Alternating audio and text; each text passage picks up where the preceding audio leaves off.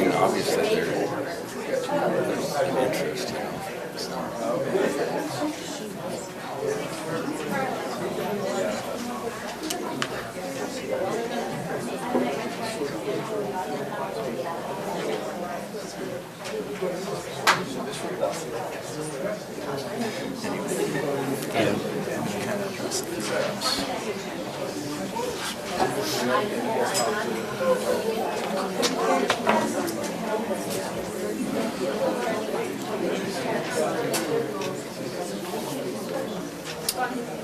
Okay, we're going to call this meeting to order. Welcome to the Morgan County Commission meeting. Today is March 21st, 2023.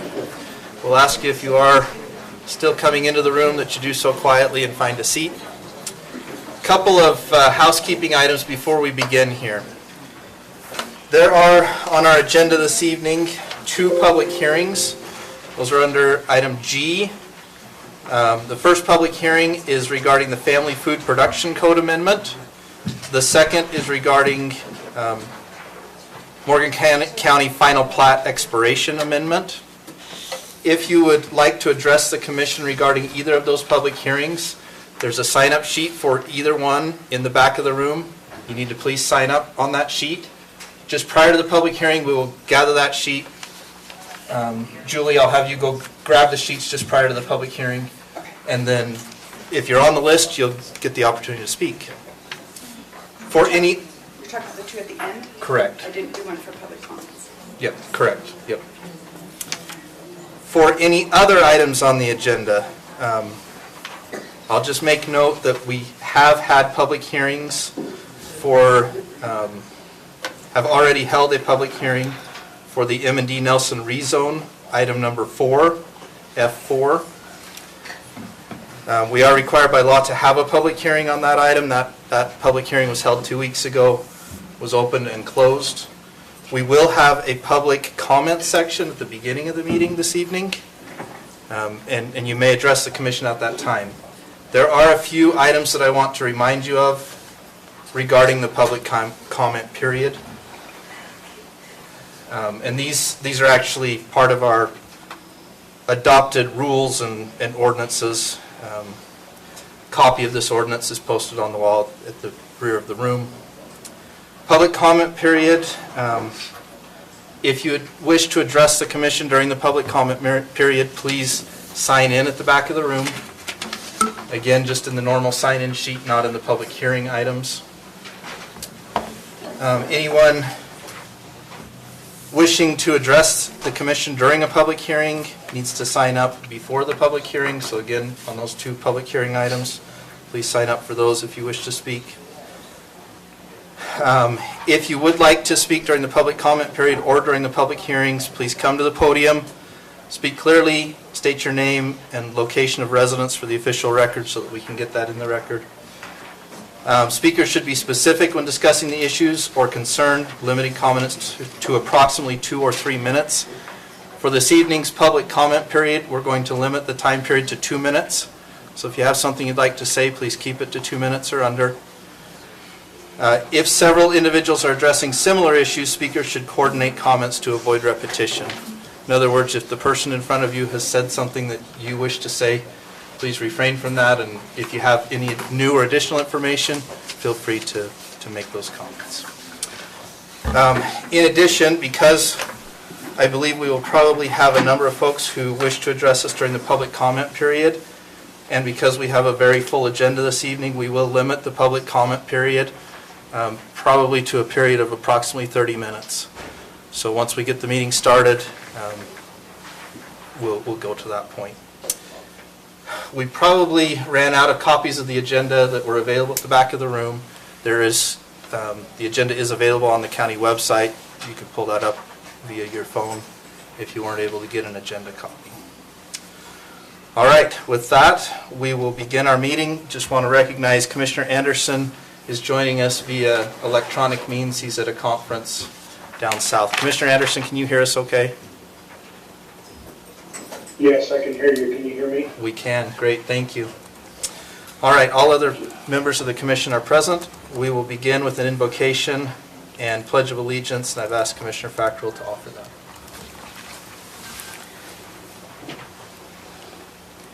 Our dear Heavenly Father, this evening we're grateful for this opportunity to be here. We're grateful for the opportunity that we have to live in this country and in this county. We're grateful for the state of Utah for allowing us to be a county and to be able to have our own local government decide actions within the government or within our area. We are grateful for the privileges that we have, for the land rights that we have, the opportunities that we have each day to be able to live our lives the way we would like. We at this time, we ask Thee that Thou will bless us, all of us in attendance tonight, that we can be civil, that we can be thankful, and that we can be neighborly, and that we can think of the good for Morgan County and not for ourselves. We are grateful for what we have, and we ask Thee to please bless us with Thy Spirit this night, that all will go well. This we pray for in the name of Jesus Christ. Amen. Amen. Please repeat the Pledge of Allegiance with me. I pledge allegiance to the flag of the United States of America and to the republic for which it stands, one nation, under God, indivisible, with liberty and justice for all. Thank you very much, Commissioner Fackrell. We will move to the consent items. Consent item number 1 is approval of the March 7th, 2023 meeting minutes. I have just a couple of items, Julie. This is on page 14 of our packet. Let's see which page it is of the minutes. If you want to tell me which number it is, I can get to that faster. Sorry. Okay, it's under... Well, thought I could. It's on page 9.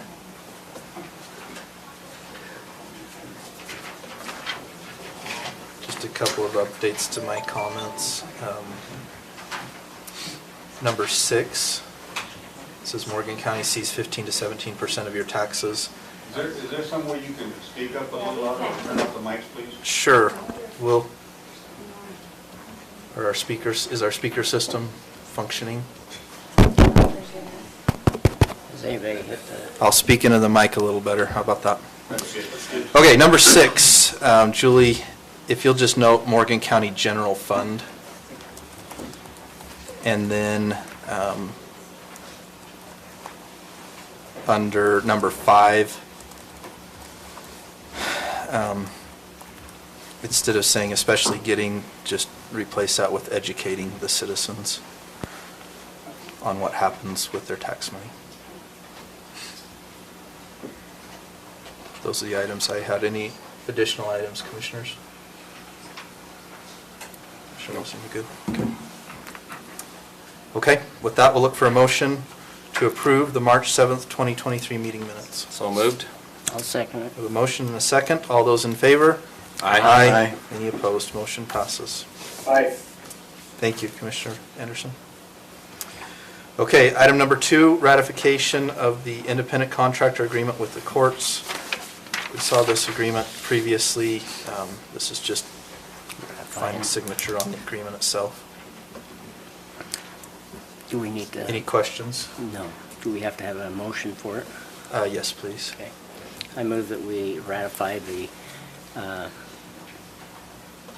consent agenda item number 2, which is ratification of independent contractor agreement with the courts. Second. We have a motion and a second to approve. All those in favor? Aye. Any opposed? Aye. Thank you. Motion passes. Okay. We will move to item C, Commissioner's Declaration of Conflict of Interest with any agenda item. Okay, seeing none. We will move to our public comment section. Again, this is your opportunity to address the commission. We will have 2 public hearings. Item G, again, that is the Family Food Production Code Amendment and the Morgan County Final Plat Expiration Amendment. Any other comments would need to come now during the public comment period. One other reminder I'll note is that this is an opportunity for you to address the commission, not the room. So if you make comments, please make them to the commission. It's also not an appropriate time to clap or yell or make any other comments vocally unless you're at the podium. Okay, with that, we will open up our public comment period. Chair, can I just ask a question? I've Sure never can. seen us limit comments, so why are we limiting people? So we've already held a public hearing, which is the opportunity for people to address, I assume, the item that most folks are here to address. They can come and address us again, and that's fine, but this is a public hearing, or public comment period. It's not a public hearing Okay. for those items. Okay, any other questions, commissioners? All right, that will open up the public comment period.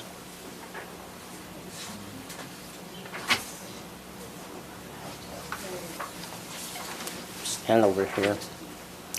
Right there to that mic. Is the microphone adequate to my voice? Yep. Okay, start the timer. My name is Stan McGrew. I maintain a residence of record at 4835 West Old Highway Road in Mountain Green. My comments tonight will be directed towards action item number 7 on your agenda, as well as my previously submitted letter of 14 March. A bit of background just to establish my credentials towards being able to stand up here and talk intelligently, I hope, about this subject. I moved over from Colorado in 1978 to fly for the Forest Service. I found the Little Morgan County Airport and immediately drew a circle around it because I wanted to locate as close as possible to that airport. Why? From the age of 16, my entire professional and personal career have been aviation oriented in a number of different capacities. I've been a presence on the airport since 1979 and a bigger presence starting in 1986 when I was able to buy a hangar. From 1988, oh, by the way, incidentally, 1986 was the same year that the county acquired an additional 31 acres for airport development via the eminent domain process, just coincidentally. From 86 through 2017, I've owned and operated 4 different airplanes and 3 different gliders off of the airport. I quit flying in 2017. I thought a 66-plus year run was enough. I'm still alive, and I'm grateful for that. I gave myself several opportunities to change that over the course of that many years of flying. So my presence on the airport has been a bit limited since 2017, but I'm still very interested in the long-term welfare of that little airport. Now, that, of course, was all just my personal involvement. Now I'll call attention to involvement on the interest of the county over the years, and just 3 specifics. There are many such. I chaired the then Airport Advisory Committee for several years during the late 90s. I was the chair of that special master planning committee put together in 1996 to develop the new master plan for the airport. That is the plan that was adopted in 1998. It's still the plan. Of course, it's been extended a bit with recent development, but it is still very much the master plan for the airport. It took us a while to put the package together. It's not perfect, but it's still in use, so I think it served its purpose. Then, in the late 90s, one of the former county attorneys, Kelly Wright, and I together sat down and drafted a new airport ordinance to replace the one that was too far gone to put Band-Aids on. And that was, the language basically appears as Title 10 in your current county code. So I think that hopefully establishes my credentials as far as speaking knowledgeably about the airport. So right on to the bottom line, you have my letter of 14 March, and 2 points. I express overall satisfaction and hearty approval, actually, of the overall concept of establishing a fixed base operation on the airport. Long since needed. The last one such was in '98. I don't know for sure, but I'd be willing to wager that we're probably the largest, busiest airport in the state that does not have an FBO, or at least fuel service on the airport. So it's long overdue. And my single reservation of that package that I've expressed in the letter was regarding the actual physical location of the proposed fuel servicing place. And reasons were given in the letter. That's not the only reasons. I just listed the 3 principal ones. I've since had opportunity to collect more signatures in support of that letter, 28 in number. I could have probably had more if I'd had more time. And I presented those to the chair earlier tonight. My recommendations would be to withhold approval, whatever you do with that CUP application, to withhold approval of that specific thing, location of that fuel service unit, until a thorough review and analysis of the whole issue, alternate sites and so on, can be explored. My sense in talking to the airport people, they see a possible delay in getting fuel on the airport preferable to the adverse effects of putting it in the wrong spot, the long-term effects that could be expected to accrue from that. Now, how to go about that? Mr. McGrew, Sir? we appreciate your comments. We're long past the 2-minute mark, I believe. I'm sorry, my clock has run out. But thank you. And we do have both the email that you sent us as well as the documents that you handed this evening. You want to leave this Pass that across. up here for the next one? Thank you. Go ahead.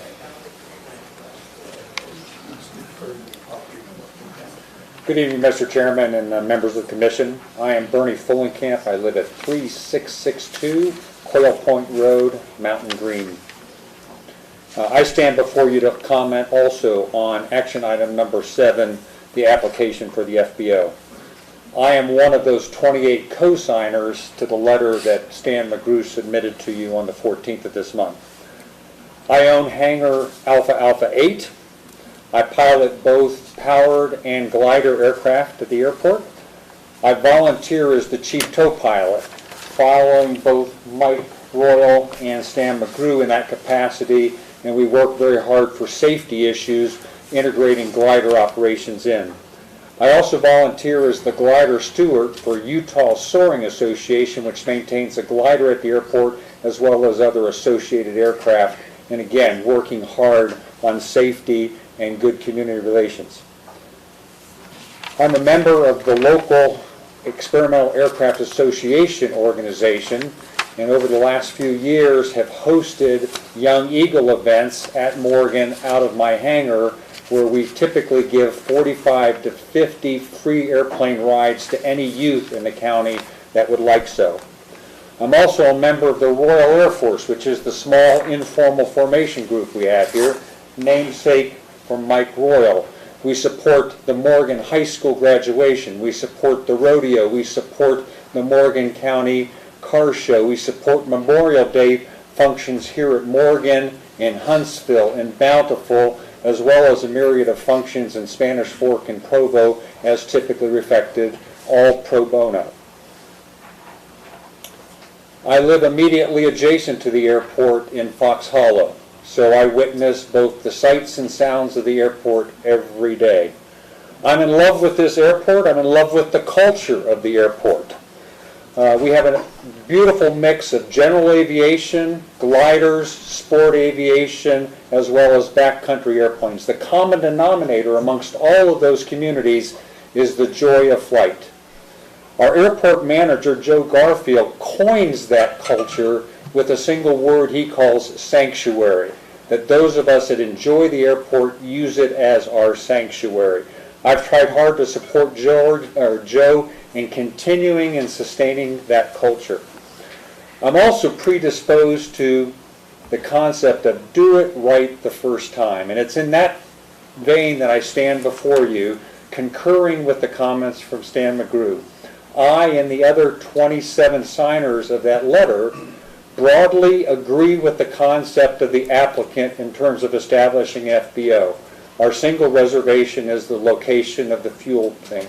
And again, the primary cons as we see it are congestion, loss of very, very limited tie-down space, and additional complications on snow removal. So again, certainly approve the request. We only request that you give more time for analysis as to what would be the optimum location for our beautiful little airport for that self-service fuel. Thank you. Thanks.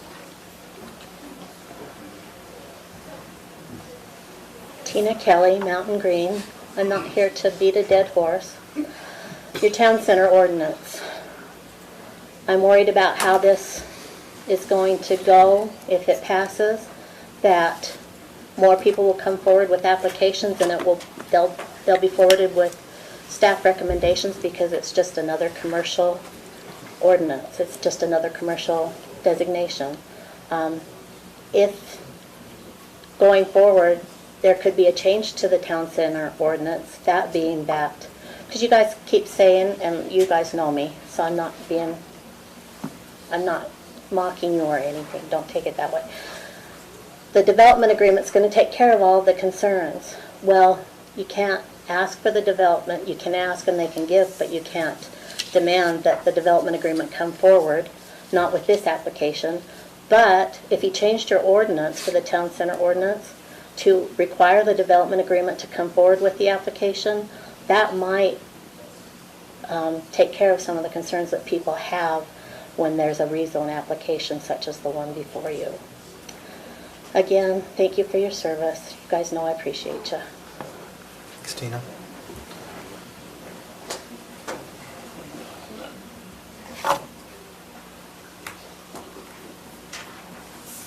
Well, everybody's looking at me. I wasn't even going to say anything today. I'm kind of on Tina's side. I don't think we need to beat a dead horse. Jesse Drage, 4550 West Old Highway in Mountain Green. I'm just going to address 3 quick points that I put into an email because I'm always better spoken in an email than in person. I'm going to stand where I've always stood, which is not directly against the rezone. I'm directly against the timing of the rezone. I don't think that we have the information or the infrastructure that we need to make a decision at this time. And I think that we should be making as well of informed decisions as we possibly can. My other point in the email is I did spend some time in NAR, which is the National Association of Realtors, pulling statistics. As a realtor myself, I generally don't see townhomes as being lower in square footage price than homes. There's a lot of reasons for that, but I wanted to search it out to get an answer because that was kind of like niggling the back of my mind. And when I ran statistics for the state of Utah, all homes, all townhomes, because really you have to do this general to do it right. If I tried to pare it down to a certain county, we just don't have enough data to really run it specifically. Townhomes actually do cost, on average, $60 more per square foot than a home. So I want to argue that townhomes are not necessarily more affordable, though they're smaller, which does afford a better price point for people, but that's different than being more affordable. I sell a lot of townhomes. I see a lot of people move out of townhomes within 3 to 4 years. As soon as you get 1 or 2 kids, it's hard. I think our time would be better spent building homes that people can stay in so that our kids can live here permanently, not live here in their young adult lives, move away, and hopefully come back one day. So I would push that if this does come back across the docket at a future time, I hope that we would be looking for a developer willing to build that kind of home so that people will stay. And then I had one more point. Oh, my final point is just that I don't think that the people of Mountain Green in the past, myself included, have been as informed and as on top of what's going on in Morgan County. And I would really like to get a volunteer board together to change that. I think that we can do better. I think that our voices can be heard. I think we can be better informed, and we can create a way for accurate information to be passed on to people so that we can make good decisions on all issues across the board. So that's something that I'm going to be working on, and I hope that you will hear the general population's vote on this so that everyone will continue to be inspired to be involved. Thank you. Can I ask one question? Yes. Your per square foot price in your email, Yes, absolutely. is that based on sales price or construction cost? That's sales price. Okay, thank you. Yes.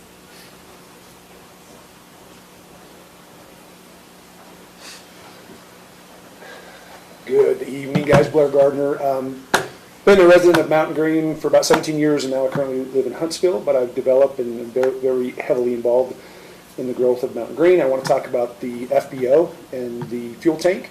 I actually became educated about this. I actually house an airplane in Hangar 3, which is essentially almost right in front of where this fuel depot is going to go. Mr. Royal has educated me on it, and at the time I actually denied and was against it relative, and it's actually, my signature is on that form.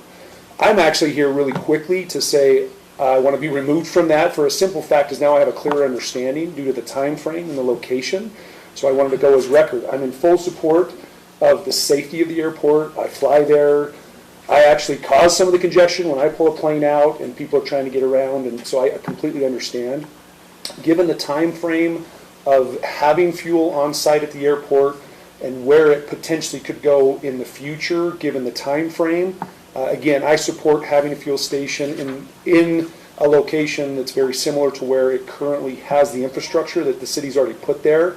It's just a matter of how that makes the most sense, both for the safety of the pilots as well as how it conforms with the flow of traffic. So I just want to say that quickly. But I'm in full support of having a fuel station at the airport. Thanks.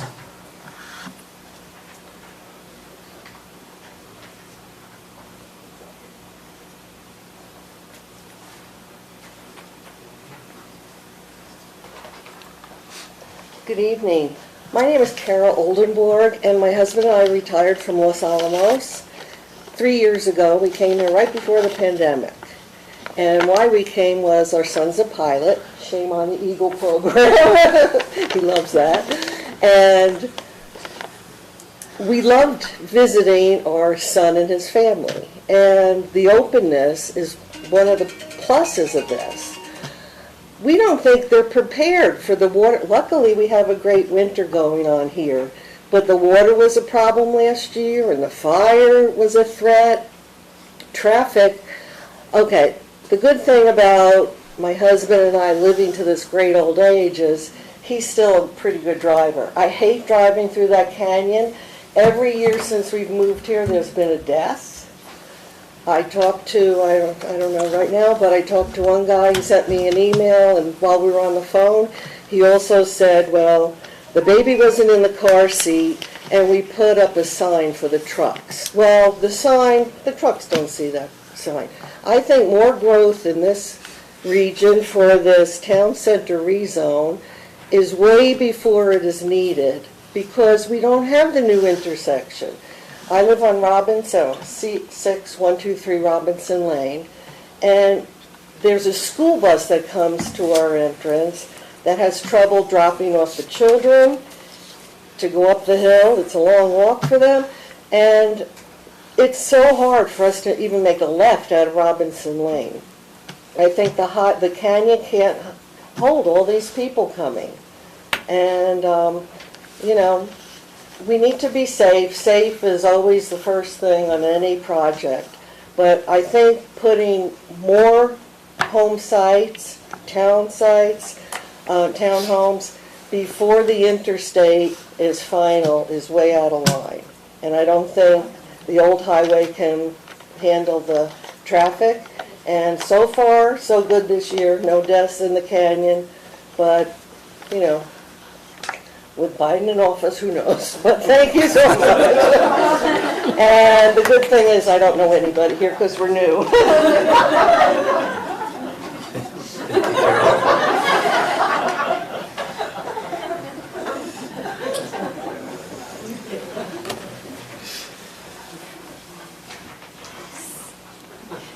I'm Carl Jensen. I live at 4220 Lilac Lane, and this is about the town center. Just 3 points: water, traffic, and safety. Water's been a concern. We're all on well water in Mountain Green. It seems, where's the water going to come from? We've got 94 new homes going in at the Rome development right now, and then they want to put 44 more in. I just don't see where we're going to have the water to sustain that and continued growth. The traffic is a concern, as was just mentioned. And I'm not so worried about the interstate, but Old Highway, without any plans to widen that and make that a 4-lane road, it's getting next to impossible to get on that road, especially at the end of a ski day when all that traffic's coming down Trappers Loop. It's dangerous. So we need to address some of the infrastructure things before we move forward with these type of developments. And then that goes into the safety issue. What are we doing to ensure safety if we put all these higher density developments in place? It's not going to work out well unless we improve the infrastructure first. And that would be my suggestion before we plan any more of these developments. Let's plan on widening the roads and making them more suitable for the higher traffic flows that will naturally come. That's it. Folks, there are 3 empty chairs up here in the very front. If you would like to sit, you're welcome to them. Good evening, gentlemen, ma'am. I'm Roger Price. I live at 5655 Monteverde Drive. I'm one of your bus drivers. And I would invite any of you to drive on some of the bus routes with our buses, with our drivers, and watch how many times our red lights are run through, how many times we have to come to a stop because people pull out in front of us because they're in a hurry to get up to the ski or they're in a hurry to get to work. It is very unsafe in a lot of the routes that we drive. And with the Croydon Bridge out, that's even worse. We have to drive one bus all the way to Hennifer, swap kids out of a bus in Hennifer to drive up into Croydon. If we don't do something about the roads and the situations around here before we start adding more people, it's going to be a mess. Somebody's going to get hurt. Also, we don't have the infrastructure to add more buses at the bus barn or at the shop. There's nothing there. If we add more, we're going to be parking buses on top of buses. It's just somebody's thinking of putting the cart before the horse is what I'm saying. And they need to look at it for the safety of our kids. That's what it comes down to. That's all I got to say.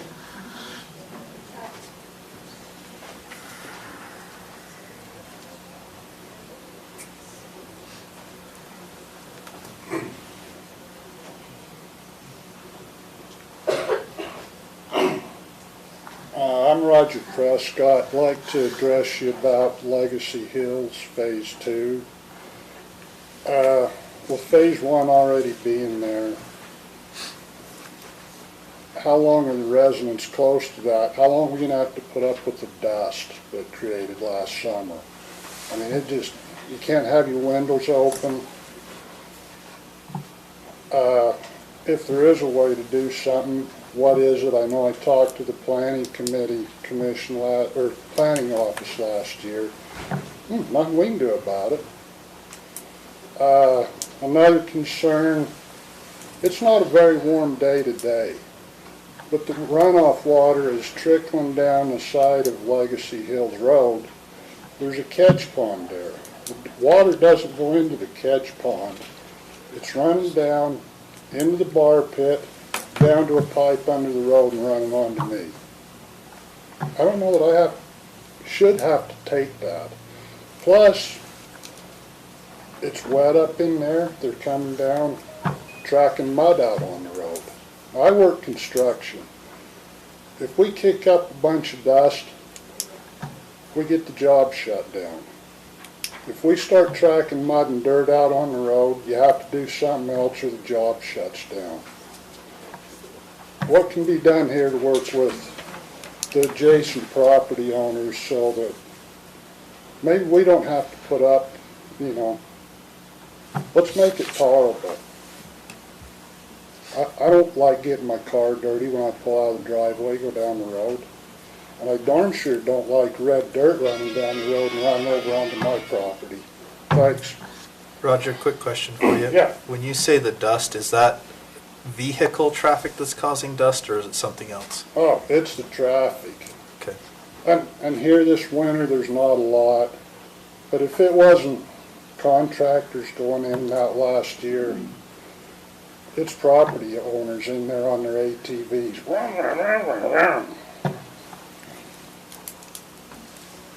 Okay. Thank you. Thanks.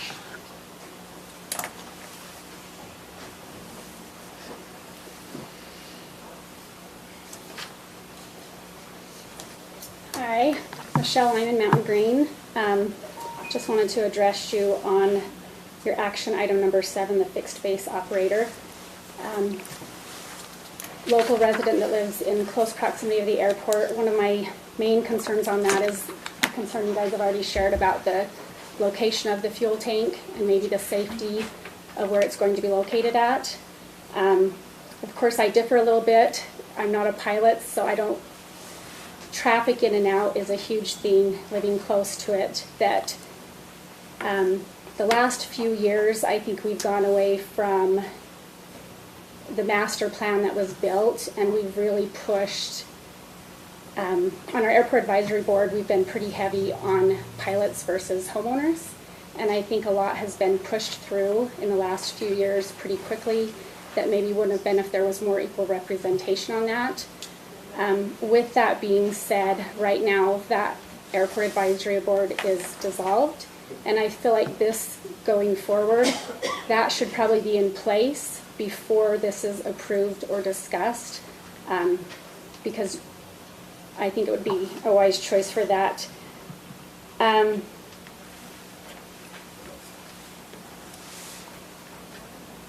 think that's about it. Oh, also, where it mentions various other uses, that's another item that I would be concerned about as a community member, if we can get that a little bit more in depth before we pass something. I know a few weeks ago when we had the ranch here and they were trying to get okay to do weddings and receptions, we went through, you guys went through with and really considered the neighbors next door to them and going through every single thing that they needed to do. And I feel like the airport maybe needs to follow that same protocol on that. That's all. Thanks.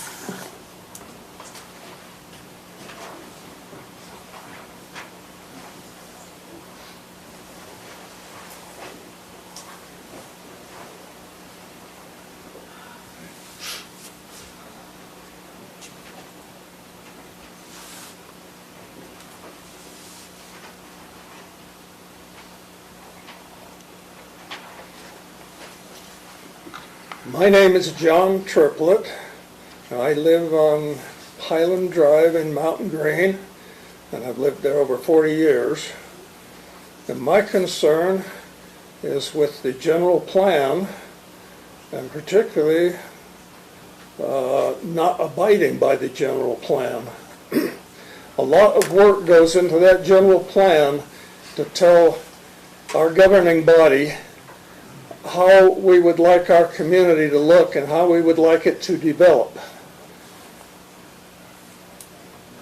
Also, turnouts like we have tonight and petitions, like the petition that's now going on, tell the commission how we want them to govern our community. And if we, granted, the general plan is not a legal document, but a lot of work goes into it, and if we don't abide by the general plan, that's all wasted effort. Why do we even have a general plan? Well, I suggest that the commission abide by the general plan.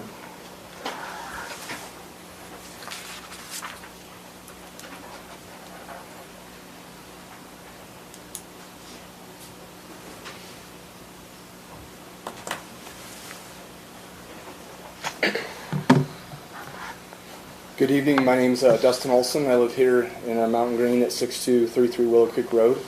I'm here tonight because a member of our community knocked on my door recently and informed me about this meeting, to which I'll be honest, I had very little knowledge, no knowledge really, of the rezone at the town center and that effort.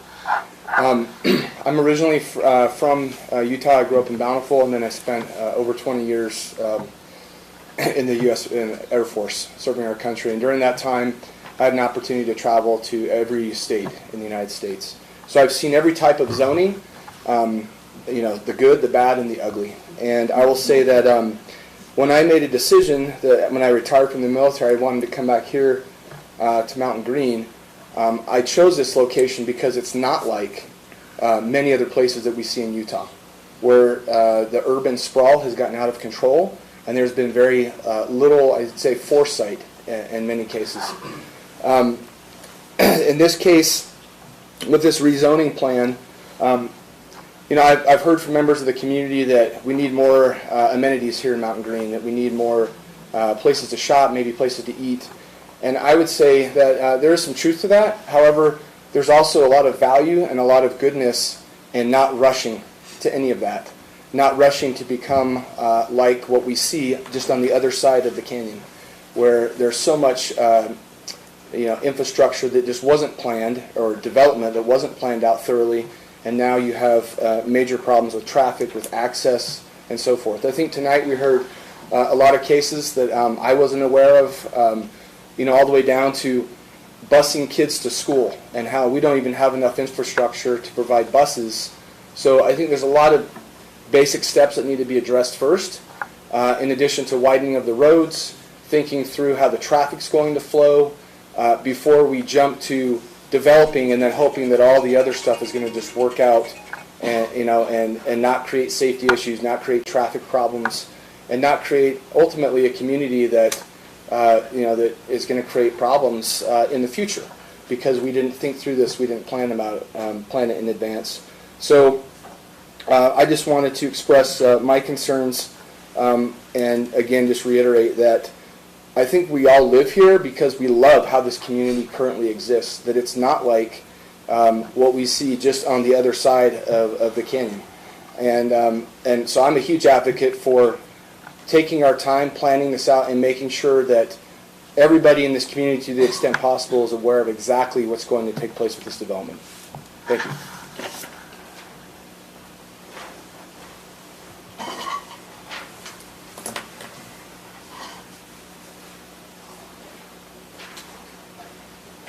I'm sorry.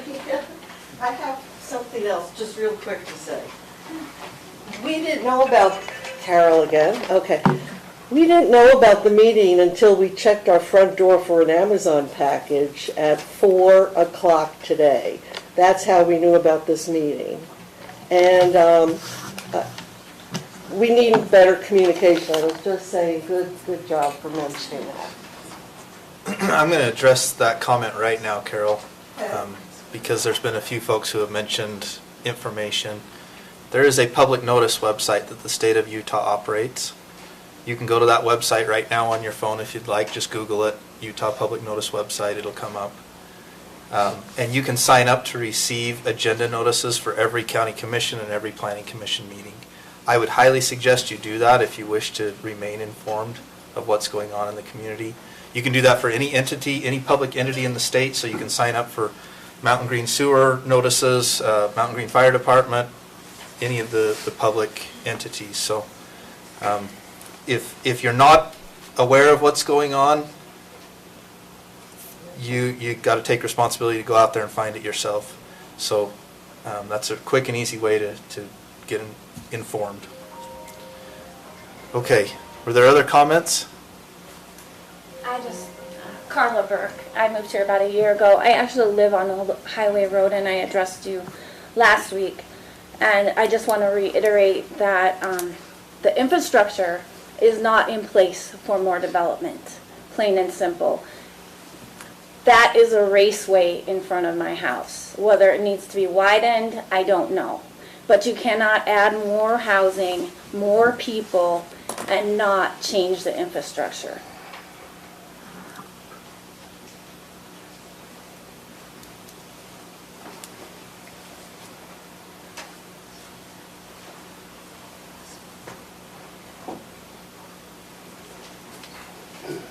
My name is Mark Nelson.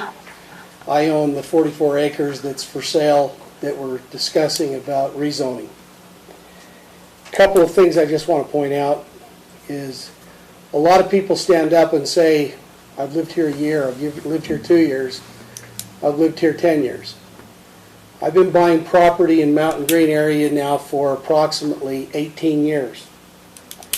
I've sat through a lot of county commission meetings and I hear the same thing.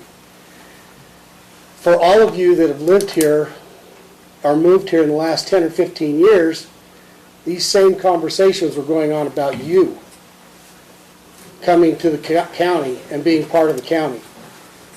As far as infrastructure goes, which comes first, the chicken or the egg? I have a lot invested in Morgan County and Mountain Green, a lot. I've been talked about being greedy, evil, rotten, and all I think about is money. I have yet to turn one shovel full of dirt and make any kind of profit in Mountain Green or Morgan County. All I do is pay property taxes. With that being said, which comes first, the chicken or the egg? You have to have, if you want to improve your road structures, if you want to have the safety, if you care about your children and their safety and what they're going to do, you have to have the money to do it. And you will find that as a developer comes in and starts to develop, there are requirements put on the developer to improve areas, roads, structure, and safety. There's traffic studies. We have applied for an application on Nine Springs Mountain Resort. I have dumped over $500,000 into getting that ready to talk about safety and roads and all the things that we would like to do. I want to see Mountain Green be beautiful. I don't want to see steel structures that are in Ogden and Bountiful. I'd like to see an architectural design that makes it a mountain community. I'd like to see it become something better than a Jackson Hole. I'd like to see people come up here, have dinner in a place that's spectacular, and see the views that looks like the Swiss Alps, and then get in their cars and go back on the other side of the county. And you guys receive the tax dollars for it. But you got to have some rooftops in order to make that happen.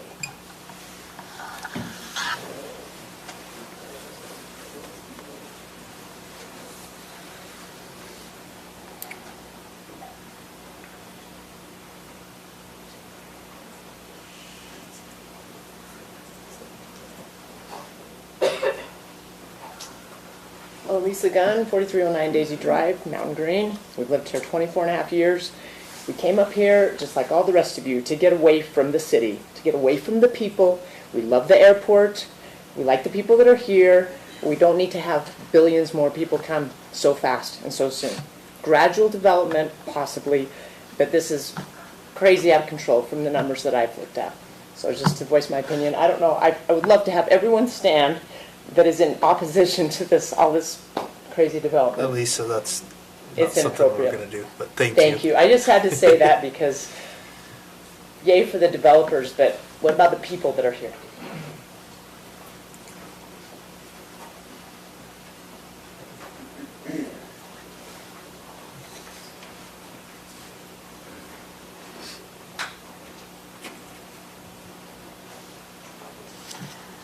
My name's Anita Brooks, and I live on Uinta in the Highlands. And gentlemen, I really want to thank you for your apparent opposition in the past to this development that was on the flyer that I found on my door. And I want to encourage you to continue to be steadfast. The reason I say this is because, like the gentleman who talked about being in the Air Force for 20 years,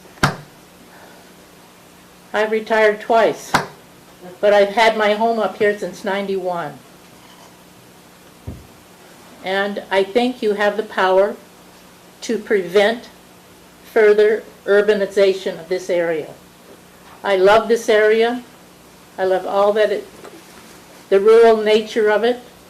By voting to oppose this, in my opinion, you will be preventing all the evils of further urbanization, such as, like my 20 years in California, traffic congestion, increased population density, traffic, and increased taxes to cover the need for more police, more fire, and more emergency services. I've loved it up here the way it is. I don't think we need any more townhomes. If you think we need more townhomes, please go into Ogden. They have plenty building up there. I don't see any provision for parking lots. I see no underground parking. And I think we will have a lot more air pollution. I'm here for better air. Thank you. And thank you, gentlemen. I understand you're not all paid for this. For your public service, I appreciate it. Please oppose this development. Thank you.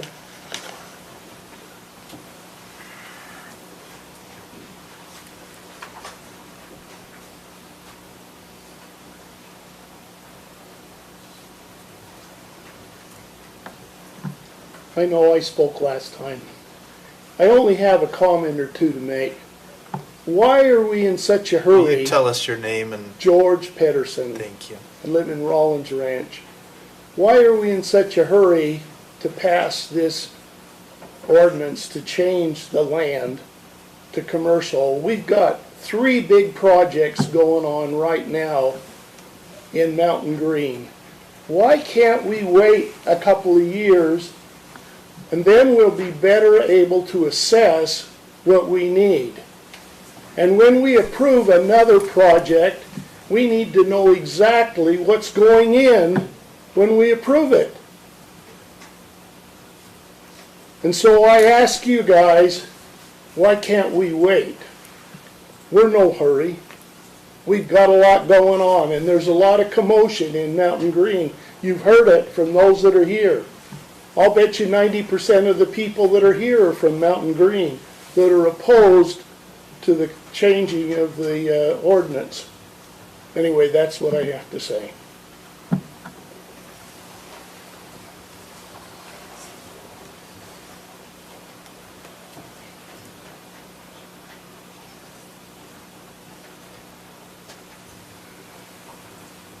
Okay, going once, twice.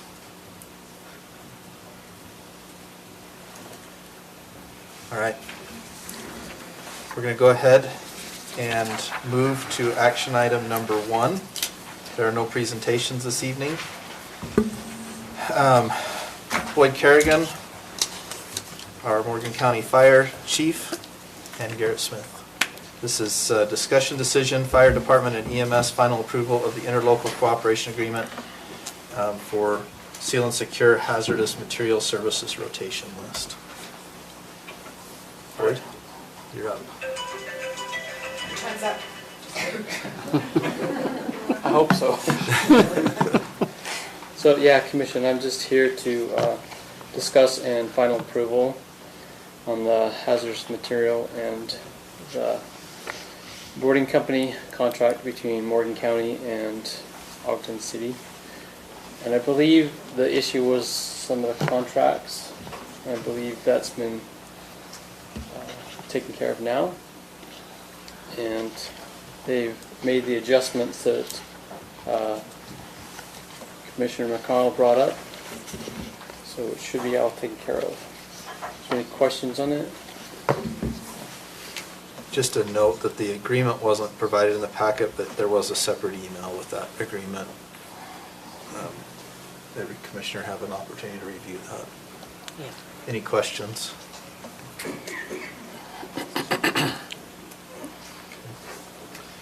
With that, we'll look for a motion on action item number 1. Mr. Chair, I'll make a motion that we approve the interlocal cooperation agreement for seal and secure and hazardous material services rotation list between Morgan County and Ogden City. I'll second. A motion and a second. All those in favor? Aye. Any opposed? Jared, I didn't hear you. Did you make a... That was an aye. That was Okay. an aye for me. Perfect. Thank you. Okay, motion passes and is unanimous. Item number 2, Mr. Smith, this is ratification of an agreement for the Weber River Restoration Project and designation of an authorized representative. Yeah, so this was something that started last year when there was a presentation regarding continuing the river restoration project. The amount was approved last year for $10,000, and the hopes that further grants will open up. And then the agreement itself that we're talking about tonight was administratively approved by the commission by email. And so the reason it's not on the consent items tonight is because on page 1 of the standard terms and conditions, the county is supposed to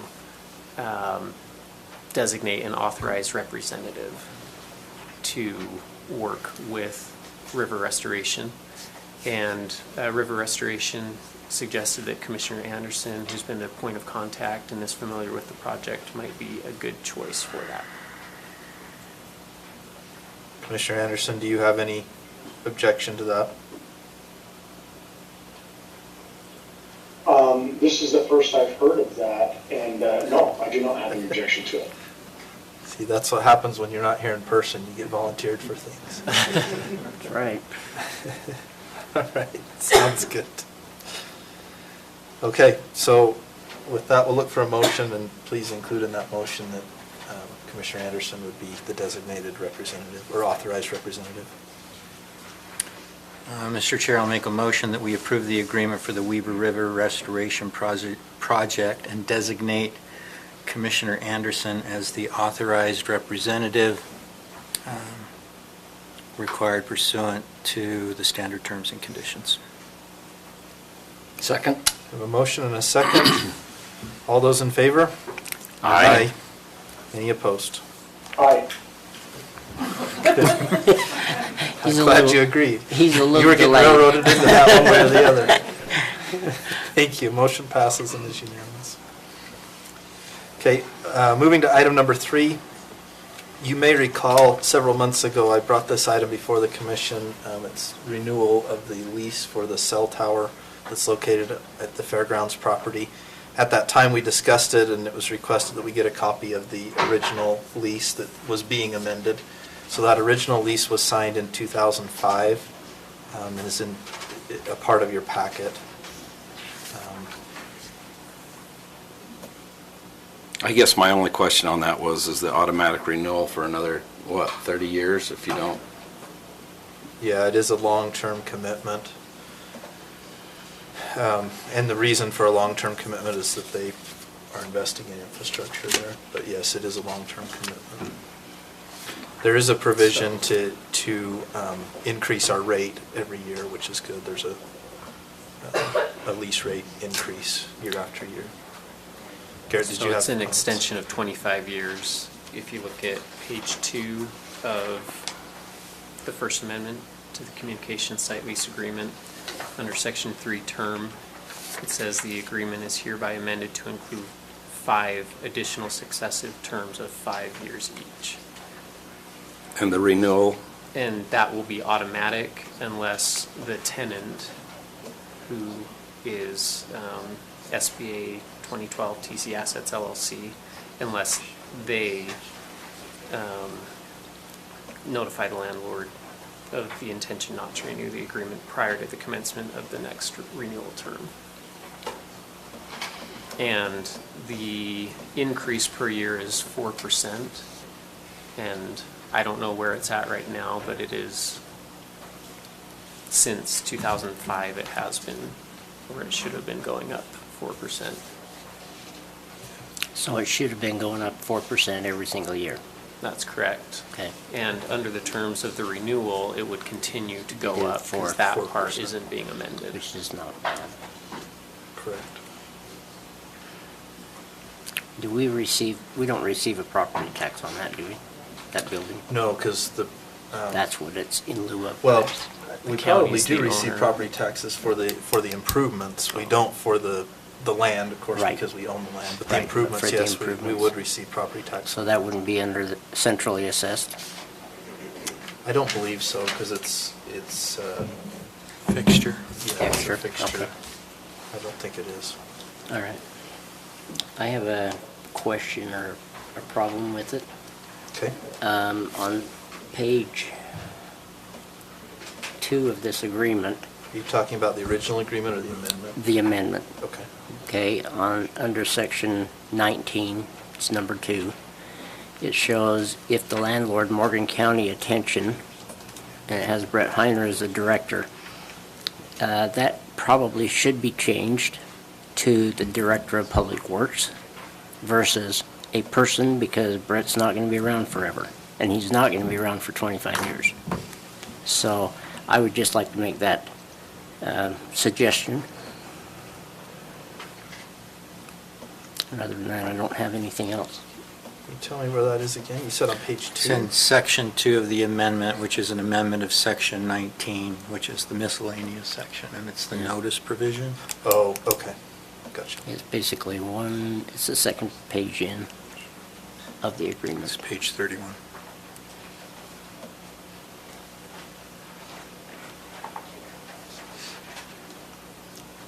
Where do you see 31? He's saying 31 of the packet. That's what I'm trying to see. When I have my PDFs up, it gives me the page number. Oh, okay. Mine's not showing it. Yeah, we could definitely Just put update Public that. Works Director. Public Works Director, Okay. or even if we want it to just come to Morgan County, I think it's fine. I mean, the lease isn't really with the Public Works Department. That's It's- right. It's It's with just the commission. appointed. In fact, maybe it ought to be addressed to Morgan County Commission rather than Public Works.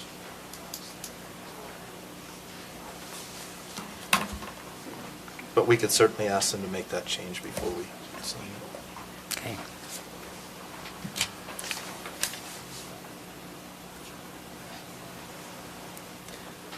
On page 1, it does have the effective date as 2022, so we'd probably just update that to 2023 when we include the 21st day of March.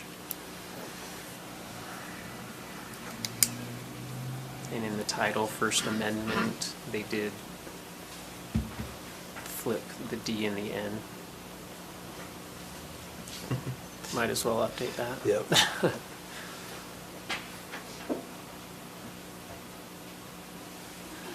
Okay.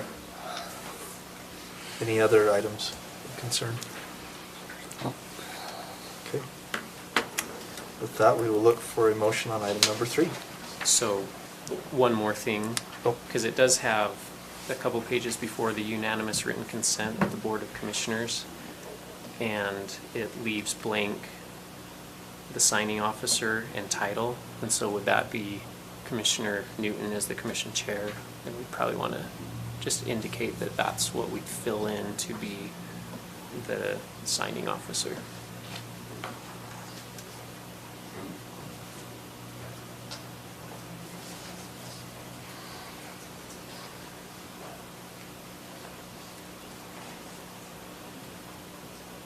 Okay. All right, do we have a motion on item number 3? I'll make a motion that we accept and approve the lease extension for our cell tower at the fairgrounds. I'll second it. Okay, question on the motion. Does your motion include the correction of the word amendment on the first page, updating the date? With the corrections 2023? Okay. addressed. and then the commission chair is executing party. Okay. And do each one of us need to sign it still?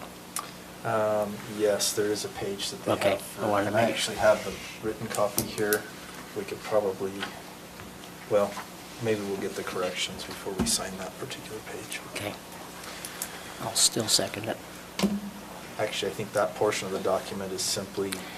Just filling your name in. Yeah, that's So just there's a no resolution. corrections. So it's that one just we a could, matter that of- portion we could sign. It's the other portion we need them to fix before we sign. Okay.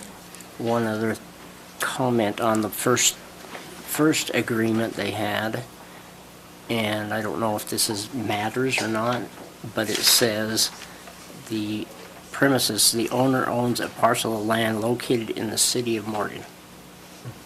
Okay? That was under the first agreement. You can't change that, but just making sure in the future it's all Morgan County. Thank you.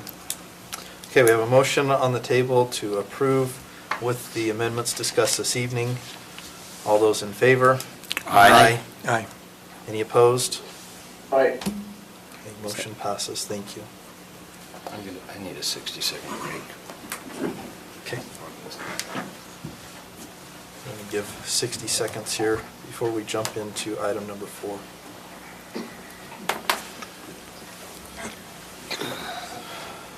And while that takes place, Josh, would you like to come up and get prepared? There you are.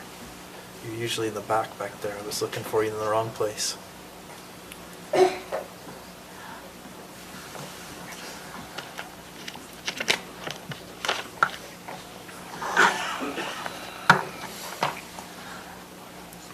Josh, while we wait for Commissioner Wilson, will you, just for the benefit of the public, give a brief overview again of the process, where we're at in the process of any development, particularly this particular item?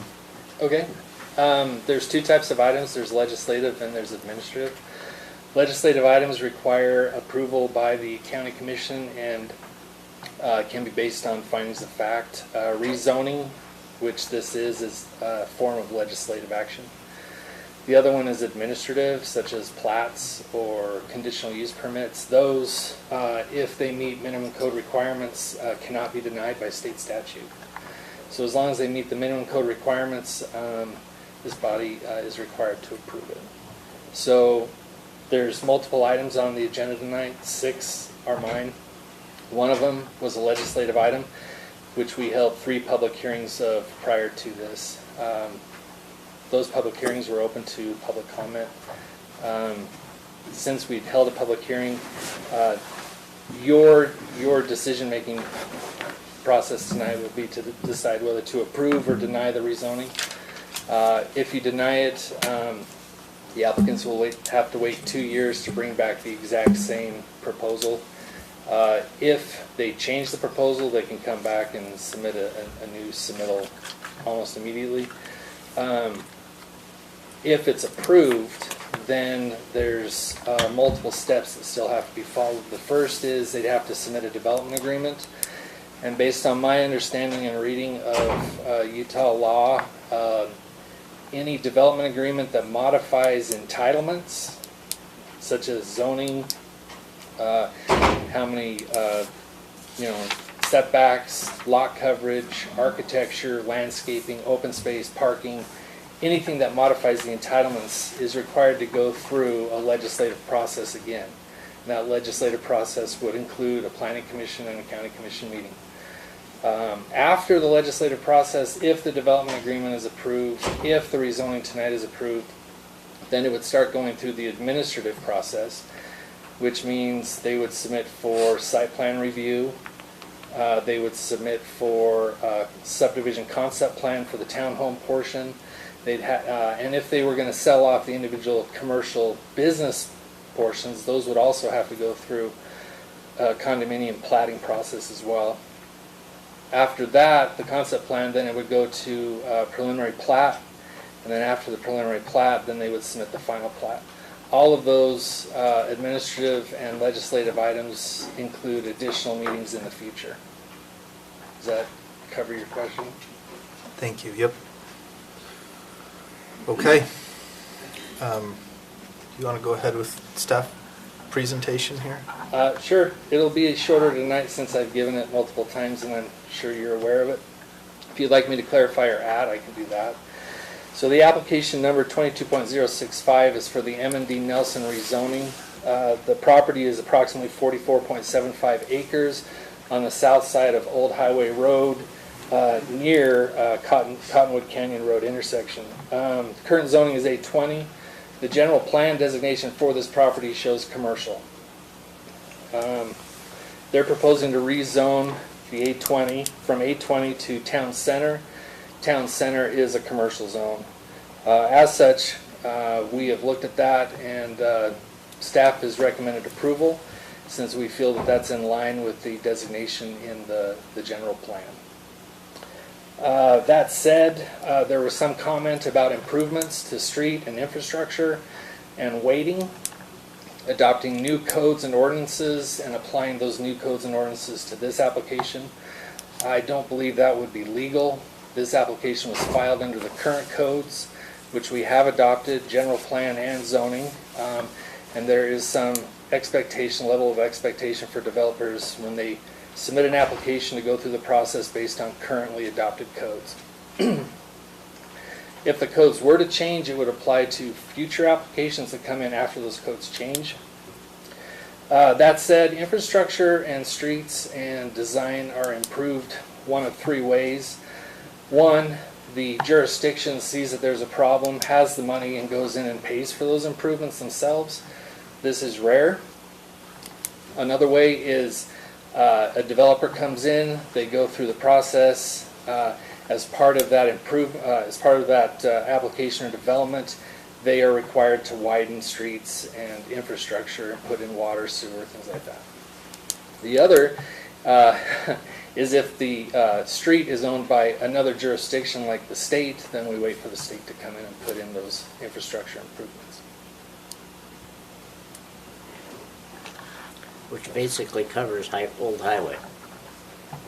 Correct. And Two Trappers Loop. Two Trappers Loop. Not, okay, so the Old Highway from Peterson exit down to Trappers Loop is not state highway, or No, is- that's Morgan County. That's Morgan County. Correct. And I'll just note from a funding standpoint, the county receives about $600,000 a year in road funding through the gas tax.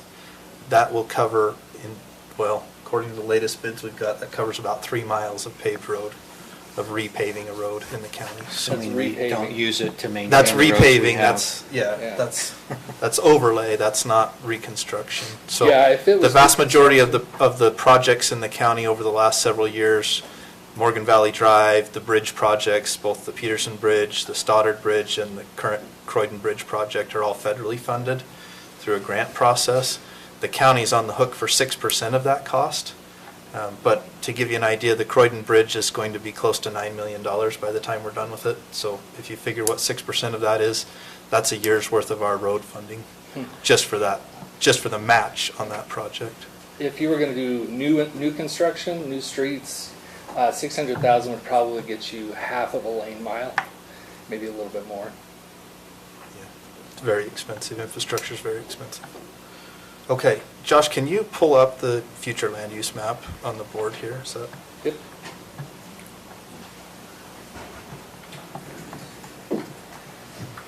So the future land use map is our general plan. So this is the map adopted as part of our general plan.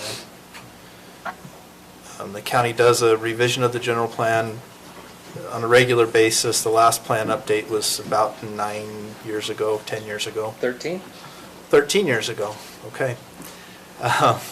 So we're currently in the process of doing an update on the general plan. But the future land use map is available on the county website. If you'd ever like to go look at this, you're welcome to do that.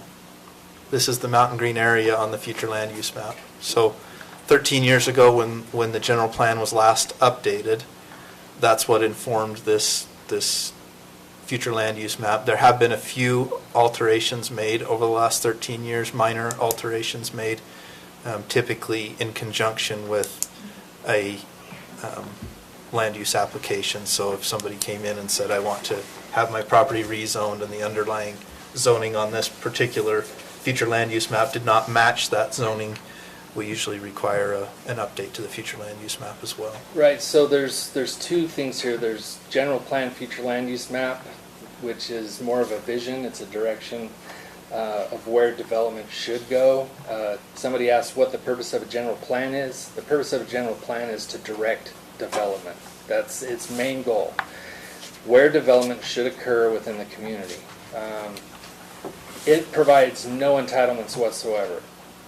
The general plans in Utah can be one of two things. They can be discretionary, which as far as I can tell reading our general code, our general plan, it is discretionary. It can be followed or not. Or a general plan can be mandated, which means the county commission would have no option to deny if somebody brought in a general plan, a rezoning to a general plan designation, which the general plan showed should be. At that case, it would be required to be approved. However, our general plan is discretionary, can be followed or not. Current general plan for this property is that red, right there, which is designated for commercial development. As far as timing is concerned, a lot of applications come in based on market and desire to develop. I have no control over that. What we do have control over is town center zoning, which requires a development agreement, which allows the developer to work with the county commission in directing that development, which is the only zone which requires that. Which means if we wanted to, we can make it to where I'm just for saying, we could make it into small lots if we wanted to, and they'd have to follow that. Or they would come to us and say, okay, we want to put cottage houses or whatever there. We could agree to that or not agree to it. Is that well, correct? The development agreement is typically a give and take. The Right. county receives something, the developer gets something. For instance, this is an example. The county commission could require additional landscaping, trails, connection, things like that. But in exchange, typically, the county commission would give the developer additional density, something tangible, so that they can recoup some of the money that they would lose from consolidating their development. That's just an example.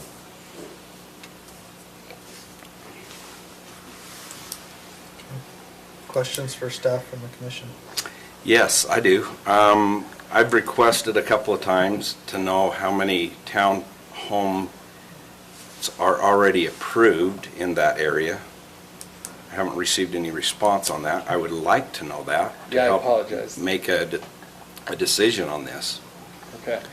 Do we know? I had completely forgotten that you had asked. I apologize. So do we have any idea? I mean, there's been a lot of things thrown out.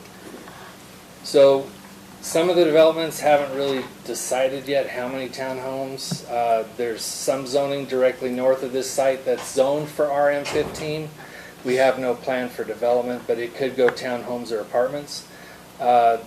The Mountain Green Village has some areas in their development agreement that were going to be allotted for townhomes, but there's no specific number, if I remember correctly, from the development agreement.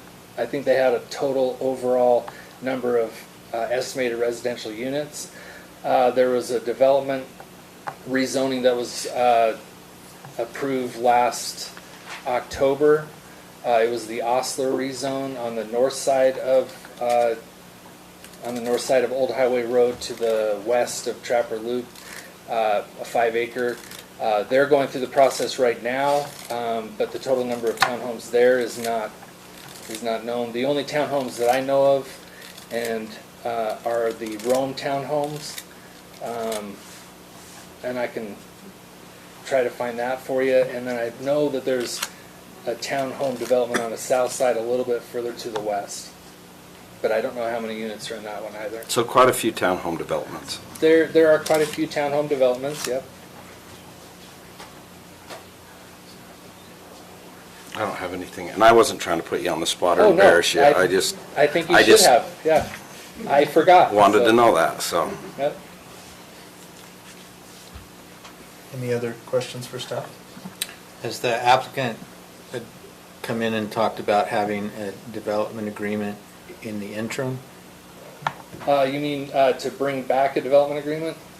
Yeah, one of the things that we talked about last week, in fact, the motion was to give the applicant the opportunity to see if they wanted to come in and do a development agreement that fixed some of the parameters in connection with the rezoning, recognizing that the process that you outlined would result in amendments to, or an amendment and restatement of that development agreement, that it would impose some limits, give some clarity as to exactly what they were proposing. Right. They submitted a bubble site plan to show kind of a rough estimate of what they were foreseeing the future development of the site. I had thought that this meeting was to discuss whether, with the applicant, whether they would be willing to bring back a development agreement. I didn't know they needed to bring something back in. They didn't need to bring it back. The question is, are they willing to wait on the approval of the rezoning until we have at least a preliminary development agreement? We can't require it. Right. I'm wondering if they're willing to do that. That was the motion, and the second was based on that. I would rather not speak for the applicant, though, so if you don't mind Yeah, if the asking applicant's them here, that. I'd love to hear what their response is to that. Sounds great. Anything else for staff? I don't. Okay. Let's hear from the applicant. They do not have a development agreement yet, correct? They do not. Correct. Okay, that's fine. Good evening. My name is Thomas Hunt. I live at 6619 Willow Creek Road in Mountain Green. On the what's the correct terminology on the postponing of the rezone last meeting? I did not understand that that was under the conditions of a rezone or a development agreement. Perhaps we can go back and look at that.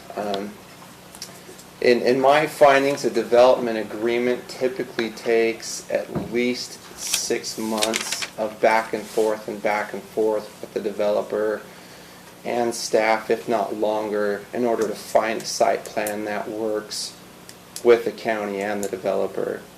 And just with that time disparity, it would take quite a bit of time to get that done. To come upon an agreement. We definitely want to work with staff. We're open to multiple discussions on how to best lay this out that best fits the community. Usually that does happen after the rezone. That's the way we would like to proceed. I actually like this setup to hear a little bit from the residents before I speak, so I can address a couple of their comments. I 100% agree with Tina, however, on this one. I do agree that a development agreement would be great to have prior to this. However, you do have the option, and it still does go through a public hearing with that development agreement. So while the rezone, if approved, goes through, the development agreement still goes through a public hearing, it still goes through staff review, and that's still voted upon. So while that's not done at this process, that does happen. So I want to make that clear that while that's not right now, that does happen. It just happens after the rezone. I wish it could happen now, but that's hundreds of thousands of dollars spent before even knowing if a rezone is possible. Secondly, abiding by the general plan. I'm glad we have this map up. This is in the commercial district. Inside that the commercial zone, inside that commercial zone is the town center district. So this is abiding by that general plan. It's up to you if on your vote, if this is that district inside that commercial zone that fits this area. The county hired a third-party planning firm called Civic Review prior to our application even coming in. The results of that review were for this exact proposed development with commercial that on the west end that fades into residential as it goes east. That's exactly what we are proposing. That fits in with that review that was completed by Civic Review prior to our application even being proposed. Obviously, they didn't propose a timeline, correct? Correct. Okay. Mhm. Yes. What we are proposing is commercial on the west end with townhomes as it moves east. Obviously, that will go through the development agreement. If the staff feels like there's a better option for that, we'd be more than happy to discuss that layout. Just keep in mind that, you know, if a different developer comes back in, if it's at a future date, it's possible that that comes in with a much higher density. We are looking at a density of approximately 6 units per acre is what we're hoping to get in a development agreement, whereas apartments can go upwards of 30 to 40 units per acre. I don't want that to scare anybody, but that is just a possibility. If this gets denied now and a different developer comes in, they could shoot for a much higher density than what we want. I don't want to, I may have written down some names wrong or perhaps had it wrong, but Carl got up earlier and discussed infrastructure. I 100% agree. We want to make sure that the infrastructure is in place. Both roads, sewer infrastructure, water infrastructure, that would support this development. There's engineers that are hired by the county that will review studies and make sure that those proper infrastructures are in place. This is an opportunity for improvements to be made on Old Highway Road that in large part would be paid for by the developer. Those traffic studies would be completed to show where roadway widening or deceleration lanes may be needed to access this development. Lastly, I had a neighbor told me that there were some flyers going around and some stuff posted on Facebook, some groups on there. I tried to sign up on the group, but I wasn't given access to it. But it mentioned that there were 500 plus units approved in the Johnson development. I did the layouts for Johnson, and there's not 500 units layout for that. 535 units. I spoke with Dwayne himself. It's 535. 86 are going to be townhomes. That's a given. Thank you. I did that layout for him. But anyway, with that, I just have any questions for staff.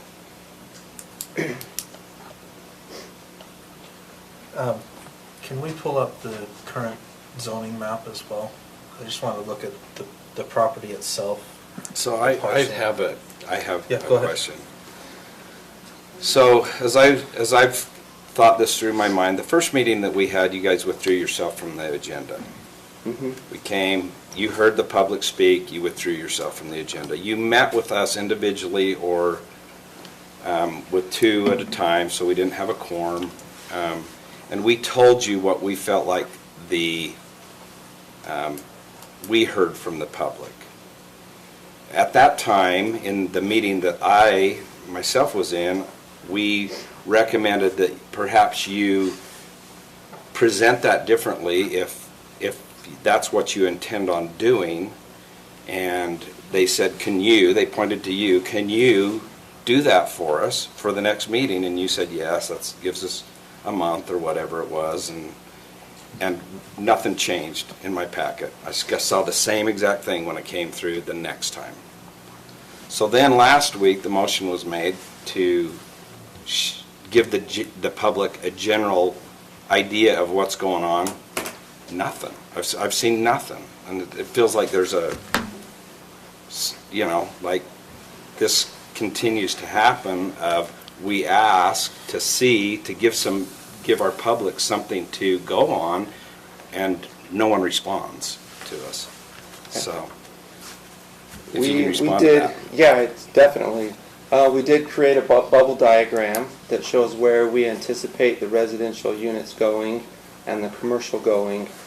And the last thing we want to do is give a false sense of here's the site plan that we're running with. This goes through development agreements. It's going to change 50 times before we come upon a final site plan. And speaking with other commissioners, that we did not want to confuse the public. We didn't want to say, here's what we're proposing, this is what it's going to look like, and for that to get stuck in people's heads. The last thing we want to do is promise something and not adhere to that and hold that up. So instead, we did send that to staff, the bubble diagram of where we want the residential units to be and the commercial to be. For the rezone, that's what. Did you see that? I have it right here. Oh, looks like he's got it here. Jeremy's pulling it up for us. I don't know if right here is that. My eyes are not good enough to read that from here.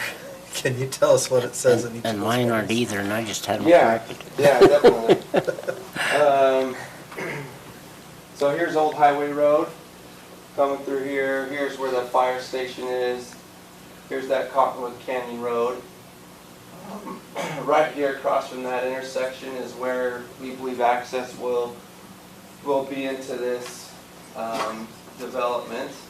Obviously there's quite a few sight distance and queuing and angles right there that need to be improved. Anyone that's gone on that road is aware of that. That would be remedied and mitigated in part of this development.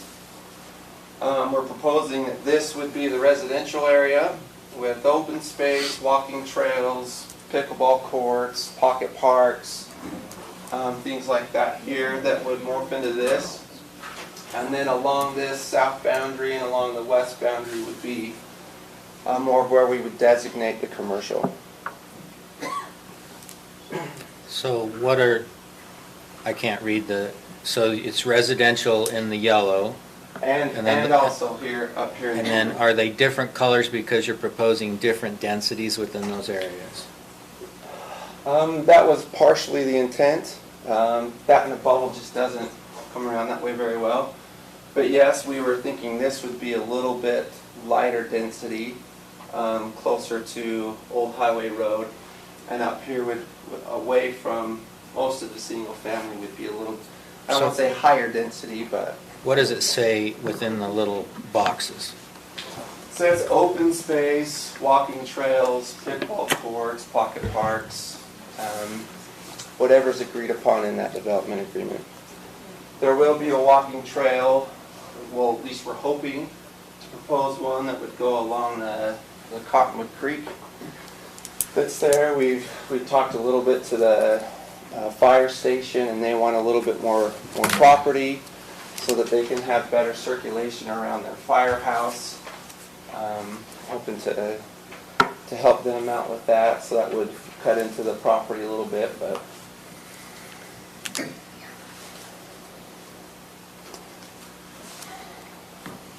And the bubble that is going the opposite direction, the vertically, is that 35% roughly that is the commercial element of it?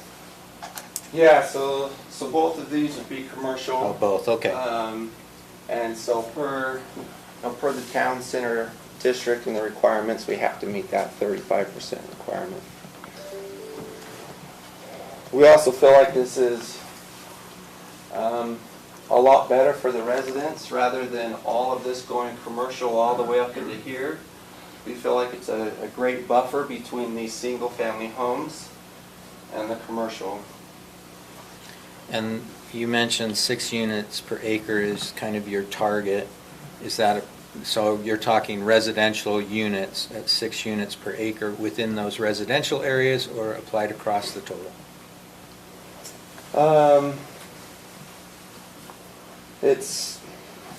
It can be within those residential areas.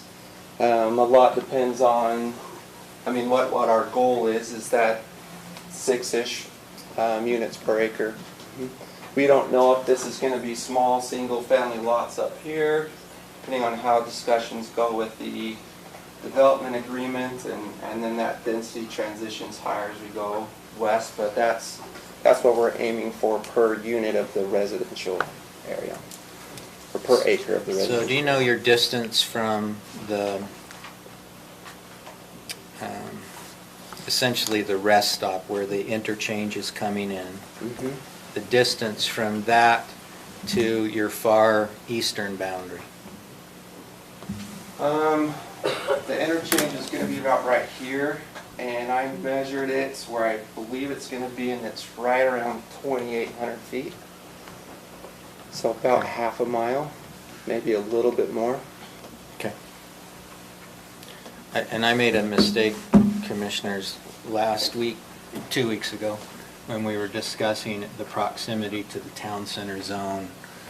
This one is actually one property to the east of the one that I thought it was, so it's not quite as proximate.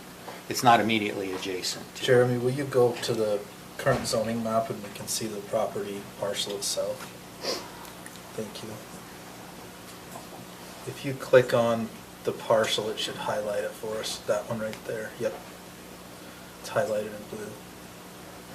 Yeah, so there's a parcel in between. You can see that right-of-way that UDOT has purchased that curves from the current rest stop up to Trappers Loop. That's where the interchange will eventually connect in. And But you- it's not highlighted in blue unless I'm colorblind. It is, it's just really small. Oh, highlighted in blue. Yeah, Okay. sorry, I'm looking at the outlined blue in- above not it, and I'm highlighted, like, sorry, I can't. outlined in blue. Wow, I I've was gone gonna say, I completely can't see it blind. either. One question I had in looking at the future land use map, Jeremy, can you go back to that really quick? So when I look at the future land use map, it actually looks like not all of the property is designated commercial. There's a portion there, up against that portion right there, yep, that's designated as village low resident, or low, what is it, low density? Low density, yeah. Which I believe is, what, quarter acre lots? Up to 10,000 square feet. 10,000. 10,000 Up to So- 10,000, so it could be, Okay. So it could be smaller. could be smaller. So that's actually currently showing as residential, not commercial.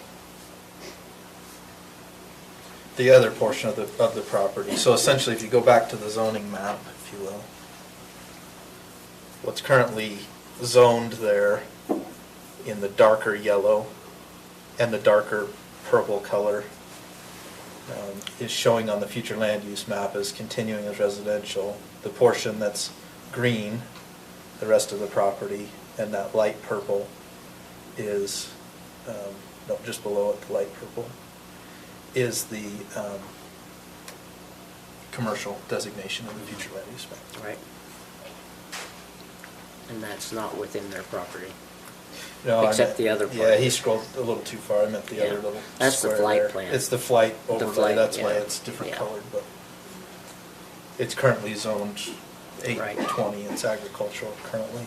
And if you look at that area, the flight, I mean, where the homes would be is, unless they brought in a lot of fill, it's way below the highway. They'd have to make a 10-story building to be able to hit even the level of the road. Correct. And I've got pictures of that if somebody wants to see it.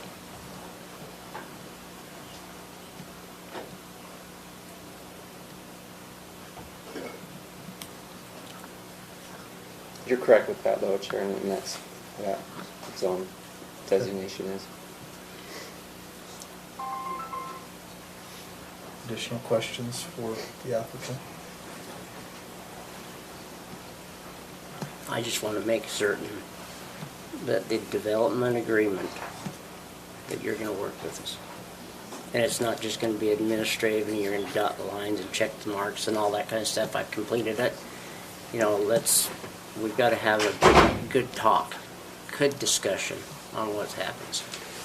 And I think that's a great reason why it comes back as a public hearing. I think that's a good place for us to have those discussions. I moved to Mountain Green for a lot of the reasons a lot of people did. The last thing I want is a big eyesore and drive by that every time and think, oh man, I developed that, I designed that. I wanted something that is attractive, that functions well, that there's not, every time I go to that intersection that I'm afraid I'm going to get hit by a car, or trying to look left as we're turning out there. If you've done it before, it's hard. That's a large part of why I became an engineer. I am that type of person that wants to move somewhere and then shut the door behind me and not let anyone else come. But I realized that that's not realistic. And I was moved into this engineering field because I want to be able to design something that's going to sustain for the future. I know developers say that a lot, and I know that's why developers get a bad name, but I want to be a part of this project so I can make sure that it's something that my 5 little girls can be a part of and enjoy when they grow up.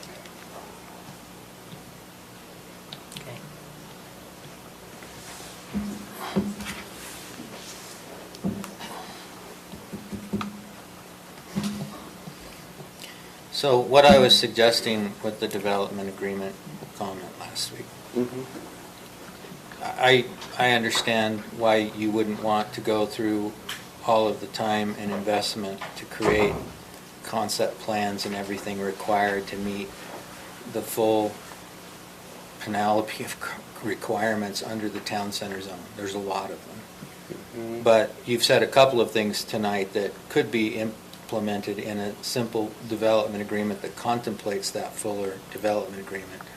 You know, the 6 acres of per 6 unit per acre density within the residential areas is a commitment that might be persuasive to some members of the commission.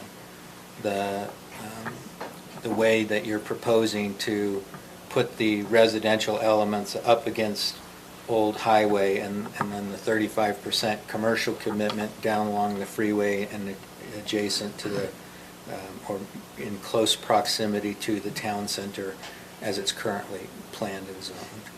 So that's what I was talking about. I've done development agreements that are 85 pages long, and I've done development agreements that are 3 pages long. And what I'm contemplating is something that's more at this initial step on that short end, a few basic fundamental things that we agree to up front in terms of density and so forth that would help potentially some commissioners say, okay, that's not maxing out the residential that's possible under the town center zone. That's a modest proposal or whatever they may think about it. That's what I was contemplating in terms of an agreement. I agree that to get your project completely planned with the kind of input that Commissioner Fackrell's talking about is a long process. But I think that on a short-term basis, we could get some commitments that would potentially make some commissioners feel more comfortable. I don't know that, but that's what I was trying to suggest in my motion last time. Yeah, and I agree. It's a little bit of a rabbit hole, definitely. It's, you know, if we find that a roadway down on Old Highway Road needs to be widened, not necessarily as part of our development, just because it's not functioning, you know, as Josh mentioned, well, there's a little bit of a trade-off, and so to hold to that 6 units per acre, if we're expected to spend, you know, $1 million in improving a road downstream it's tough, but yeah, no, I understand. Yeah. I understand. Yeah. But you could also, I mean, there's also potential for reimbursement. We collect a traffic impact fee. Yeah. If you put in those improvements to address some of the traffic mitigation concerns that have been raised, then we could agree to credit impact fees collected from your project to system improvements as opposed to project improvements that you put in to the project. Yeah, and we would love to be open to those discussions. We definitely would. Is that now or is definitely, but Well, yeah, definitely. From my perspective, based on the input we had last time, it's one possibility to move towards a positive decision by the commission. Okay. Otherwise, I don't know. I don't try to count votes in advance. Okay, thank you. So one comment, or I guess concern that I have, and we've heard from several members of the community, is sticking to the general plan, which I believe there is a plan in place, and we probably ought to try to stick to that plan as much as possible.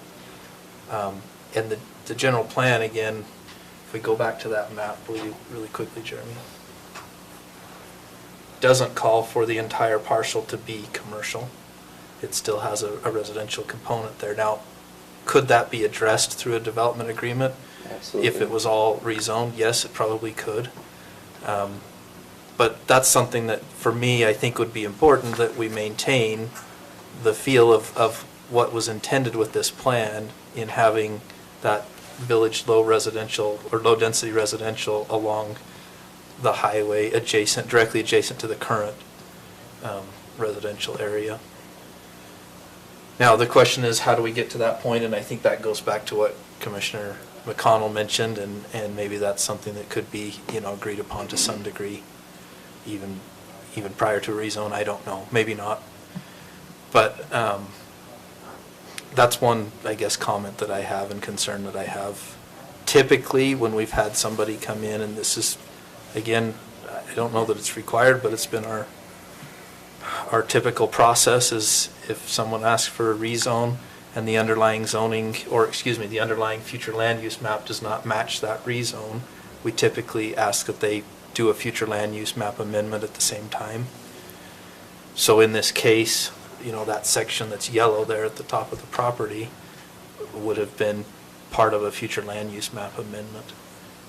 I don't know if that's required, and Josh, I don't believe it is, because the future land use map, again, is a guidance document, but that's what we've historically done, right, wrong, or indifferent.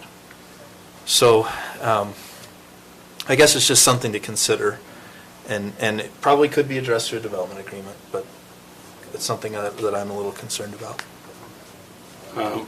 So we've heard from Mr. Hunt a lot. Is the developer here? Yes. Can we hear from him? Sure. I'd just love to hear why Morgan, because I assume he doesn't live here in Morgan. Correct? For where, Ryan or Doug, do you want to? I'd just love to hear what the intention is. Why did you choose Morgan? Why this? Because this is a beautiful location. Go ahead. Come up there. Sorry. Old habits. Well, first of all, my name is Ryan Wild. We do developments all over the state, and I've driven through this canyon thousands of times. I grew up in Wanship and went to high school in Colville, so I always loved the area. The opportunity arose, and we thought it would be a nice development and something positive, honestly, for the community. I know a lot of people that live up here that would like a place to go to the grocery store, go to a restaurant, and frankly, for a place for their kids to live. If you look on the MLS right now, there's 6 homes available in the county. 6. The cheapest one, I believe, was $600 and something thousand. I have a lot of kids, and they can't afford to move back to Utah, and I keep watching them come of age, and they have to leave. And they're not, and they're they earn great wages. They're attorneys. They live in Philadelphia. Can't come here because they can't find a house. Can't afford it. So I felt like we addressed some of the, we honestly would have come with some more definition maybe, but I didn't feel like that was the reason that it got put off last time, honestly, or I would have done from meeting with everybody. But it is very hard because it has happened before where people have said, tell us what you're thinking, or here are some ideas from staff, and we put them on there. And then that map, that gets around, gets circulated, and then people say, this isn't what you said, it was going to be this type of a roof line, or sometimes it can cause us more problems, honestly. The example of, a great example is the flyer. There was, I don't know who put the flyer together, but there was a lot of misinformation on it about the density, and I don't know the discrepancy difference between the 500 units. Somebody in here is saying that they know what it is for sure, and the engineer who designed it is saying that he knows what it is for sure. I don't. Well, Wayne Johnson just texted me, so I'll tell you what it is. All right. 530 townhomes on 9 acres. Not 530 townhomes, but 530 residences. Units. Let me Units. read what he Yeah. texted me, okay? Well, 530 townhomes on 9 acres, 85 more platted out, and 112 apartments. I don't know. I was going to get 500 acres on, or 500 Yeah, I don't townhomes on know 9 what it acres. is either. Well, Unless So it's going straight up. I think he means 530 units and then the 85 townhomes, because he's texting me too. Yeah, that's what I'm thinking it is. So 530 Units. units. Total unit. Including Total And units. apartments. 85 townhomes, 112 apartments. Okay, so that's what we have on that, in that area. Yeah, and how long has it been in the development agreement? Can anybody tell me that? Well, that I think development that agreement was at was least a signed decade. at least 10 or 2 12 years decades ago. ago. Has it I been don't that know long? if it's 2 decades. 2004, that's almost 2 decades. Is it 2004? I think it was. But I don't know, you can ask It's a him. long time. And that development agreement's, I don't know if it's in perpetuity or not. No. but- Well, I guess one of my concerns is, we say we want our kids to move back here. I don't believe these are going to be affordable housing. I personally don't. I don't see that. Kids can't even afford a $400,000 home right now.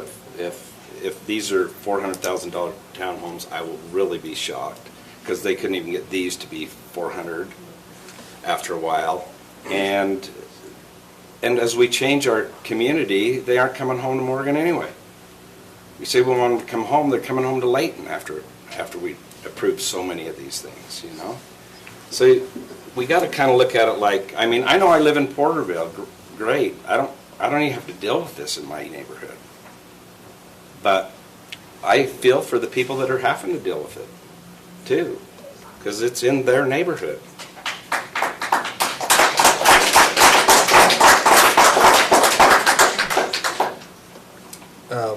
The Mountain Green Village development agreement was signed in 2014.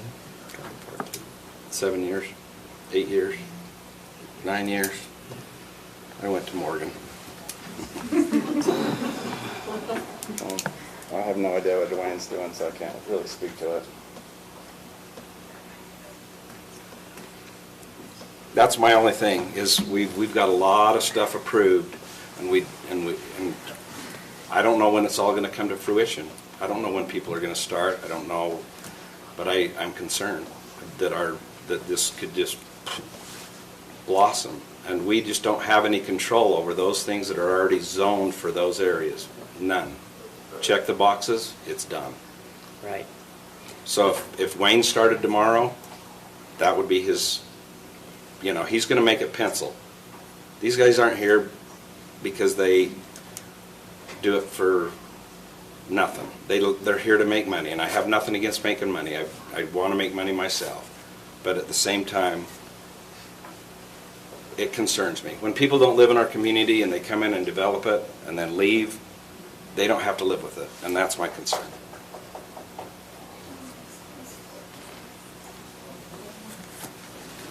Additional questions for the applicant?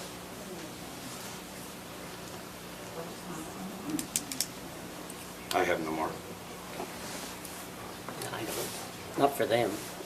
Okay, do you have additional questions for anybody else, staff Well, I or figure when otherwise? we're ready Or to do you make wanna our decisions, Make some comments? I'll make comments.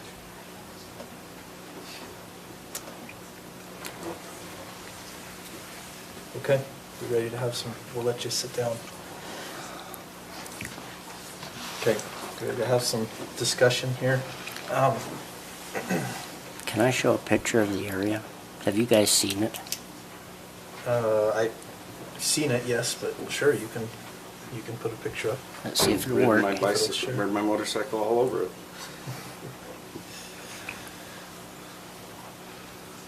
Okay. I don't know why it's not letting me. Be a great motocross track. You want to flip Ooh, to the... that's hard to go down in that kind of stuff.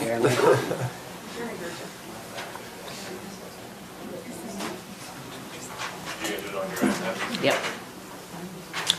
Okay. This is the area, if a lot of you are looking at an area looking towards Rose Hill and the Cottonwoods area. So you've got the big hill, and I can't, unless I go up there and show you. This is an area that they do not plan on putting in. They're not going to fill in next to the road. So, may I go up there? Chair. Sure. Okay. I think we have a laser pointer here somewhere too, do we? Do we have a laser? Do we know where that is? Oh, so I can do it that way. There you go. Might be better. There we go. All right, let's see if I can maneuver it first. Okay. Am I not talking into it?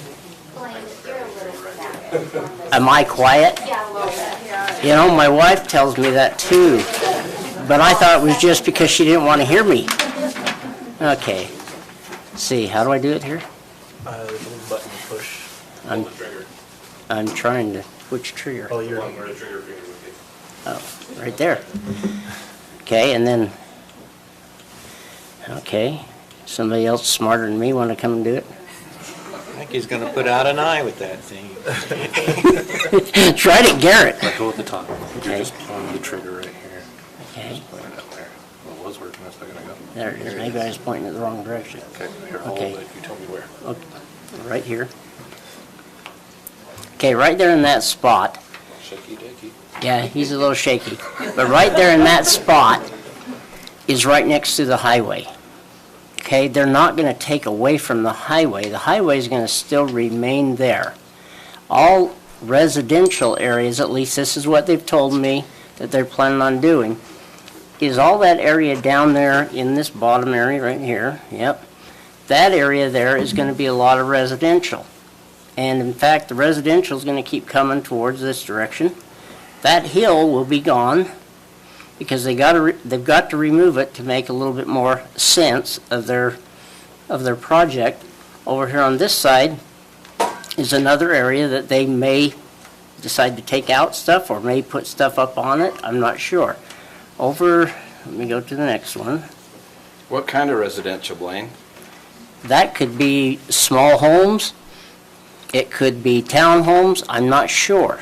That's something we get to determine if we approve it. If we approve it, we get a say in what happens there. If we don't approve it, we may never get a say in what happens. If it doesn't pencil for them, they're not going to do single-family homes. That's right, but 6 per acre? 6 per acre is nothing. You look at your place, how many buildings do you have on your 1 acre? 3 acres? Well, but you've got 1 acre of it that is covered with these buildings. You've got 3. 2, but that's all right. Okay, well, you got 3 that I see every On day 2 when acres. Okay, so anyway, It's in a different you got, area of the county. you've got 3 then on 2 acres. I don't care how it puts.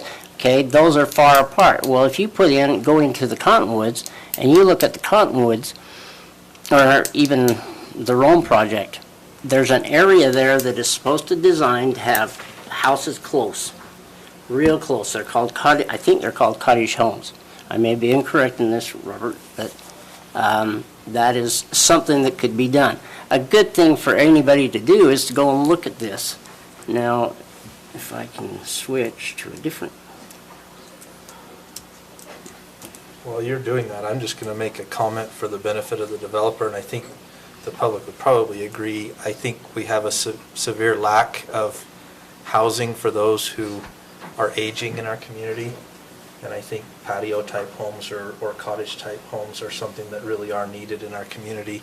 A lot of folks can't take care of an acre or 2 as they get older, and it's difficult for them to do stairs in a townhome, so I see that as something that could be very good for the community. Yeah, and it could be good. I want you to notice over here on this end, I want you to look at that illegal trespasser there that nobody sees from the road. Okay, they put up some kind of a hunting spot that's on these guys' other property, and nobody squawks about that. Over here on this left side, or yeah, the left side, you've got all of these telephone poles. That's basically the edge of their property. They have to maintain that for the telephone, or not telephone, the power company.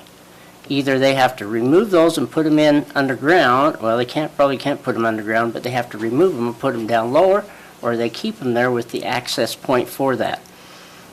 This whole development, from what I'm seeing, is something that can be used for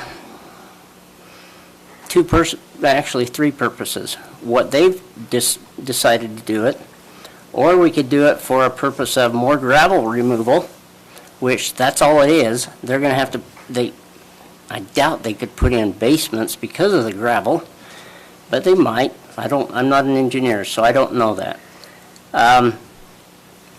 Or the third thing that they could do is they could go and make this a CAFO.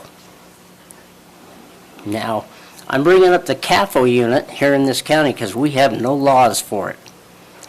CAFO is Concentrated Animal Feeding Operation. I don't know if you guys want to have that, because that will stink. Seriously stink, because I've seen them. And we do not have a designation in our county as to where we can put a CAFO. If the developer came into me today and says, or into Josh and says, I want to put a CAFO down here in this area, we can't stop them whatsoever. It doesn't matter if it's in the town center or not. They can go and say, I want a CAFO operation there. Now, that is something we have to be concerned about. And so for those reasons, and looking at this, there's a few more things I want to say, but in this particular area, we're all concerned about all these different things. And I agree with you, safety, air. And I've seen the air encroach upon us every single day.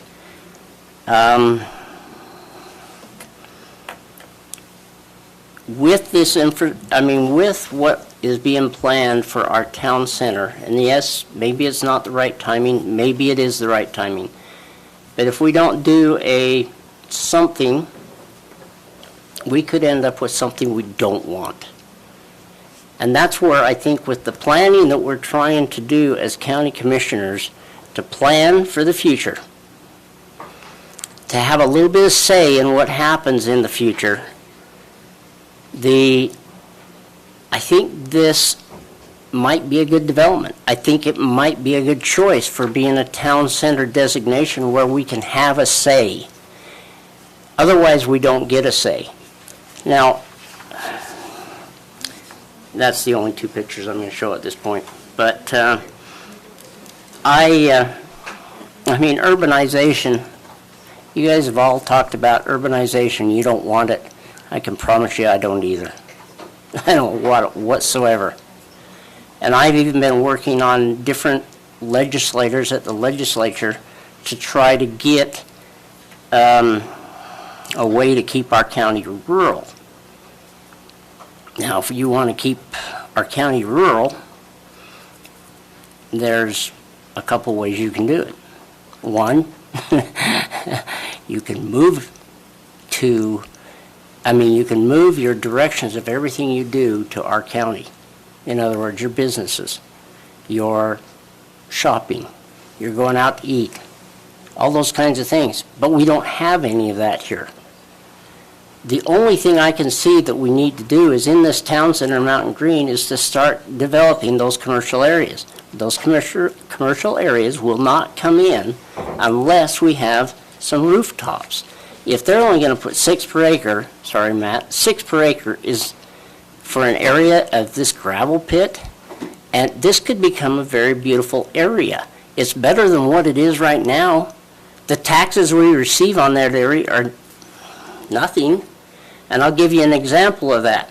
If I have 2 acres at my place, 1 acre of it is considered residential. The other acre is considered agriculture. It's considered vacant land. If it was agriculture, Okay, on my particular one, I pay about $320 in taxes a year on that one little acre. If it was my neighbor's or attached to my neighbor, this is the way the taxes work, guys. If it was attached to that other piece of property, which is a total of 6 extra acres besides the acre he has, that one is charged $9 a year. Now, the inequity in that Greenbelt taxes, if we leave this as Greenbelt now, the amount of taxes we receive off the 44 acres is approximately $35 to $40 a year. So, you guys don't want higher taxes. You've got to do something with that. Now, is this the right way? I don't know. Another bunch of you. Infrastructure, that's part of what we're trying to do, is build the infrastructure. And sorry if my voice is not accurate. I just had a tooth get removed, and now I've got a little flipper in there. And that's why my tongue keeps hitting the top and I can't speak very well. So, I'm sorry about that. Anyway, I'm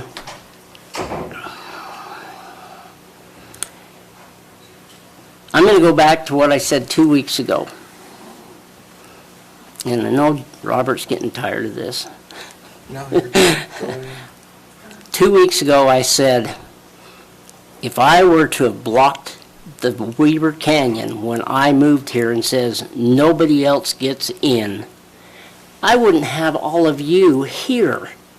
There's very few of you. That was almost 50 years ago. 49 years ago. 49 years ago. So I don't know who in the audience is still here that has been here more than 49 years. Stand up. Okay, Bonnie's been here because she lived here forever. Okay? Because I've known her forever. Way down there in Mountain Green. But I'm saying none of you would be here. Not even Matt Wilson would be here. Because he's younger than me. I'm just telling you that we've got a great people in this county. I think we ought to be trying to work together to help make the future of our county what we want it to be. And if you want to continue to pay higher taxes, then I guess we can say we deny it. Because then it's going to turn into a catful, or it could be turned into a farm.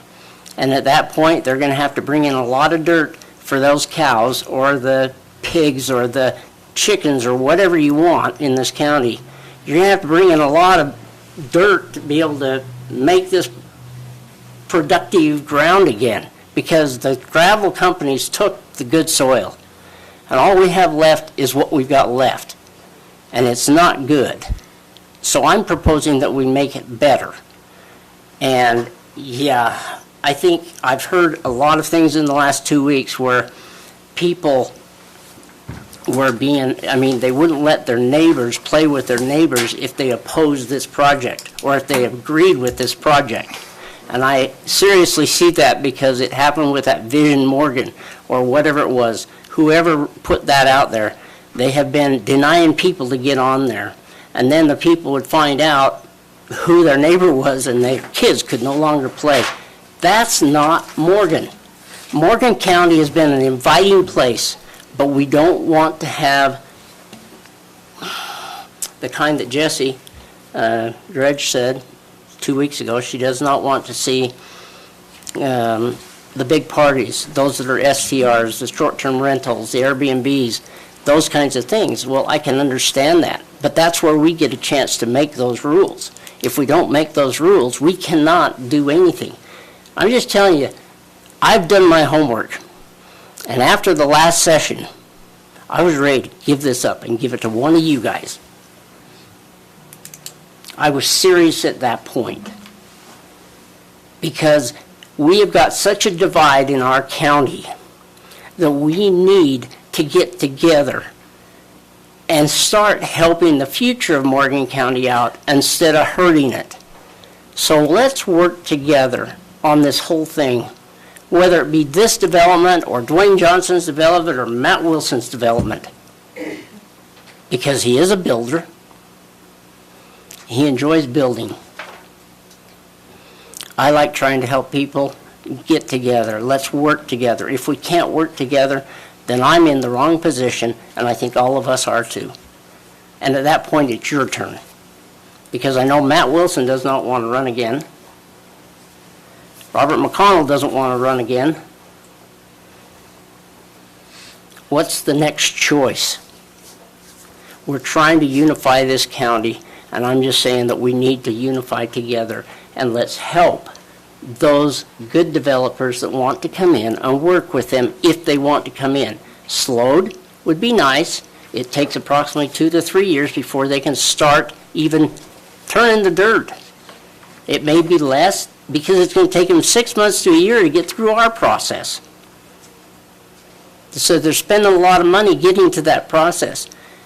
And I wouldn't have known all this because when I was sitting back there next to Lilia and Debbie and Tina and everybody else, the few that came, when I was sitting back there, I was trying to make decisions based upon no information. Now that I have information and I've delved into information, I'm trying to do the best I can. And that's what every citizen needs to do if you want to become either a commissioner or just plain be knowledgeable about the projects. So I'm just saying, that's my opinion. Commissioner McConnell, did you have any comments? Yeah, I'll speak to a couple of different points. Thank you, Commissioner Factor.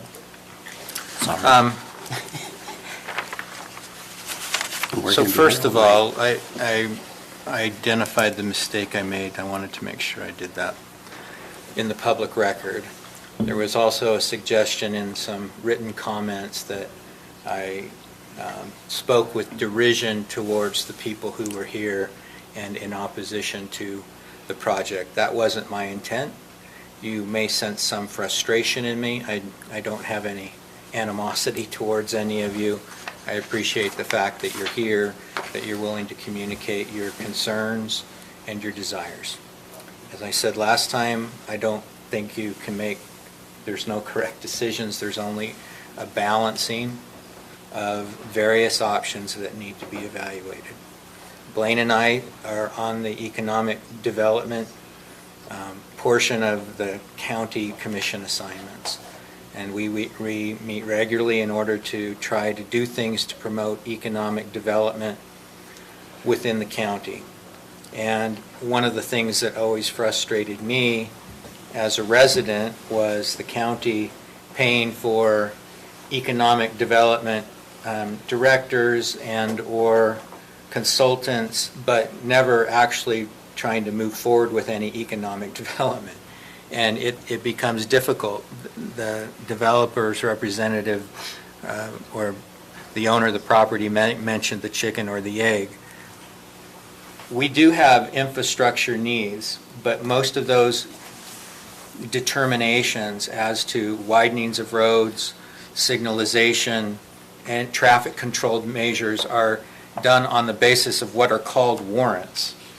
And I believe, although I don't know, that it is what does the traffic demand warrant in terms of signalization and traffic control measures. And there are traffic studies that are done.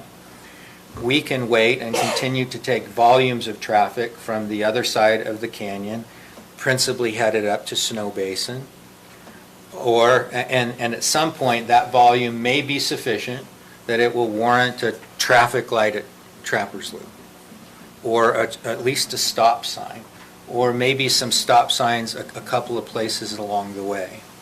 But waiting, I don't know that that's a directed activity. I don't know that it's any more directed than moving forward with this as it's being proposed. And the comment, we're not in a hurry, why can't we wait? I understand the sentiment of that. But when you suggest to others that they do the waiting and they carry the capital cost of it, I don't know that that's an entirely fair comment. If as part of your petition you were collecting the funds to buy the property so that you were in fact the ones doing the waiting, I'd have a great deal of respect. One of the things I appreciated about Draper was when they decided that they wanted to preserve Corner Canyon, they put an initiative on the ballot, and they went out and financed, and they bought Corner Canyon, because that literally gave them control. They then owned Corner Canyon, could control the trail system within it, could control the development within it. But what we hear, at least when we're in our budget cycle, is don't raise our taxes. They're already going up too much. And don't raise our the fees and everything else. And so it's like we don't have the money to put in these improvements, to widen the road, to put in the signalization, to do all of those sorts of things. I agree that at some point they're going to be required, and as we move forward, then there will be traffic studies that warrant those kinds of improvements. Most of the development that happens in any community, not just ours, is done at the initiative of and at the initial cost of, and sometimes entire, well, I'm going to say initial for all of it. You typically have project improvements and system improvements. The developers are responsible for the project improvements. The system improvements are things in which the community should share because they're a system-wide level of improvement. And we could do impact fee reimbursements if with any of these developments that moved forward, if they put in signalization or those sorts of things, we have the capacity to help reimburse it. We don't collect those fees in advance. It's as the development occurs. And so we don't have a large sum saved up to put in those kinds of improvements. So I don't know that waiting is going to result in improvements in traffic. I suppose that at some point it will. The other point I'd like to make is we do have a large project going in above Mountain Green. The Wasatch Peaks project is a large project. I think it will increase demands for employees within the county. And while they may not be able to, while $425,000 or $50,000 may not be what you would consider affordable, although it may be close to our median income at the 88% range, the moderate income, I think having housing there actually reduces the demand in terms of people going up and down the canyon. So I mean, you can move the workforce here, or we can always require the workforce to come up the canyon and down the canyon every night. In terms of water infrastructure, Mountain Green's an interesting place. It's got multiple water companies. I would advocate for a unified water district. There are additional wells that have been drilled over the last couple of years that are great water producing wells immediately adjacent to these areas or within the town center area. And so that gives me some hope in that regard in terms of the hydrology of the area. The studies that I've seen in the past suggest that because it is essentially above the Weber River, the closer you get to that river, the more productive the wells are. That's what it's proved to be. So the more water runs under the surface than on the top, and so that makes sense. I think there's an underground aquifer that runs along in parallel with the river. I agree the townhome prices that were presented were more per square foot, but the townhome example that was given to us reflects an overall cost to acquire that was $125,000 less than the average single-family home.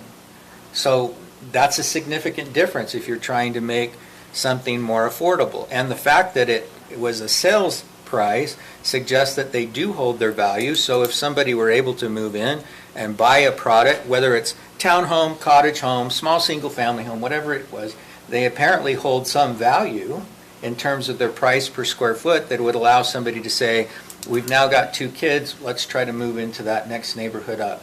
Most people transition in America's economy from low standard of living to a relatively high standard of living over the course of their life, and that usually involves a move or two. My general view in terms of compliance with the general plan is I appreciate the point, Commissioner Newton, that you've made in terms of the single-family residential along Mountain, the old highway. But the balance is zoned commercial. This is a commercial zone, and it is the commercial zone, as Commissioner Fackrell pointed out, that gives us the highest level of input. I think that I want to see a successful town center. I think that involves two things. One is volume of activity. And the reason I ask the distance is because generally when you're trying to build a town center or a transit center, something that has a centrally located amenity that you want people to utilize, you want to be within a quarter mile because that's the typical walking distance that people will do. And if it's a half mile to the end, and I view the freeway, the proposed freeway interchange as the far southern end of our town center. I mean, it's literally planned that way, at least west of the interchange. And then on the east side, as it goes up to Trappers Loop, it's also planned in that way. If you can create the activity around that, then you will have a higher level of success for the retail establishments that decide to come to your town center. I've seen 2 new restaurants open up in Mountain Green and the city of Morgan over the last 12 months. And I've been to both of them within the last couple of weeks. And they both struggle for volume. The one here on Commercial Street, he said, with the number of people who are in the county, I need 1% of them to visit my establishment once a month to be successful, but I'm struggling.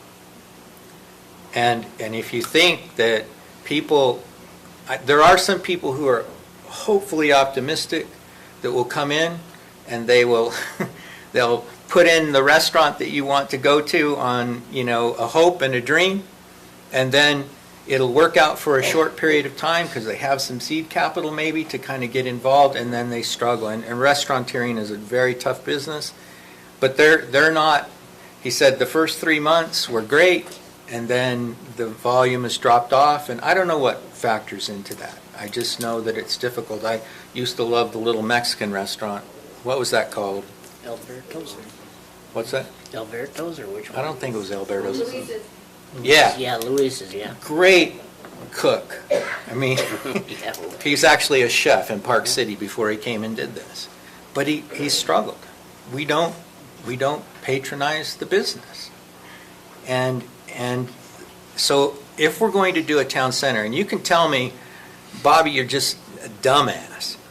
We don't really want a town center. We just talk about that. Okay? We don't want you to do that. We just want you to stay rural forever. You can tell me that. And then I'm like, okay, we'll live with the minimal cost of living, with minimal improvements, basic services in terms of fire and sheriff. It may take a while for them to get there if there's an emergency call, because it's volunteer, and I love our volunteers, and I think they do an outstanding job, but there's just a time lapse when you have a volunteer service.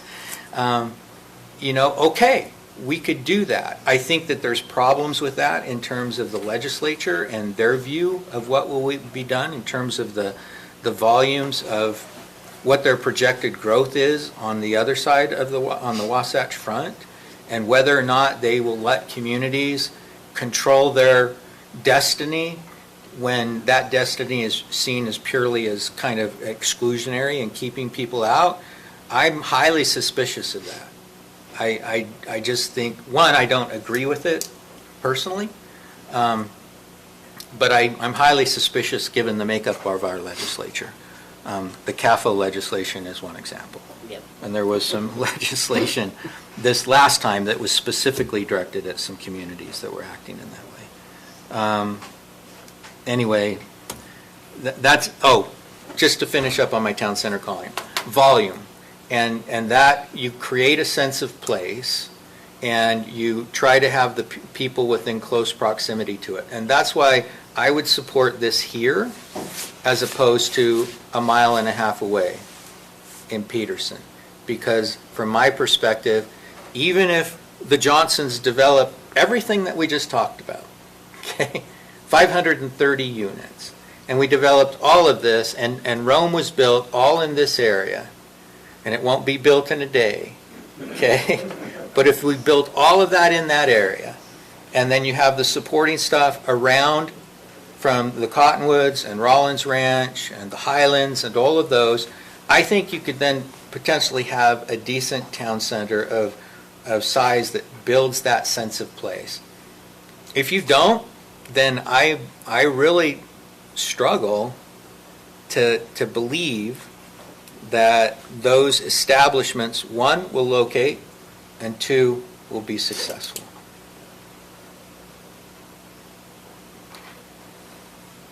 I'm done. Okay. Thank you, Commissioner McConnell. I've made my comments previously. I don't know that I have any additional comments. My one thought and comment from this meeting was just, and you referred to it as well, is simply that the future land use map does show residential on that end. I think that could be accomplished through a development agreement. It looks like that's part of the plan anyway, is to continue with residential on that end of the property. But I do want to make sure that we try to keep with the general plan. Commissioner Wilson. Commissioner Anderson. Commissioner Anderson.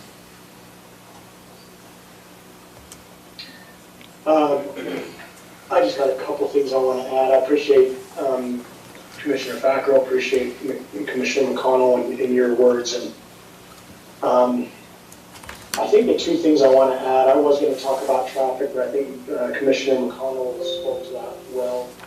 The two other items I want to add to what was mentioned on water and sewer. All culinary water providers are required to report to the State Department of Drinking Water on a yearly basis. And depending on what infrastructure you have, you actually report more often than that. So I want to make sure that is known. The county is not a culinary water service provider, but when any development comes in, the culinary water service provider is required to work with the county and say that we can provide water to them. The state does not leave it up to the provider. The state also reviews what they're doing to make sure they're doing things correctly. That's not operation and maintenance. That's just, can we provide the water to this development? The other comment I want to make is sewer. On the sewer side, all sewer providers are required to report to the State Department of Environmental Quality. There are also often tests that have to be done depending on if you have a treatment facility and what you need to do there. But these are, the state has set up divisions that these providers are required to report to. Again, that's not operation and maintenance. We all have issues with operation and maintenance, with whether it's water and sewer, and anyways, I don't want to get into that, but there are issues with operation and maintenance. But the point I want to make is when any development comes in, they are required to follow what they're supposed to follow. It doesn't matter which development it is. The other comment I want to make, I live 1.5 miles away from the center of town in Morgan City, 1.5 miles away. My road, my lot, my house, is approximately 4 units per acre. When I moved into that subdivision, there was no development across the street. They were just starting to put it in the road. I didn't do any homework. I just figured it would be the same as where I'm at. It wasn't the same. They put in 8 units per acre across the street from me. I wasn't happy about it.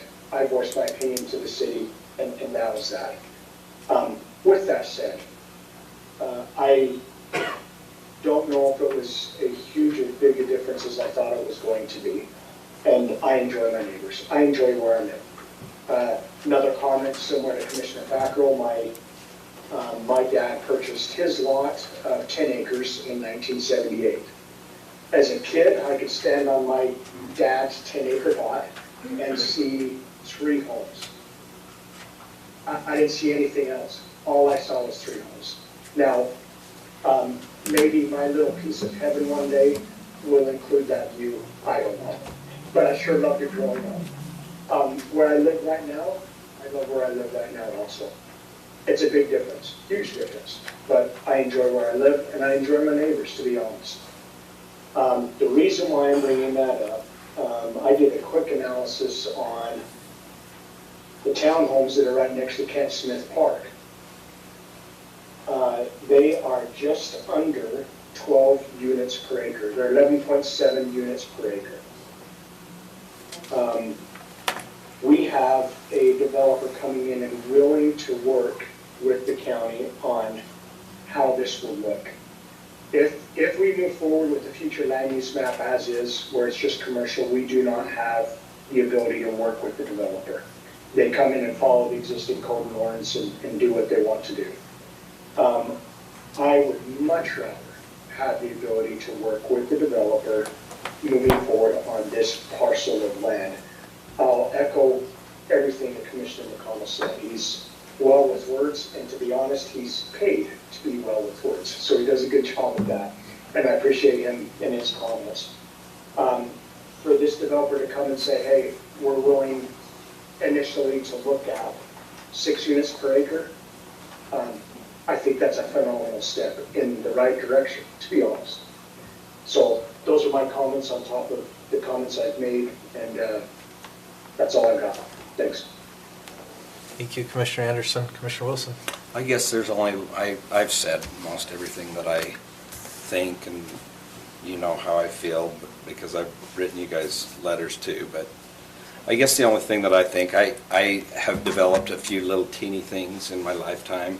I've bought property, to Commissioner McConnell's comment of, that was not zoned the way I would have liked it, and I've sat on it, and that was my choice. It wasn't the choice of anyone else. They didn't force me to buy it in the zone that it was in, and so I live with that consequence, you know. But so I don't feel like we have to have any pressure of, oh, they're sitting on money. That was their choice. They could bring a proposal for commercial, and it would be, they wouldn't even have to come here for us. It's done. Oh, well, right now, they would have to rezone for commercial. Either way, but it would be consistent with the general plan. So anyway, that's my only comment. Fair enough. No, you're right. They're all big boys. They make their decisions, and they make their money or lose on it. That's fair enough. Okay. Any other comments, questions?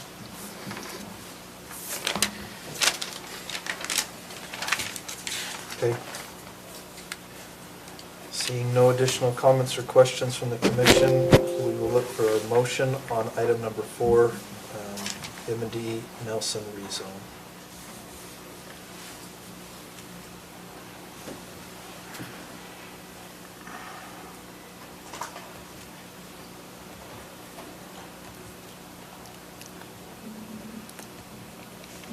I'll make the motion if I can find it.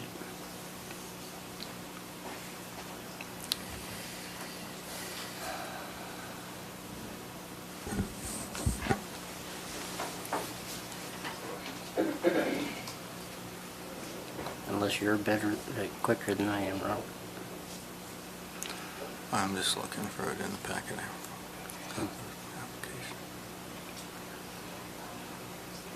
It's not, is it? I can make my motion, then we can have that done with. Go ahead. I move we deny M&D Nelson rezone map amendment, application number 22065, changing 44.75 acres from A20 to TC.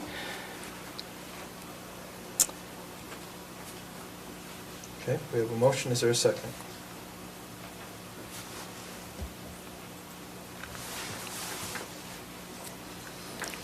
So I have a question.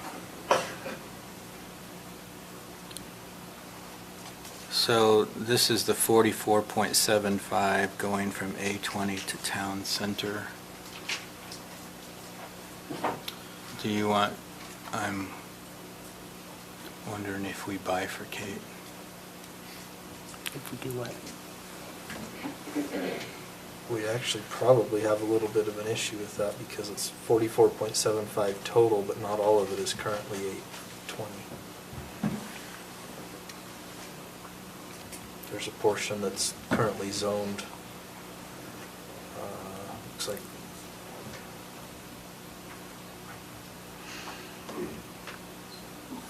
So that's the land use map. Oh, you're looking at the this zoning is the map. current zoning map. There's that portion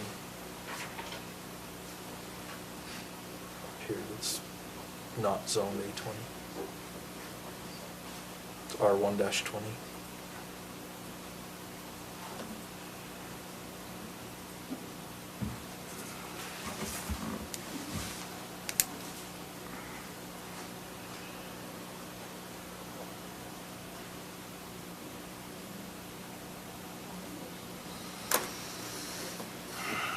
So this is where I like the concept of at least a preliminary development agreement. Because I like the commitment to target, I wouldn't even hold you to the 6, but I would say 6 to 7 residential units per acre in the residential area. I think that there's something to be considered in terms of that residential area that's designated R120 or presently zoned R120 along Old Highway Road and how that would be done.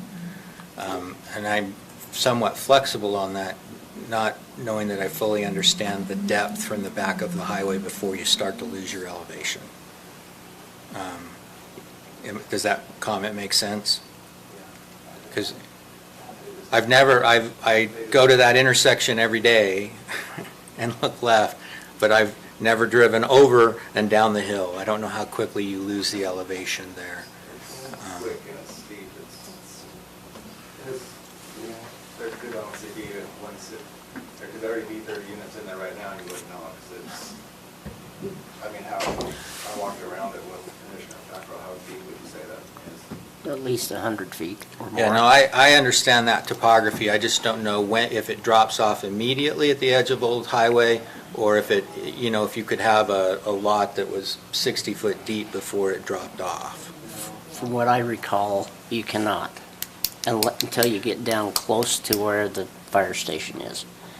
For that area up so that's towards, relatively close. Yeah, so for the area up closest to McMillan's place, there's not enough room to put a house between the highway and where it drops off, unless they want to just go into the side of the hill. I don't know where their driveway would go. Yeah, okay. At least on that easterly end.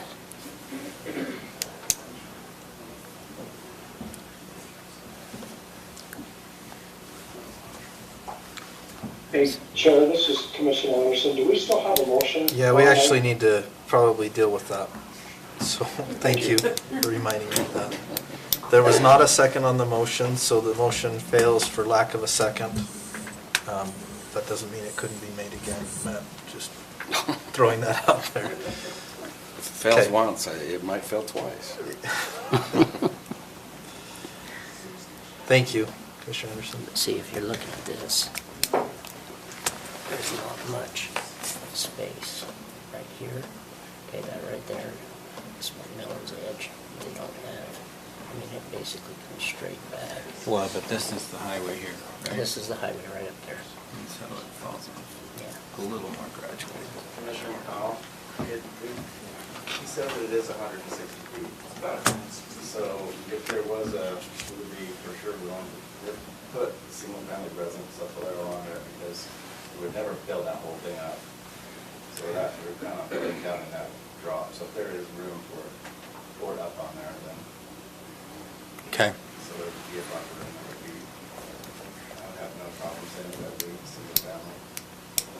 I just don't think, when I look at this map and the epicenter of where Sinclair is, and that road coming off, I understand everybody's frustration, but I honestly would look at that and think, sandwiched between the freeway and the old gravel pit, down the road by the freeway exit, is where you would want something like this. If we did put half an acre lot in, or acre lots in there, I don't think we would sell any of them, unless they were below development costs, because I don't think people would want to live down there. I really don't think it's if we should grow our community. That's not what I've heard. What I've heard is the timing is poor. That's my own feeling. I'm not against development. I'm not against this being a town center.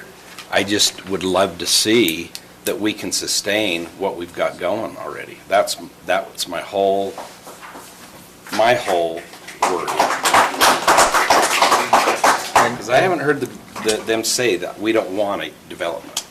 No, I understand that, but the question, if we were the ones in charge of the timing, then I might develop this in a different way.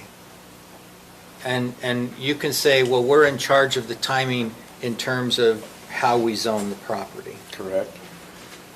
But in terms of actually putting shovels in the dirt, we really don't have a lot to say about that. The Johnsons have had the development agreement for a long period of time. I think for a while they grew frustrated with the county and what approvals they did or did not get. The last approval that they came in for, we granted the approval for the multifamily product that they asked for, but that hasn't begun. Some of the infrastructure has begun to be advanced. I mentioned the wells. There's a 1 million-gallon water tank up above Rollins Ranch that will help provide culinary water. Potentially for this area, you might be using the Highlands Water Company, but some of that infrastructure is going in. The sewer plant is being expanded.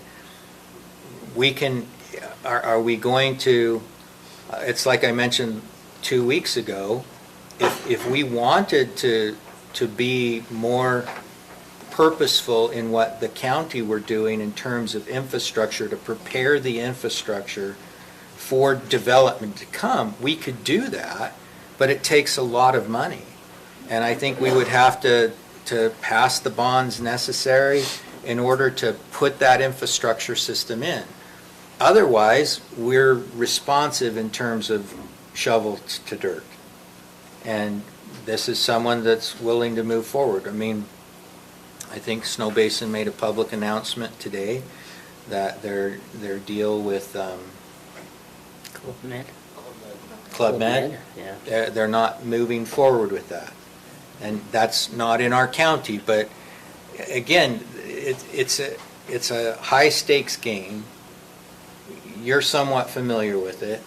It's large investment, large capital investment up front, and when we have developers that are willing and wanting to move forward, I mean, part of what I think you're saying is it may just be too much, right, in terms of what we've planned. If we add in these additional units, it may just be too much. I don't see that. Does it require additional infrastructure? Yes. How are we going to get to that? From my perspective, moving forward with projects. And we do that, we can start with one or we can start with the other. To me, that doesn't matter which one we start with.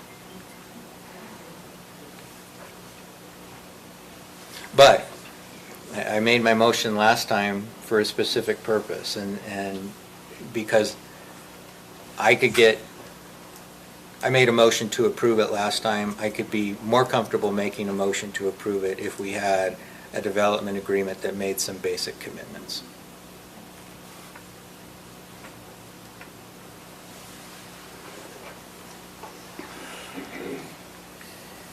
Josh, just a quick question for you. By my rough measurements, and these are very rough, about 5.5 acres of the current property is zoned residential now. That's that little yellow and purple section at the top there at the north end. Probably close. The rest is currently A20. And I know, the application is to rezone the whole thing.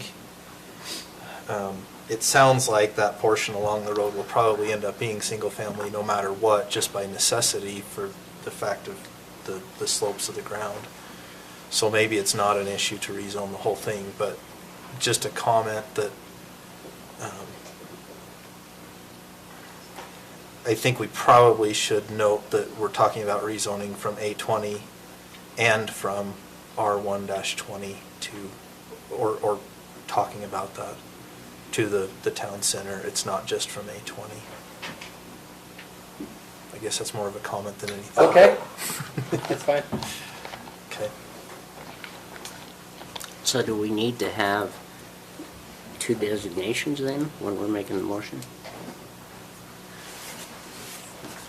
Well, we could make a motion to approve the portion of the property that is currently zoned A20 to town center and leave the other with its residential zoning. That is what is in the original application, is the A20 going to town center. I just read through that. And the residential area is still staying residential then? That wasn't mentioned in the application, and so I just noted that when I reviewed it. I just want to do it right, whatever way we do it.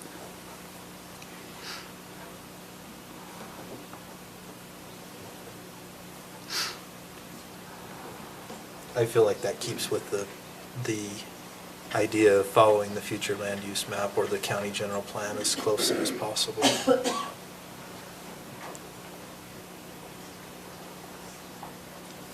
And you're right, the application says current zoning is A20. Future land use map has this property designated as commercial. Existing zone A20, proposed zone town center.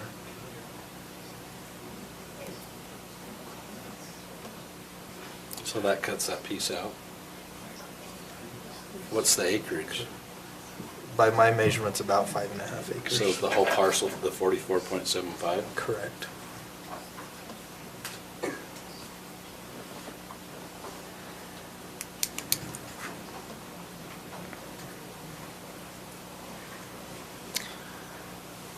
Okay, well, for the reasons I've stated previously, I move we approve the M&D Nelson rezone map amendment application number 22.065, changing the portion of the 44.75 acres presently zoned A20 to town center, based on the findings listed in the staff report dated March 21st, 2023.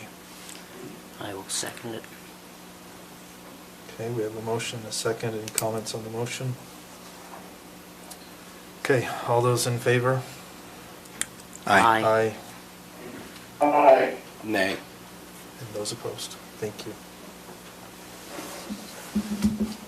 Okay, we will move to item number 5, Legacy Hills subdivision phase 2. If you would like to, you know what, let's take 5 minutes. There'll be a little bit of noise in the room, I think, anyway. I haven't seen, I've seen it, but I don't know what Matt has. Well, I don't think we need to. I think you were just giving me this to give it to Julie, right? So it's given an email to John Gallagher spoke, and that's his petition about I asked him to share it with everybody. He emailed us about it as well, and emailed the letter and put it in the, but yeah, to put it in the record, let's give it to him, have that. There was one more comment I forgot to say.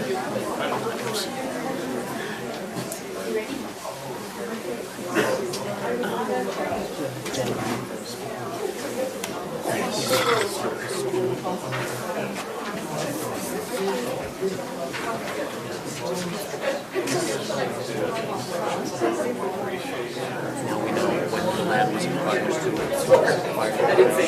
It's just the cost of living adjustment. Yeah, I just did that. Just a little bit of history. I didn't want to put it in the record because some of this stuff is biased. It's like this biased, you know, kind of taking it, just a few things here and there. So I thought, well, I could at least summarize some of the information to give you what it was required. If you want. Yeah, no, let's. Or just emailed that to me. Oh, it says draft. I know that's. Oh, yeah. So, We need to get it without the draft. can you send it to me? Or do you know how to do it?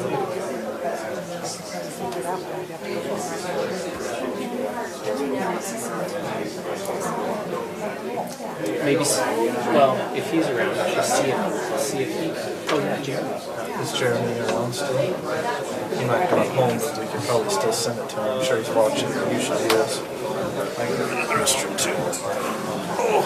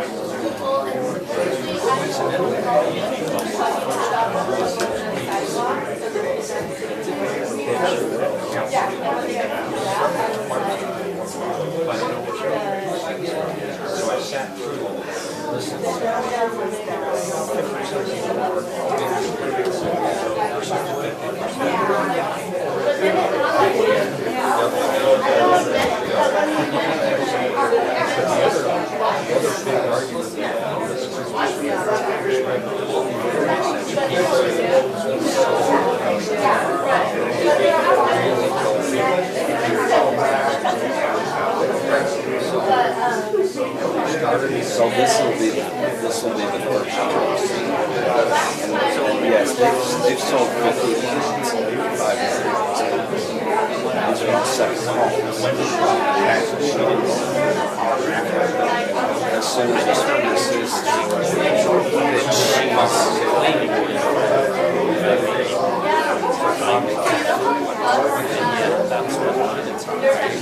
no, so if they have a foundation,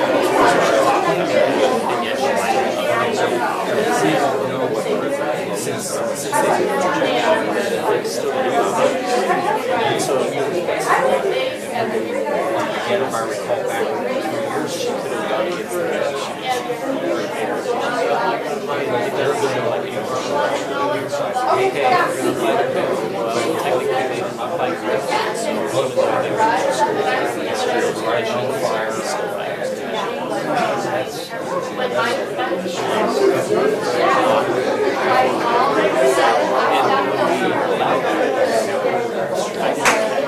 and that's what we're still that's still that is still any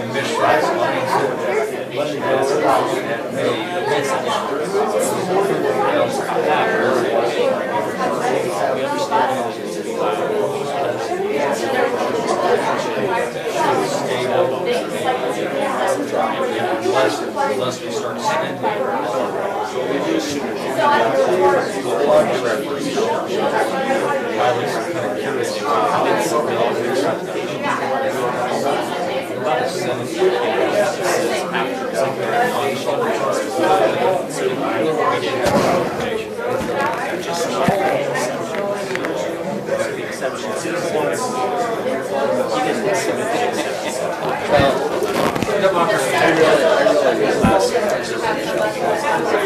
we use all the town center. We that's how I feel.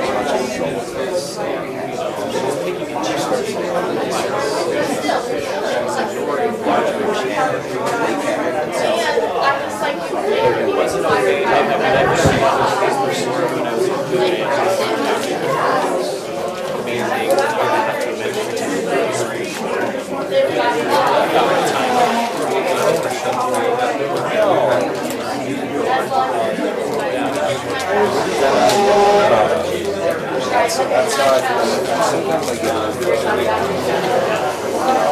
Blaine doesn't even have a chance of that. Up by the dam. The communities up there, so these things are, these are the people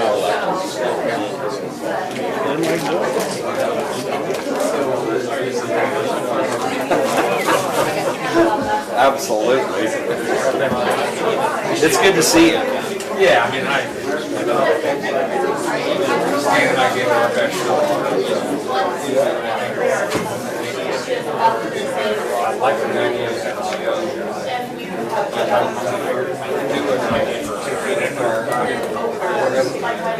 So here's my other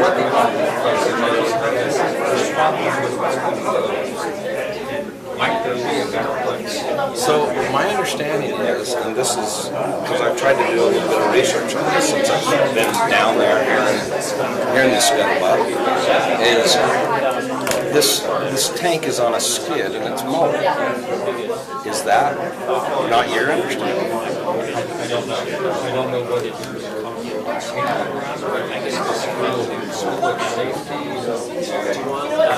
We'll find that out there shortly. Think about where I see other self-certifications, it does look like it might be skidding. I don't think you've been concerned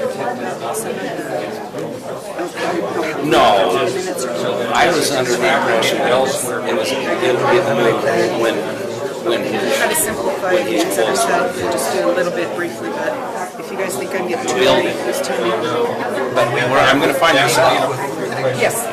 All the way from Colorado. Russian. Yeah. I don't even think, I think this is the first time I've seen you in person. Yeah, it's always been virtual. I don't think anybody was asked.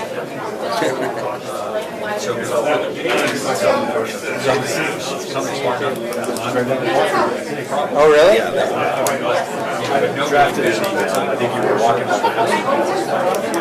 Okay. Where are you at? Okay. Yeah, so I'm down below on Willow Creek. Yeah. So, in fact, if you come into the Cottonwoods from that direction, I'm the first house on the right. First house on the side. They're hard to see. There's a couple of bronze lions in the backyard, so that's how people know my house. I'll take a look at it. Okay. Good seeing you in person. You too. Take care.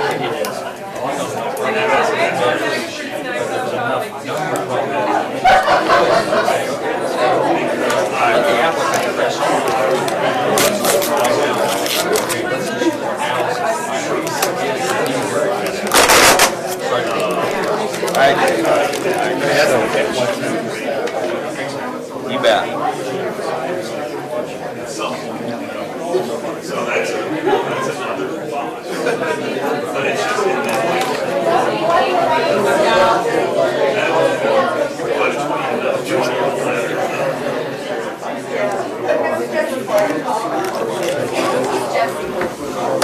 I'm sure there'll be candidates for my seat now, which isn't a bad thing from my perspective. There should be candidates for my seat.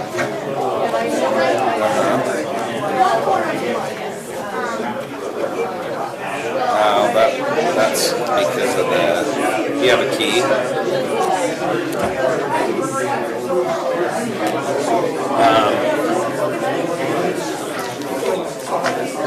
No, it's other than drive that little lady. That's my only concern is that lady that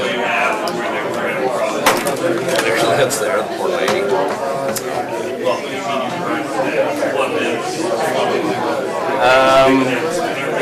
It's the fire alarm that when the power goes out, you have to reset.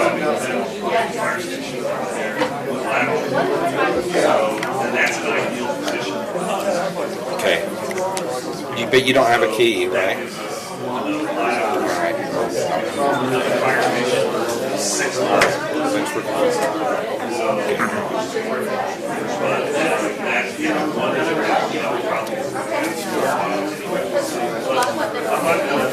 Okay, Commissioner Fackrell, are you about ready?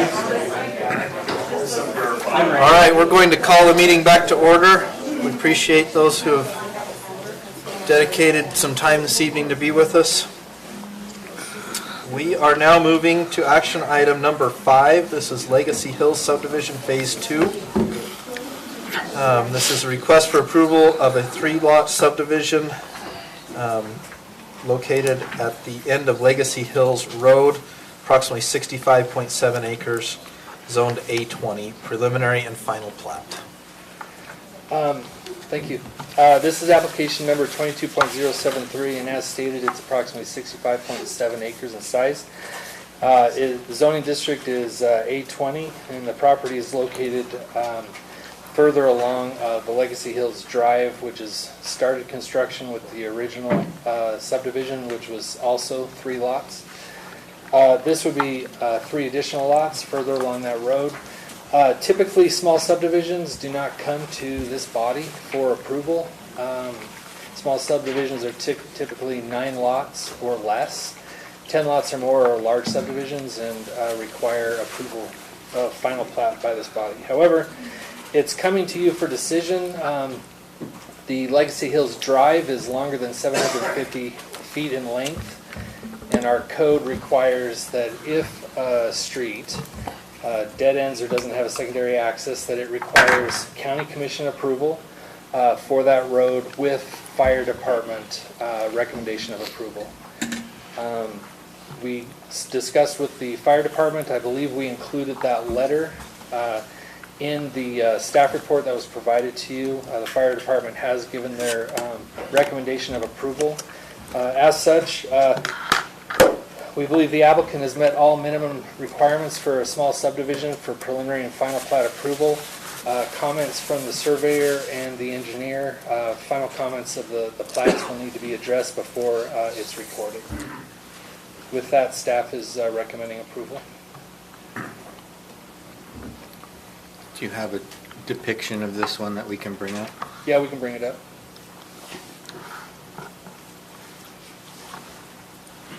What page is it? 86. 86. In 22.073. Oh, there it is. On the P drive.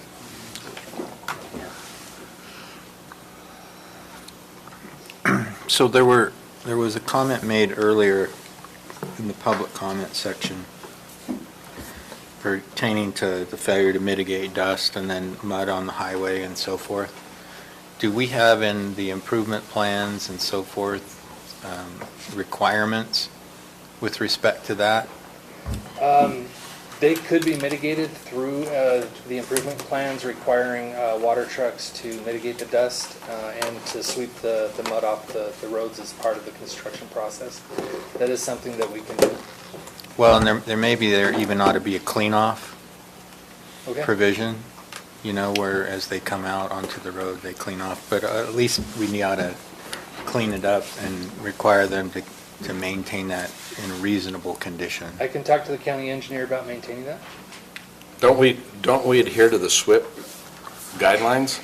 So in my discussion about SWIP guidelines, and this is from Mark Miller, he's not here, so it's basically what I've been told by Mark Miller, which I know is hearsay. But what I've been told is that on this side of the Wasatch, so the Wasatch back, while we do require SWIPs, which is for the audience, it's a stormwater pollution prevention plan.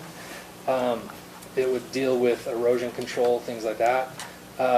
While we require one, we're not mandated to make sure that they follow it.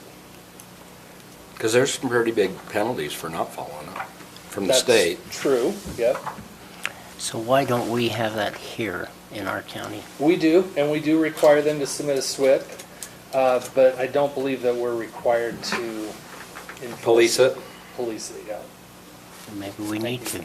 It sounds like we've got an issue with drainage currently, though, if runoff is going onto another neighboring property and Right. not into the catch basin. We Yeah. certainly need to address that. We've got one up in Richville too. Yeah.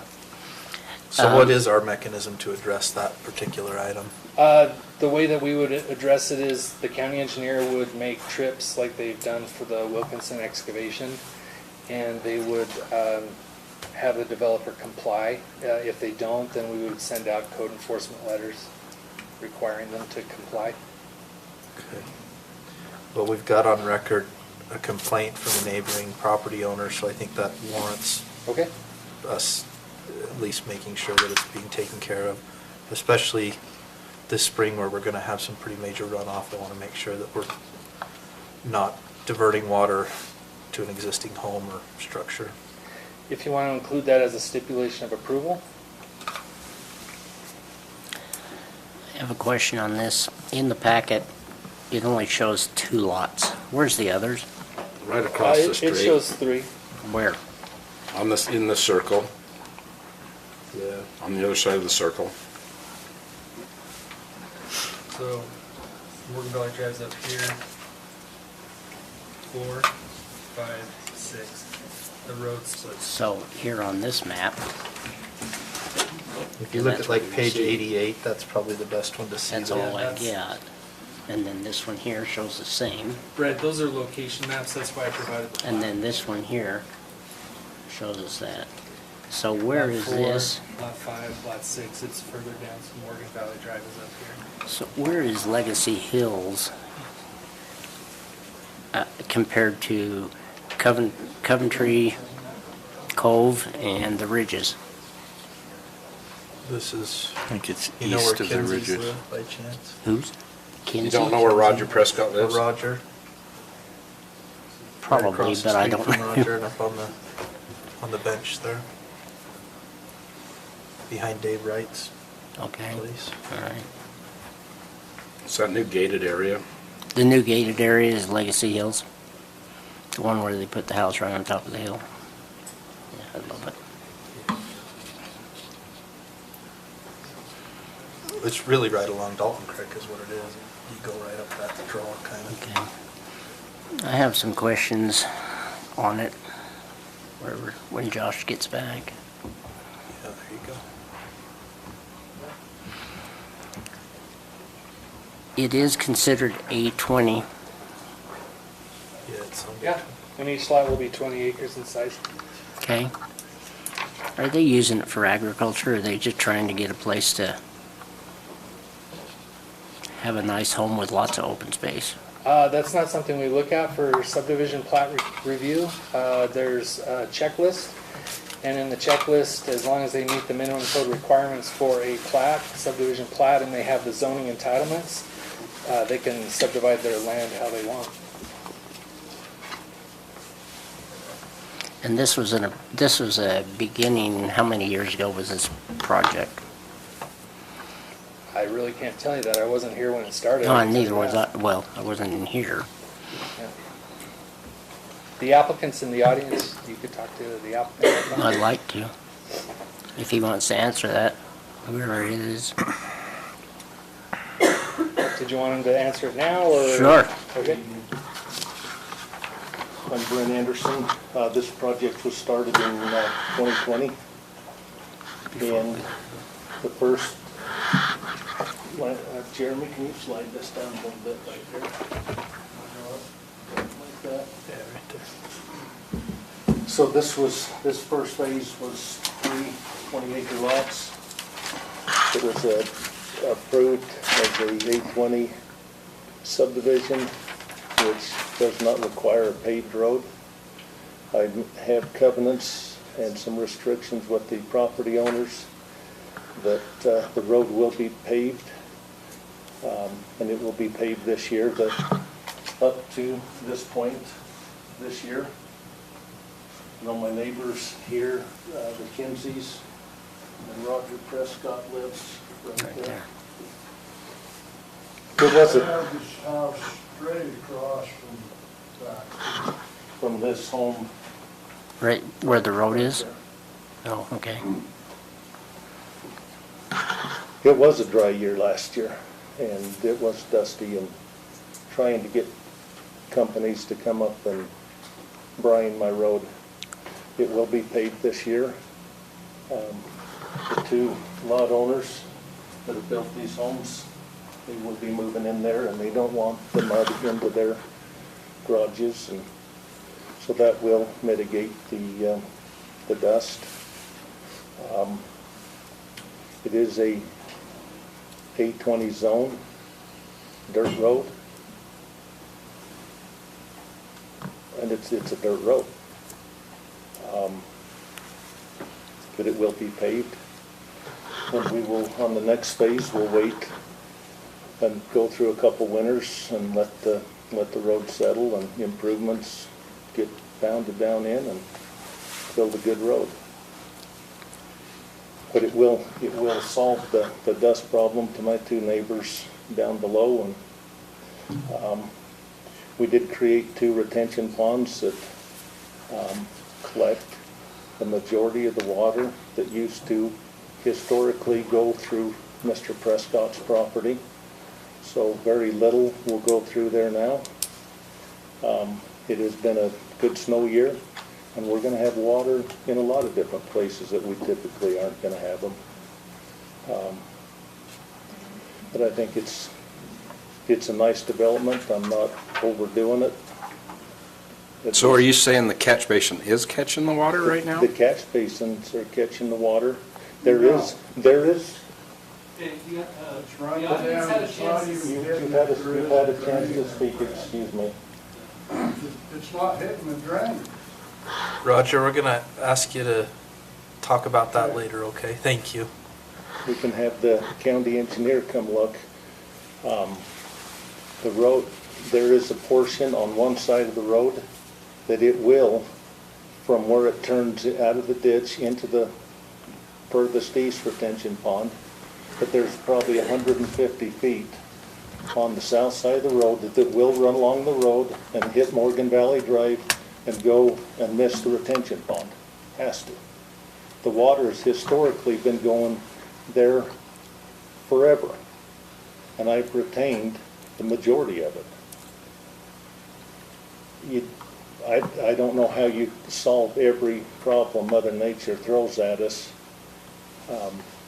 And when it's not paved, it's a little harder to control it too. But it will be paved this year, and I think we could have the county engineer come out and verify I assume it was inspected when the retention ponds were put in.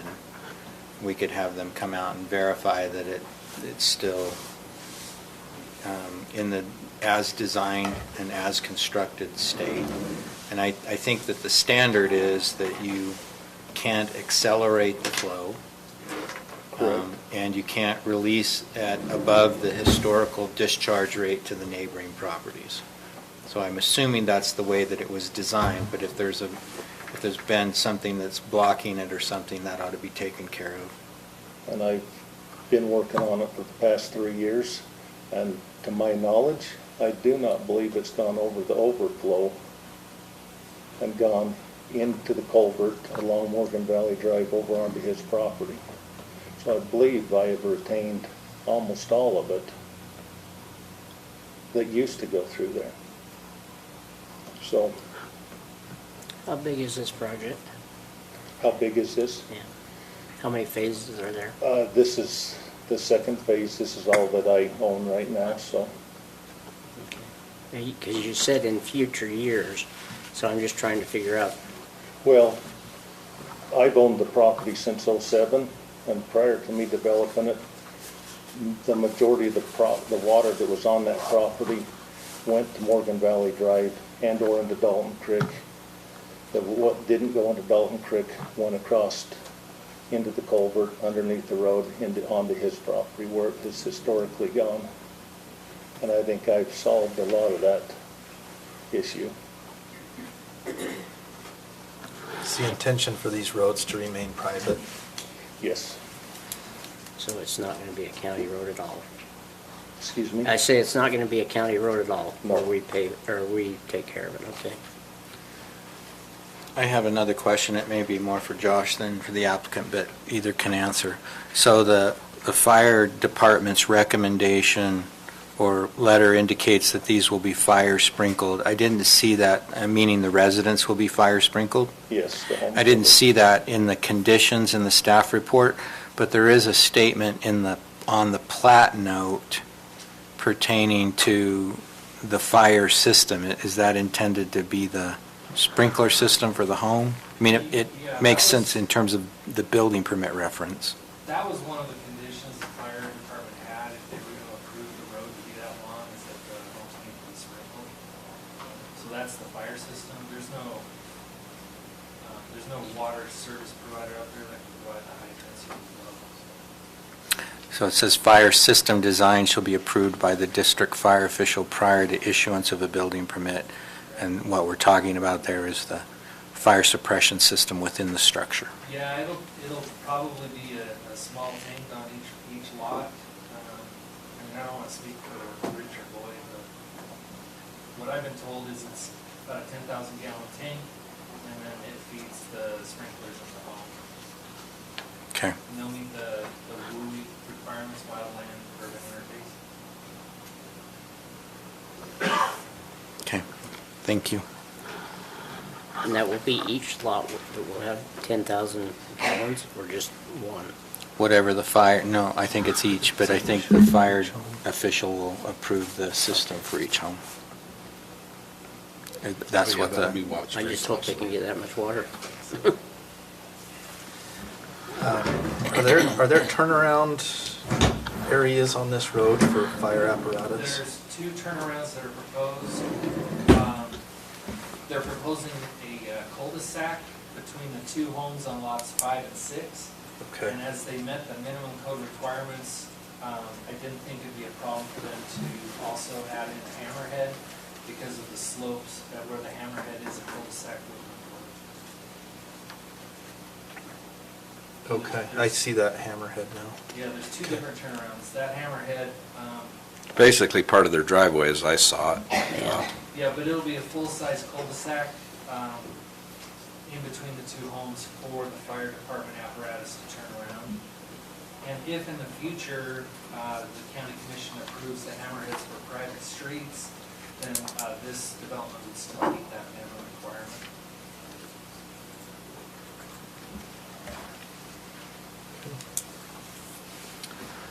Any other questions for the applicant or for staff?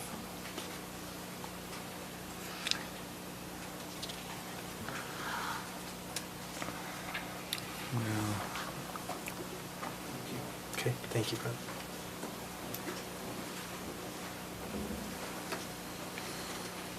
Okay, we'll look for a motion on item number 5. Have you written down the changes, Robert? Well, Or I the think... additional things we need? Yeah, well, I think only the one that Mitigate I'm the just... dust in the water, or we? I think I'm just going to I'll do the second approval motion with the additional condition related to the fire district, incorporating the fire district letter as an additional condition. I don't think that's substantively adding anything but on the basis of what's been said, but I just want to be clear that that's the case. I think with respect to the inspection of the storm basin, I think that's something we can direct the staff to do. I don't want to make it a condition of approval. So I move we approve the Legacy Hills Small Subdivision Preliminary and Final Plat Application Number 22.073, allowing for a 3-lot subdivision of land located at approximately 2801 North Morgan Valley Drive based on the findings and with the conditions listed in the staff report dated March 21st, 2023, and with the following additional condition that the requirements set forth in the fire district's letter pertaining to sprinklered residences and so forth be added as an additional condition and be complied with. Second? Okay, we have a motion and a second. All those in favor? Aye. Aye. Aye.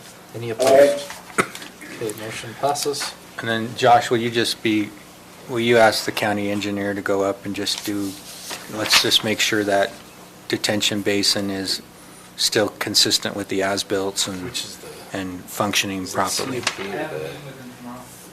Okay. Village that is. And then we ought to look at the enforcement of the stormwater and clean off requirements and so forth. It was, which one? The CUP? Yeah, the village is still on. Which one is it?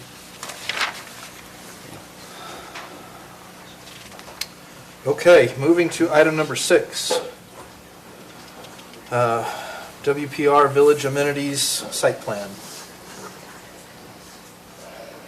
This is for application number 22.071 for Wasatch Peaks Ranch.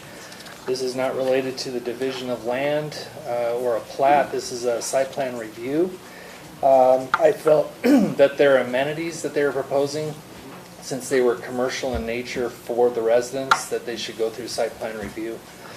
I've gone through, I believe, 3 iterations of the plans with them. The current plans meet all of our minimum code requirements for parking, landscaping, and lighting. They submitted photometrics, which have been reviewed by myself and the county engineer. They submitted landscape plans, which meet the minimum for commercial developments, which is 15% of the total area for the amenities is going to be open space, landscaped area. Of that, 85% will be plant material. They have also provided parking sufficient for the proposed amenities, which is such as an outfitter, a restaurant, and a couple other small commercial type uses that fall in line with their development agreement. As such, staff is recommending approval. And then if you have any questions, I can answer those now.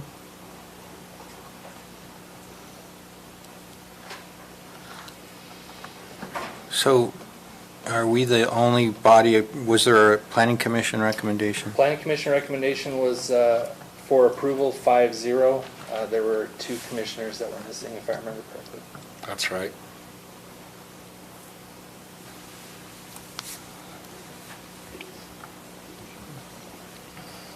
Questions for staff? Okay, questions for the applicant?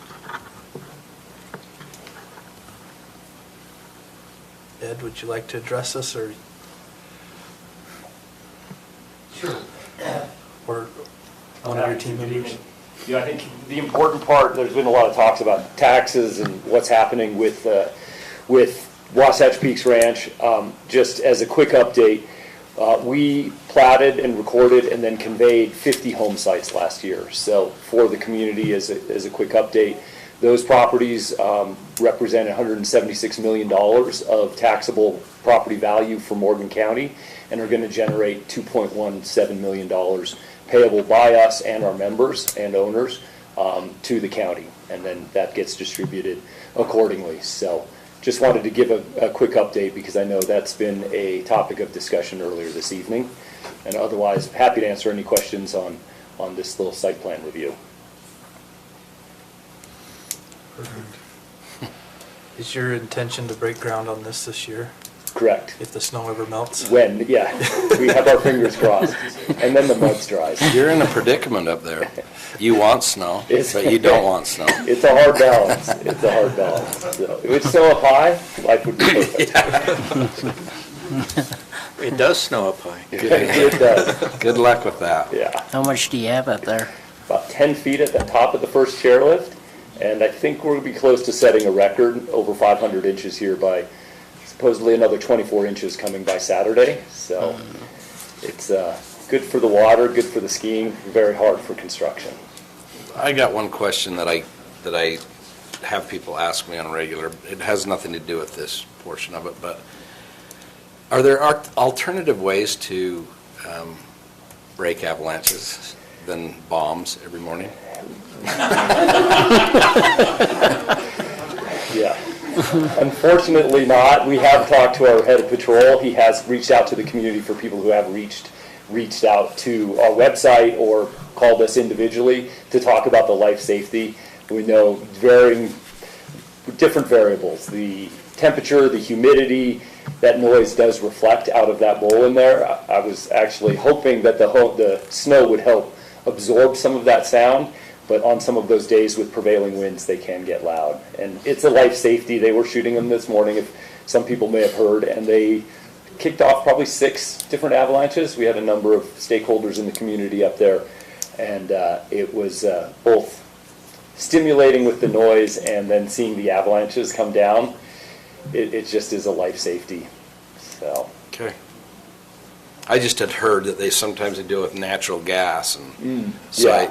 So I just wondered if. Yeah, depending on the terrain and accessibility of the infrastructure, but it's just our ski patrol has said this is the most efficient and safest for both the employees and the users. Okay.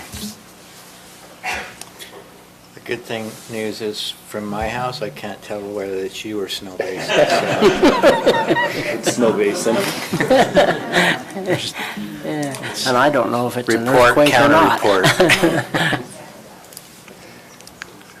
Okay. Great. Any Thank other you. questions for the applicant? Okay, thank you, Ed. Thank you. Appreciate it. Okay, with that, we'll look for a motion on item number 6.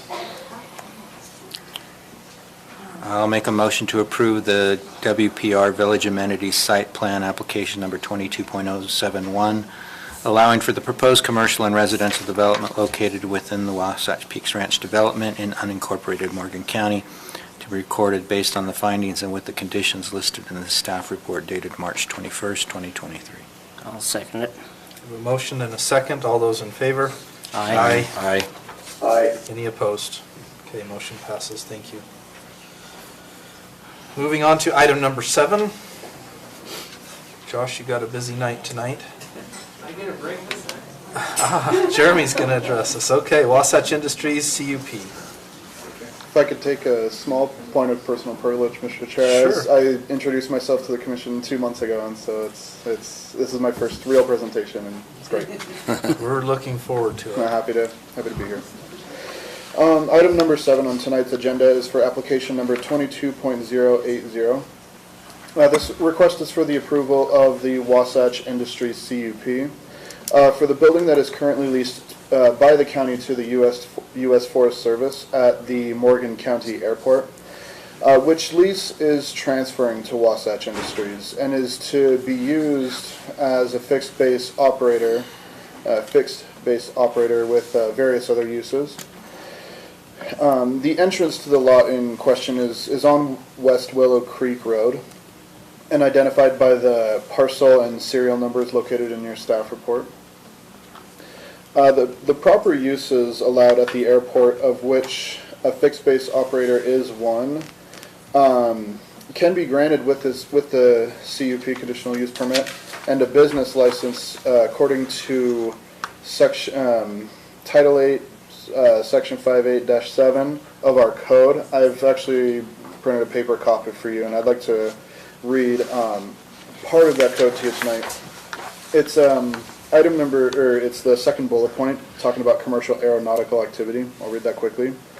No person shall conduct a commercial activity of any nature that is based on or operated from the county airport unless conduct of that activity has been approved by the county council, county commission in this case. Any aeronautical activity that is conducted as a commercial activity or enterprise. Examples include an FBO, as you see there. Skipping along, you can also see the sales of aviation petroleum products, which is another part of the CUP. Maintenance and repair of aircraft, etc. Any use falling under this category shall be conducted under the terms of both an appropriate conditional use permit and a business license, like I mentioned. Every person conducting any form of commercial activity on or from the county airport must maintain a public liability insurance policy of a type and amount approved by the county commission. Staff has reviewed this project and finds that it meets all minimum code requirements. Chief Brendel and Fire Marshal Barrett are in the audience tonight. I spoke to Fire Marshal Barrett, and he didn't have any specific comments for this for this project. Recommendations of approval. I'm sorry. There is a recommendation of approval from the Planning Commission. Commissioners Bass and Mayerly absent. Unanimous otherwise. Staff is recommending approval. I, along with Josh, can answer any questions you may have, and I believe the applicant is in the audience tonight. Thank you. Okay. So were the proposed uses, I see the FBO and the ancillary uses under that, the fuel truck, flight school, lounge, cafe and deli, ice cream shop. and then the aviation mechanics and avionics shop. Were there any other uses allowed? None mentioned by the applicant. Okay. And so, and the approval of the conditional use permit would limit it to those uses? Correct. So as far as what I was reading on this, is that it may be a it may be a fuel truck, or are we going to be putting it in the ground, or what's going on there? The Discussion applicant in may the- be answered too, so. Discussion in the planning commission was about a fuel tank located within the lot. I don't quite remember how many gallons that tank was going to be. I would defer to the applicant to answer if there was any talk about a fuel truck or anything like that. Well, and I think we need to Yeah, I think there's a address lot of questions for him. Stan's letter and the comments made during the public comment period, because the proposed location, if the red X is the fueling location, that's not actually on the lot, as I understand it, or is it? It's not on the lot at all. Yeah, so and then they've raised the safety and the queuing problems with that, so maybe Mr. Hayward would like to address that. And we can- Thank you.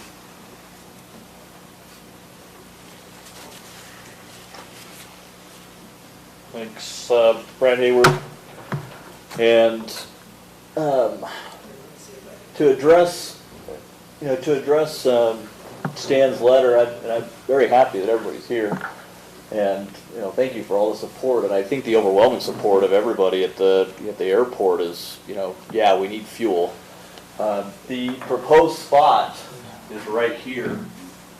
That was not a spot that was picked by me, and I think that was a little bit of confusion from the letter and the petition that went out. That proposed spot was part of the airport master plan, and they already ran all the electrical conduit underneath here, for that location, and so the infrastructure's already there. The letter that Mr. McGrew put out, had a proposed spot down here, roughly, and once again, a little bit of the misinformation that could have, come out, from Mr. McGrew's letter is the fact that, if we were trying to put fuel over there, we cannot do it until the Forest Service is gone. They're not going to. They currently have a lease on all that, and they're not going to let a bunch of planes go over where their helicopters are. And so all of the huge majority of the people that were presented that petition, I got a lot of calls from it. And after explaining that to them, I personally know of 3 to 5 of them that want their name off that list because they realize that if we can have fuel and have it now, up here, that would definitely be what their rather would be. In regards to traffic and queuing, so if the fuel station's right here, a plane can come in and they can very easily service one. It's very, very, very rare that there's going to have more than one plane sitting there. And me as the fuel seller, I would like nothing more than to have multiple planes queuing there every single day. But the fact of the matter is, it's really not going to happen. One of the things that I brought up, or that I thought of, that's a very easy solution to this. This is a taxiway that goes to runway 3 that is rarely used. And I think just between the airport, the pilots and everything, we could have, a rule or guideline set in place that when you typically fuel your plane after you're done flying, so you'll be coming off of 2-1, you can come down here and start queuing here without blocking the rest of this. You can get several planes up along here. So, if there was a place to queue, that would be the most ideal spot anyway for the airport because that's not used. Every single person, 99.9% of the time, comes down here, and there's another taxiway that comes across there and goes down to runway 21 to take off and to land. So what I'm hearing you say then is this fuel tank I don't know what it is. It's an Is it- above-ground fuel tank. On a skid, Yes, movable? correct. So this is a temporary spot until your FBO is settled into the forest? If that's what we need to do, that's fine. You know, because there will be, when there's gonna be some infrastructure costs, I mean, this, right now, just to get to this spot is dirt. You know, nobody wants to take their plane across dirt, you know, to get down here anyway. You know, so, I mean, that would be, you know, something for the future that we could look at doing, is moving that. So could it be fit? I'm right sorry? there where I say, could it be fit in? Very easily. Right at Very, the very edge easily. of whatever the last one is there closest to the runway. If it's in that area that is with that circle, little tiny circle in it. Are you talking about here? Yep, right there. What about that? I'm sorry? Yeah, what about that? Can you put it there so that it's That's off? all dirt. I know, but There's no infrastructure there. yeah, I know there is none. But what I'm saying is, can that be put into infrastructure to be made to have more of a permanent one, or even a temporary, because I don't understand how the fueling system works, but until we can get it down on your base. Either way, if it's down on your base later on, it's still, we're going to have to put in infrastructure because that is pothole heaven, besides Highway 66 by Matt's house. But, so that is, that's a pretty good pothole area there, the gravel going across there, over to the corner of the helipads. How many tie-down areas, or is it gonna take up, or is it gonna, They'll probably lose three tie-down areas. Those tie-downs, just so you guys have an idea, generate $15 per month. Yeah, it's not much. So, is it, so your position is that this is consistent with the plan for the airport? I don't have that handy. Stan, you had a copy, I think, when you held it up? Master plan? Yeah. I believe that was added subsequent to that thing I showed you, the 98 plan. There have been changes. I have no idea how that got in, but Joe Garfield provided me the same drawing, and it is shown as an addition later. I don't Okay. know how it happened. I can't find in the records of the airport planning board that it was ever considered. It's just, best I can determine, it just kind of happened. I just don't know how.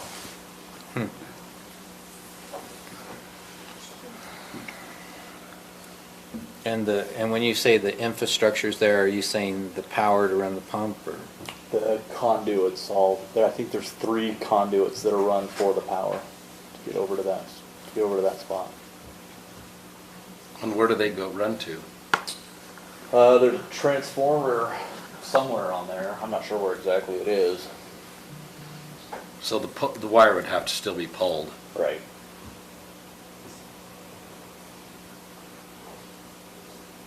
But the good news is they don't have to saw cut anything across our new taxiway that was just put in a couple of years ago.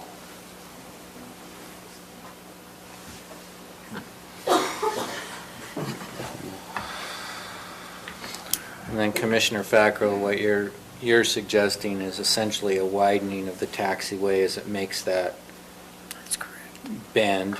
That's and correct. comes towards the apron area. Right. And then put it in that location. That would be 2 years later after the Forest Service leaves. Well, after the Forest Service leaves, he may want it right closer to his building to attract Yeah. folks over that way, I don't know. That's true. Is that what you foresee doing in the future? I mean, what are your thoughts? My thoughts are, if it's there, leave it there if it's working. You know, I mean, once again, I don't see planes queuing there. You know, in the almost 20 years that I've been flying, I mean, I could count on one finger how many times I pulled up to a fueling station and had more than one plane sitting there. So tell me why you feel that's way strongly. I would think you'd want the planes over by your building. I think it's, I mean, Aren't you, an FBO is supposed to be more than just a fueling station, correct? And in the future, we will be. That's what I'm wondering. I just am wondering why you would feel so strongly about leaving it when it's taking up I spots. wouldn't that could say I be- feel strongly about it. I am more looking at what the cost would be to move it. You know, it is on a skid, it is easily movable, but Isn't it a plug and play? Plug it in, pump it well, out? there's a you know, a self-service machine that goes along with it and everything.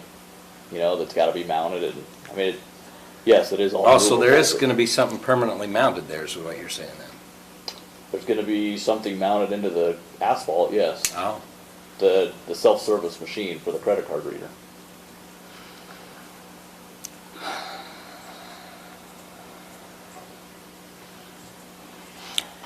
I'm just thinking if it, based upon what you've told us as far as the plan goes, is to have it to where you're having the airplane repair, a few other things, sales, flight, deli shop, ice cream shop. I might be there once or twice, just for the ice cream. Those kinds of things might. I'm just in my mind. I'm just trying to. I'm all for it one way or another, but I just want to make sure that we're doing it right. If it's conditional use, that could be a condition of that use is that eventually it's moved back down closer to your place unless it's working. I don't know how we'd know till we try it. It's not something that's permanent, is it? Not if we put it in the CUP. Okay. Then we could evaluate it in however long it is. Garrett's wanting to talk. Yeah, a conditional use permit application addresses use, not necessarily design to the same degree. And because this is on county property, it wouldn't be subject to the same requirements of 8-4 regarding design. But there will need to be a lease put in place where some of those design aspects could be addressed. As far as putting a condition on a conditional use permit, there has to be a reasonably anticipated detrimental effect that you are mitigating with a reasonable condition. And so by virtue of the CUP, you couldn't say, well, it's going to work there for now, but at this point in the future, you have to move it because unless you can identify a reasonably anticipated detrimental effect that you are mitigating through a reasonable condition. But, okay, that's a good point. But what you're saying is we could have a more robust discussion of the location of the fuel facility as part of the lease negotiation. That's correct, because the CU 8-8 within our county code is about use, not necessarily site plan. 8-4 is about site plan. Because it's on county property, we're not going to go through site plan to the same degree, and so that's the negotiation of the lease where we can address it.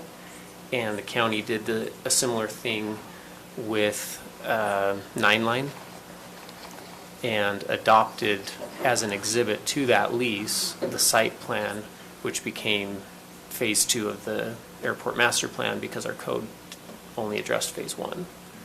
And so, anyway. Okay. So that's the second bite of the apple, so to speak. What would be good to be, I think it would be good to work with the pilots and Stan and that group to come up with the best location for this. I don't know that everybody would agree with you on the queuing point, but maybe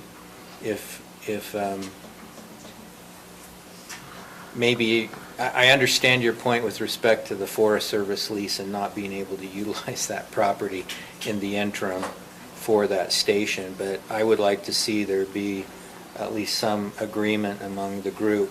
I know you're not going to get everybody, but some consensus on where that location is, and I think we could build that into our lease. I think we could potentially look at an expansion, like I said, of that area to where there's a pull-off for 1 or 2 aircraft. I don't think we need to queue up for 4, but it seems like 1 or 2 would probably be sufficient. And then hopefully we can utilize the service. I guess I don't know whether is the conduit coming from the north or the south? It comes across here. Right there, okay. Mr. Chairman, so I was just speaking with Fire Marshal Barrett, and he was telling me that DEQ is going to have to really do the final okay of wherever this has to go. Yeah, so just because of the environmental impacts, so they're going to come out for inspection. The tank itself, which above ground tanks are really an issue because they have self-contained inside the tank, but spill plants, things like that, the containment basically is what it comes down to. So, and then standoff distances. So we'll come out and do an inspection after we figure out where it's going to go. Will they help approve the location or identify a location? They'll approve the location based upon a couple parameters. So Okay. And it really comes down to standoff distances. Okay. Can I ask you a question? Can it even be asphalt? Sure. Underneath it? Yeah, so as long as they get the bonding or grounding correctly, they just get the correct resistance, so they don't, any kind of liquid transfer of hydrocarbons is going to create static electricity. So with that bonded and grounded appropriately, that's fine. I just mean spillage is going to melt the asphalt. Yeah. Guaranteed. So I guess it all depends on how much you guys want to replace the asphalt. That's why most of those around the self-serve tanks are concrete. Yeah. So. And it may make sense for us to determine a location and even look at pouring a concrete pad to locate this on. Yeah, at least the fueling portion of it. At least the fueling portion. I mean, if it saves us money in the long run from replacing asphalt, it might be worth the investment. So how are you going to get the trucks in there to bring the fuel in? I mean, I've seen the other big trucks come in. Okay, You I know, didn't the know. construction trucks, so. It's a 6,000 gallon Bowser? There's two different tanks that I can get, a 6 and a 12. The 12 is actually more beneficial because we can fill it with one tanker coming in. It'd be 2 separates though, because 6 is the max for any one individual. Okay. So, All right. According to IFC. Okay. And then we had one resident reach out to me wondering about whether there was a required FAA approval for this. Not an approval, but everything that we do has to meet their standards. Like, they don't actually sign off on what we put in there, but we have to build it to the standards that they already have. So, and right now, we're just approving a CUP for the location. There's an existing building, so presumably that's already in place. It would just be the fueling location that is part of that. And I complete agreement with, us, as an airport community. I think we all get along fine, and I think we can get together and come up with a spot that works for everybody. If it's that one, or, the circle that, Commissioner Fackrell's talking about, I'm perfectly open with that. So if I'm understanding correctly, Garrett, just correct me if I'm wrong, we could move to approve the conditional use permit, subject, and that the siting of the fueling station would be included in the site plan review associated with the lease agreement itself. Right, and it's not a full site plan review, it's just part of that lease negotiation that we Right. would determine certain aspects of a site plan, even though it's not required by 8-4 to the same degree as most conditional use permits. So part of that condition, can we have it to where they get together, the airport pilots and their manager get together along with Commissioner McConnell and determine where the best site is? For the conditional use permit application? I don't know if that's. No, I think it'd be part of the lease negotiation. Yeah. So that would probably be part of the lease negotiation, but I don't think that we would put it into the terms of the lease necessarily, because hopefully that would be determined before the lease Before is we signed. executed it. Okay, all right, I'm fine with it. If they are. Okay. Are you? Yeah, sounds great to me. Think all you red personalities can do that?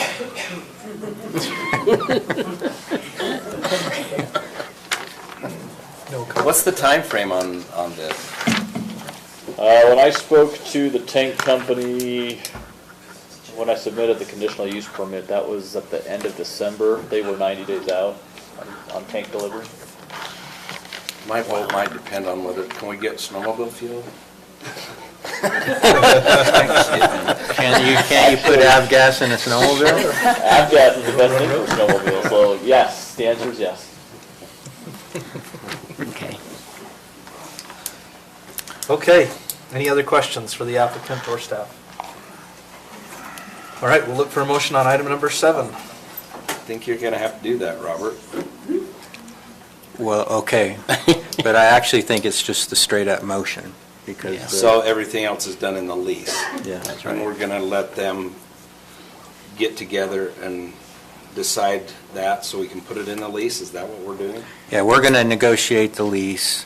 As part of that, we'll approve the site plan, subject to the requirements of the fire marshal and the inspection and that siting, and any FAA approval that would be required, or making sure we're complying with their regulations.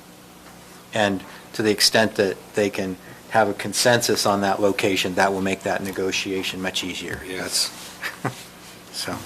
I think they can do it. Okay, so I'll make a motion to approve the Wasatch Industries CUP application number 22.080, located at the Morgan County Airport, based on the findings and with the conditions listed in the staff report dated March 21, 2023. I'll second either one of us. Let Ms. Commissioner Wilson. I think it was Jared. He's asleep. Okay. So motion by Commissioner McConnell and seconded by Commissioner Wilson to approve. All those in favor? Aye. Aye. Any opposed? Okay, motion passes. All right, we are now on to section G. Item number 1 under section G is a public hearing. This is on the Family Food Production Code Amendment. Yes, that'd be great, please. In fact, you can grab both of those. Do we have? Is this? Hey, Matt, we're getting close to your bedtime. It's past. It's past. I usually am in bed now reading.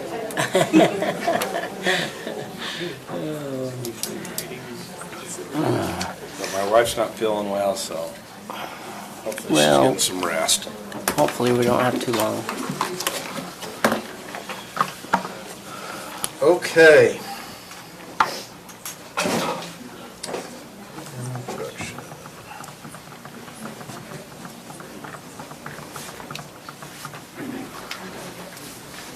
All right, Josh, are you doing this one, or is this one Jeremy? My break's over. You had a good run, though. Had a good pen. All right, let's go ahead with this one. We'll hear from you, and then we'll go into public hearing. Early last year, the Family Farm Food Production Ordinance Amendment went before Planning Commission and County Commission. I don't know all the history or the details, but it wasn't adopted back then. It was sent back to have additional changes. In discussion with members of the commission, it sounded like you wanted it expanded to allow for other zoning districts to be allowed to have the ability to have small animals and some family food production rights. So I went through, I redrafted some of it. I tried to clarify. Instead of it just being a permitted use in R120, I added permitted for all of the residential zoning districts that were single family in nature, so R120, R112, and R18. And instead of making it restricted by zoning district, I put in a provision there that it's restricted by lot size. So as long as you're a residential district, that's single family or large lot in nature, as long as you have the minimum lot size required, you would be able to either have large farm animals or small animals. And those farm animals for large lot sizes and farm animals for small lot sizes are defined. I left most of that the same. I did add that for the small lots, I reduced it from 100 feet to any public street to 50, because the smaller the lot, the less chance you're going to have. It may say you could do it, but because of the size of the lots, you would still be denied, because you wouldn't be able to meet that minimum distance for setbacks from property lines and residential structures. It went to Planning Commission. Planning Commission recommended approval 5-0. They asked me to add in basically two things. One was C, farm animals and nuisances, and I added that paragraph in. But there was also another change that I had forgotten to add in. Basically, under both large and small, farm animals large lot sizes and farm animals small lot sizes, after where it reads animals and fowl not specifically listed may be substituted for those listed of similar size. The Planning Commission asked that it add in and type as determined by the zoning administrator. Which is you, right? That is me, or it would be my person that takes my job in the future. You're not leaving yet. I'm not planning on leaving. Okay, good. That doesn't mean you won't fire me. That won't happen. Okay. Questions for staff? So on the smaller lots, it's basically limited to fowl or rabbits. Or similar sized animals. I lived in Kentucky and I saw the size of areas that horses should have, and I lived in Arizona where the horses didn't have the area that they should have had, and large animals, they really do need a lot more room than 10,000 square feet. Even 1 acre for one animal, I mean, it can... No, I'm not disagreeing with it. I'm just confirming as I'm reading through it, that's what, yeah. And I thought that since we were reducing the lot size down to 10,000 square feet minimum instead of the 20,000, that we half the number of animals that a 20,000 square foot lot should have, or could have, just because of the area. They'll overeat it. It'll be a dust bowl. I have some concerns. Okay. Matt's not going to like me again.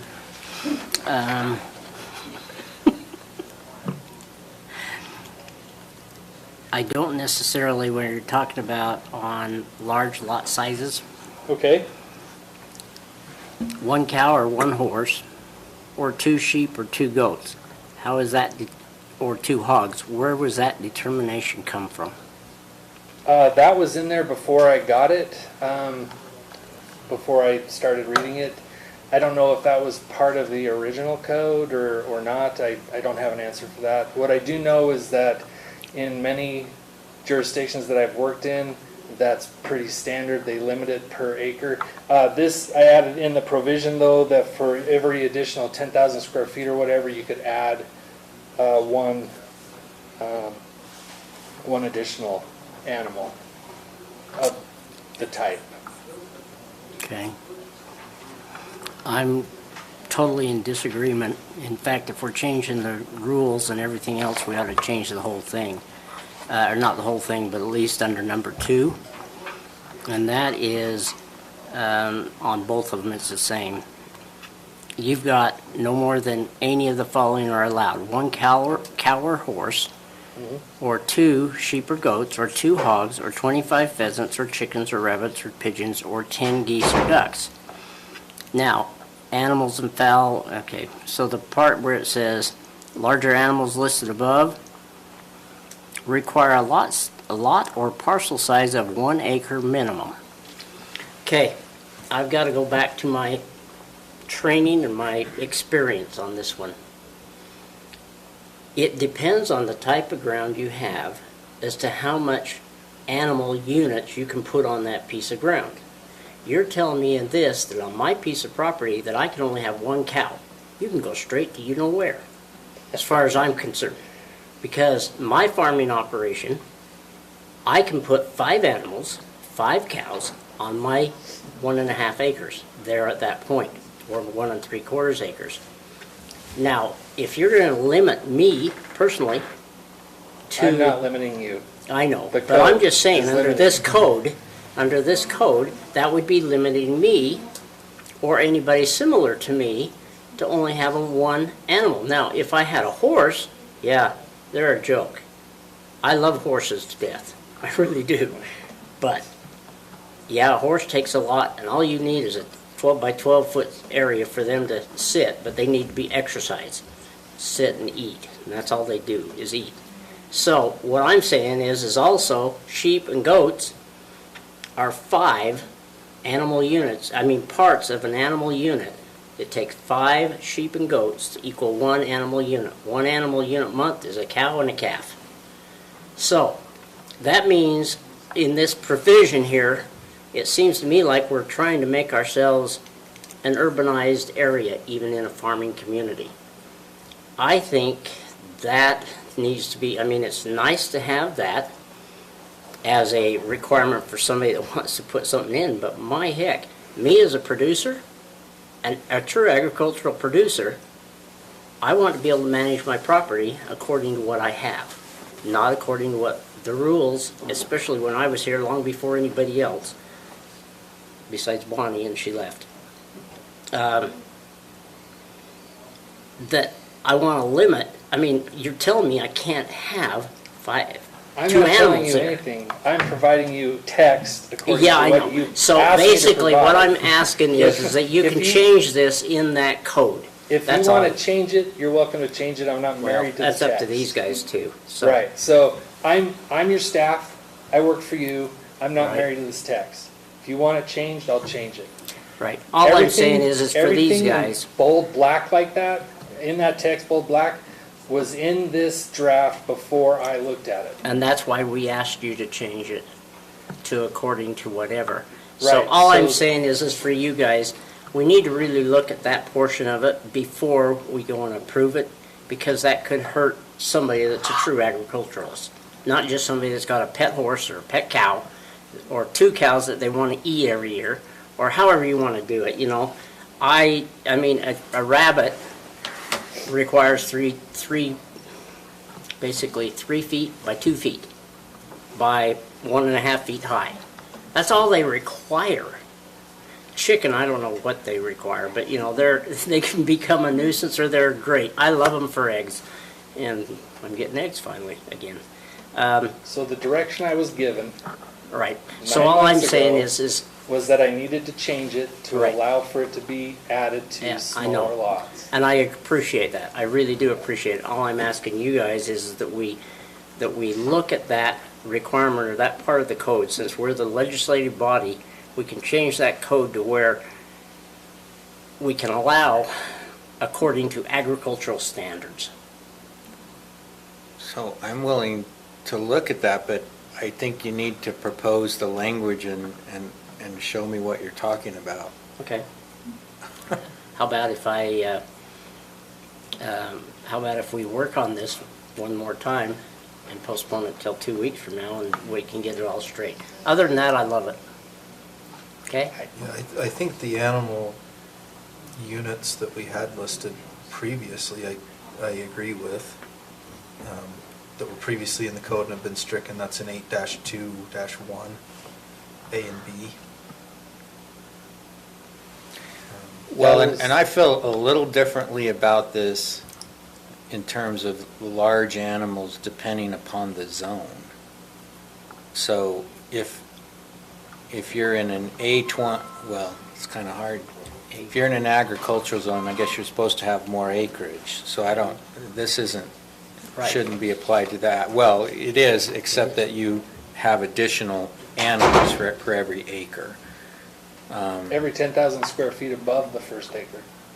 Okay, so you could actually go, you could have, if you have a 20-acre parcel, then you get your one animal on the first acre, and then basically 4 for the other 19. 4 for each 19. Well, Four it would for be each 5 of the for 2 additional acres, 19 wouldn't it? acres. 1 for 1 acre, Yeah. and 4 for the next acre. Yeah. So just keep that in mind. So basically, you said you had 1.5 acres? About 1 3/4 acres. So that would, So you, Based on this this, would, that'd be under this 4. one, yeah, you would get 1 plus an additional 3 for the 3/4. Yeah, and see, and I don't agree with that.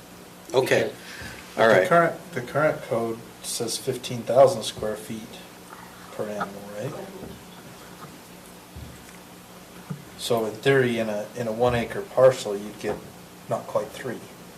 And is that based upon so subdivisions? you or is haven't that been based enforcing upon- that with Blaine's, what you're telling me.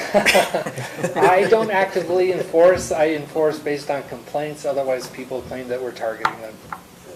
So all I'm saying is if it's in an agricultural area, we should not change this. I mean, I don't agree with this whole thing. If you're in an agricultural area, some people are more fortunate to have more ground. I'm not. I've got 2 places. Yes, I've got enough ground there. But in this particular place where my cows are currently, I have 4. Okay? And this next year, there might be 6 this winter. Depends on how many, if they have calves or not. So it sounds like you just want to raise the number of animals that are considered one unit. And I Well, think Robert and- just said bring the text and. Yeah, so I Don't will think do we're- that for the next time.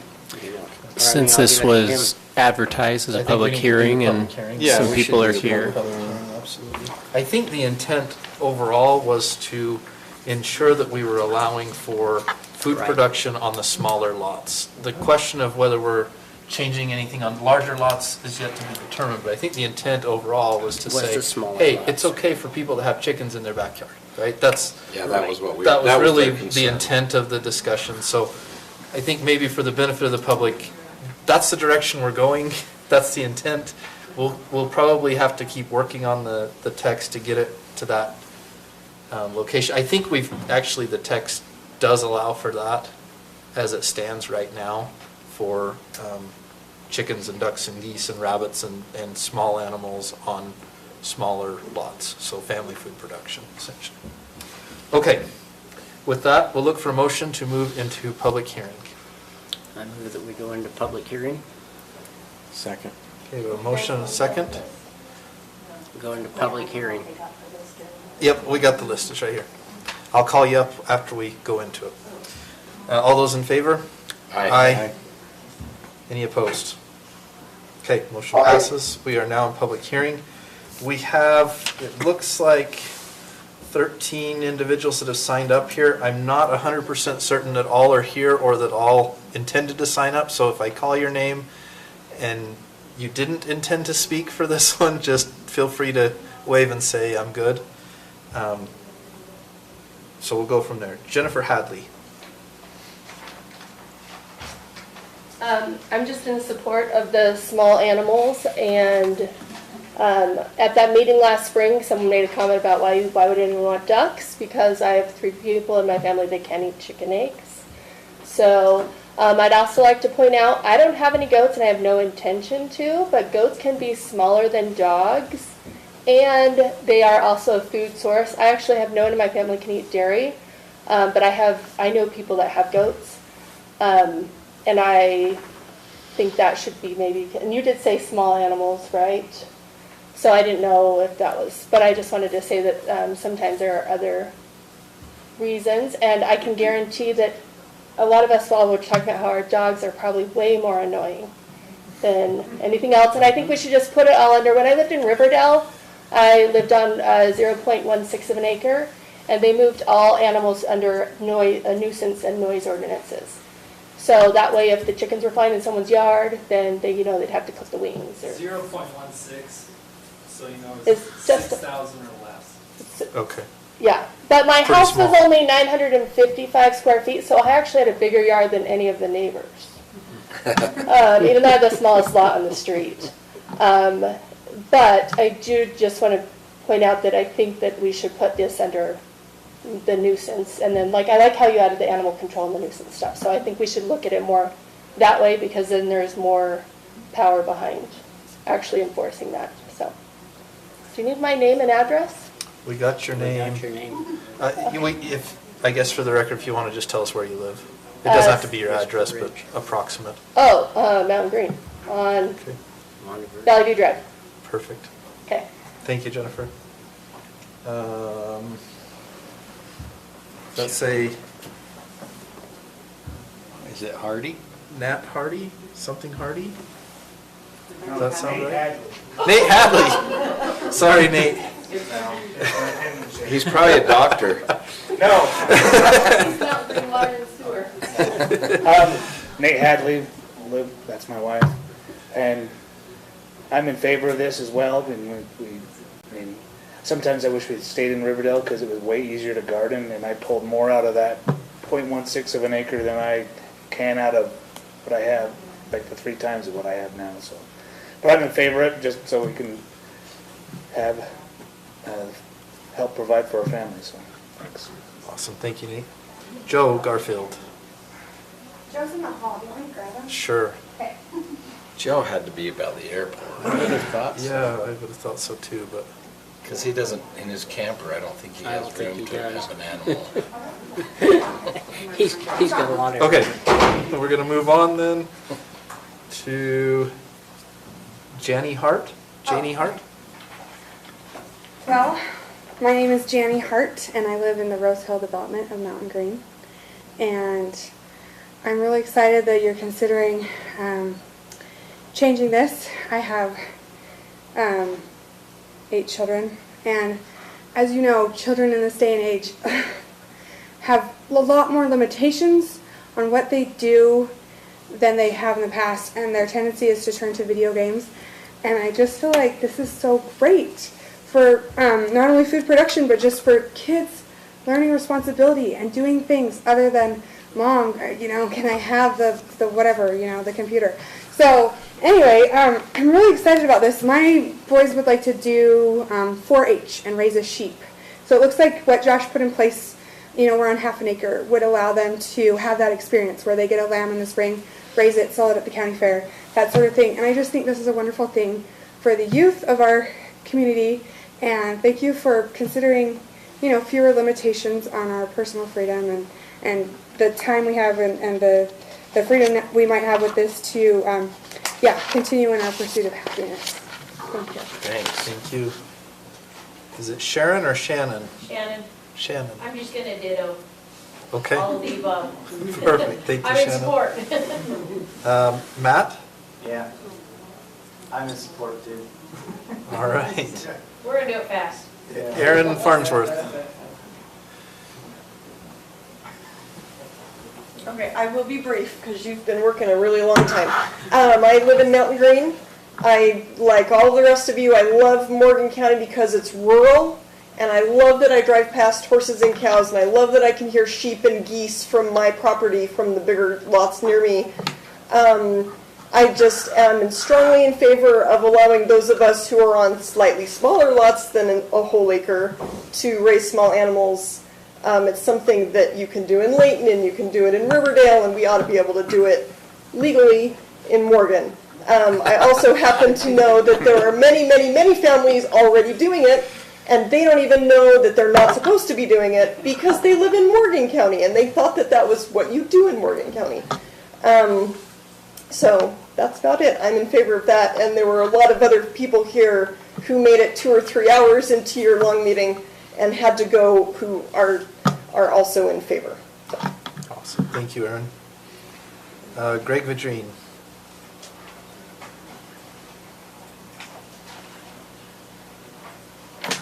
Never has been so much time and energy spent on trying to save our chicken production. I'm Greg Vidrine from the Enterprise area, and I'm in favor of amending the ordinances to allow the production of particularly eggs and small animal type products.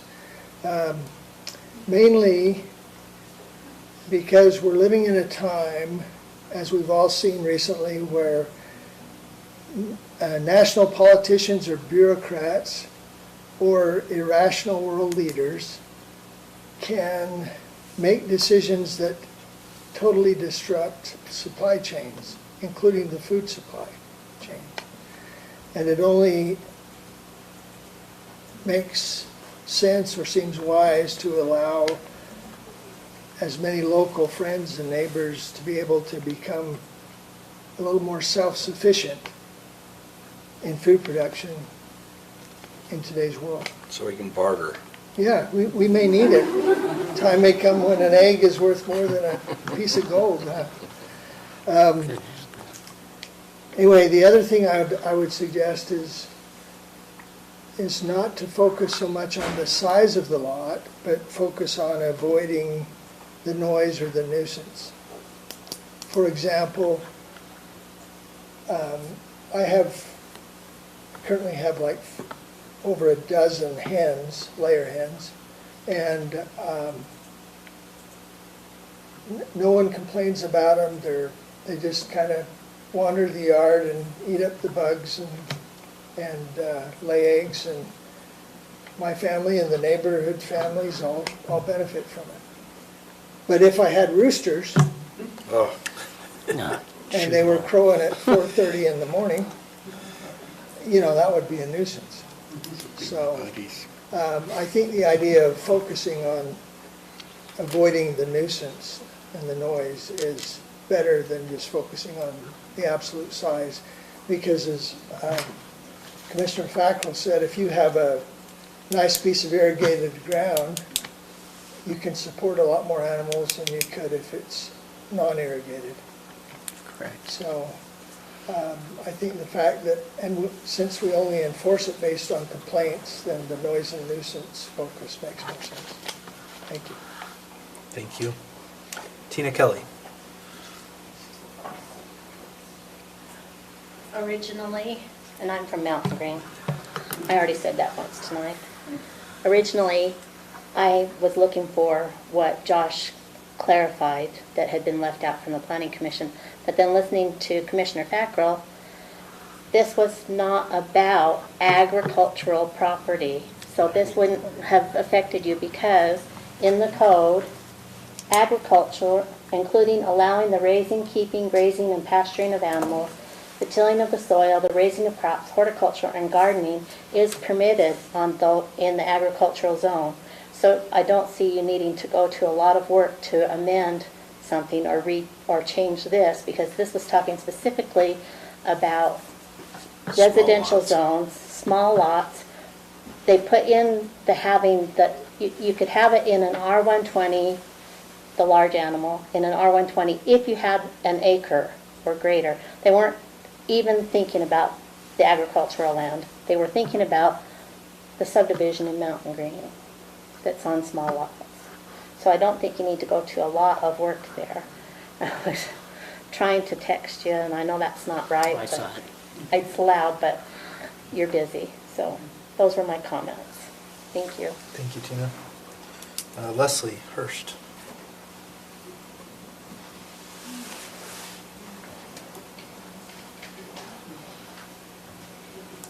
Well, my name is Leslie Hurst. I live in Mountain Green and Rose Hill subdivision, and I believe in the future of agriculture.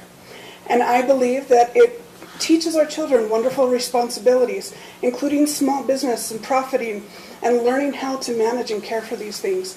I stayed in Morgan after growing up here and living in Peterson with the intention of having agricultural experiences for my children. But because I live in a development on a half-acre lot that is not zoned for agricultural animals, bunnies and chickens are not even allowed. So even though my neighbors have some feathered puppies, we have chosen not to do that because it needs to be a legislative change. We want to do this the right way. There are wonderful benefits for agricultural experiences, and I wondered also if the commission and the planning department would consider even temporarily having the ability to increase that capacity when we're getting ready for like a fair animal. So I have 3 children. I would love them each to be able to show a lamb, and that would be temporary from May to August or March to August, that we would have more than what our lot was permitted for. But through the winter months, we would only have some chickens or bunnies or whatever else it's permitted. So even if we could do something that would provide all of us an opportunity to benefit, to support the county, to support our fair, and to be able to have our kids experience agriculture and the responsibilities and benefits that come from it, I think you're on the right track. I appreciate what you guys do and how late sometimes these meetings run. But this is definitely a benefit for a county that is rural, where my home mortgage is provided through the Department of Agriculture, but I can't even have a chicken. So please, let's change this so that it can benefit everybody. Thanks, Leslie. Susie Whittier. Oh, she wanted to stay, but her kids. She was in support. Perfect. Yeah. Okay. And McKay Kersley.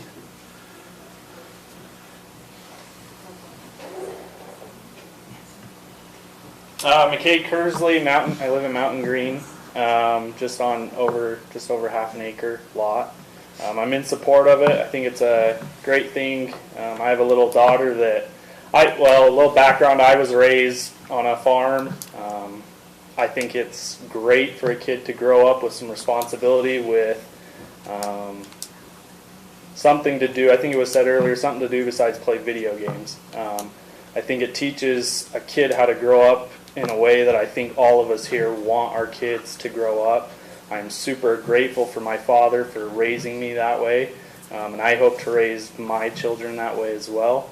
I don't claim to be an expert. I'm not positive on what all has been the regulations or rules. However, I grew up with 20 horses at any given time, and I can state that horses don't necessarily need an acre of land. It's more on what your land provides for that animal. We happen to have tons of acreage. However, we only use a half acre to exercise and maintain all of these animals, just because if you have the proper land, all the extra land is not necessarily needed. I think Fackrell stated it as well, that they only need a 12 by 12 space to sleep and rest, and then an area to exercise, and so I'm not sure what the dimensions are for acreage that way.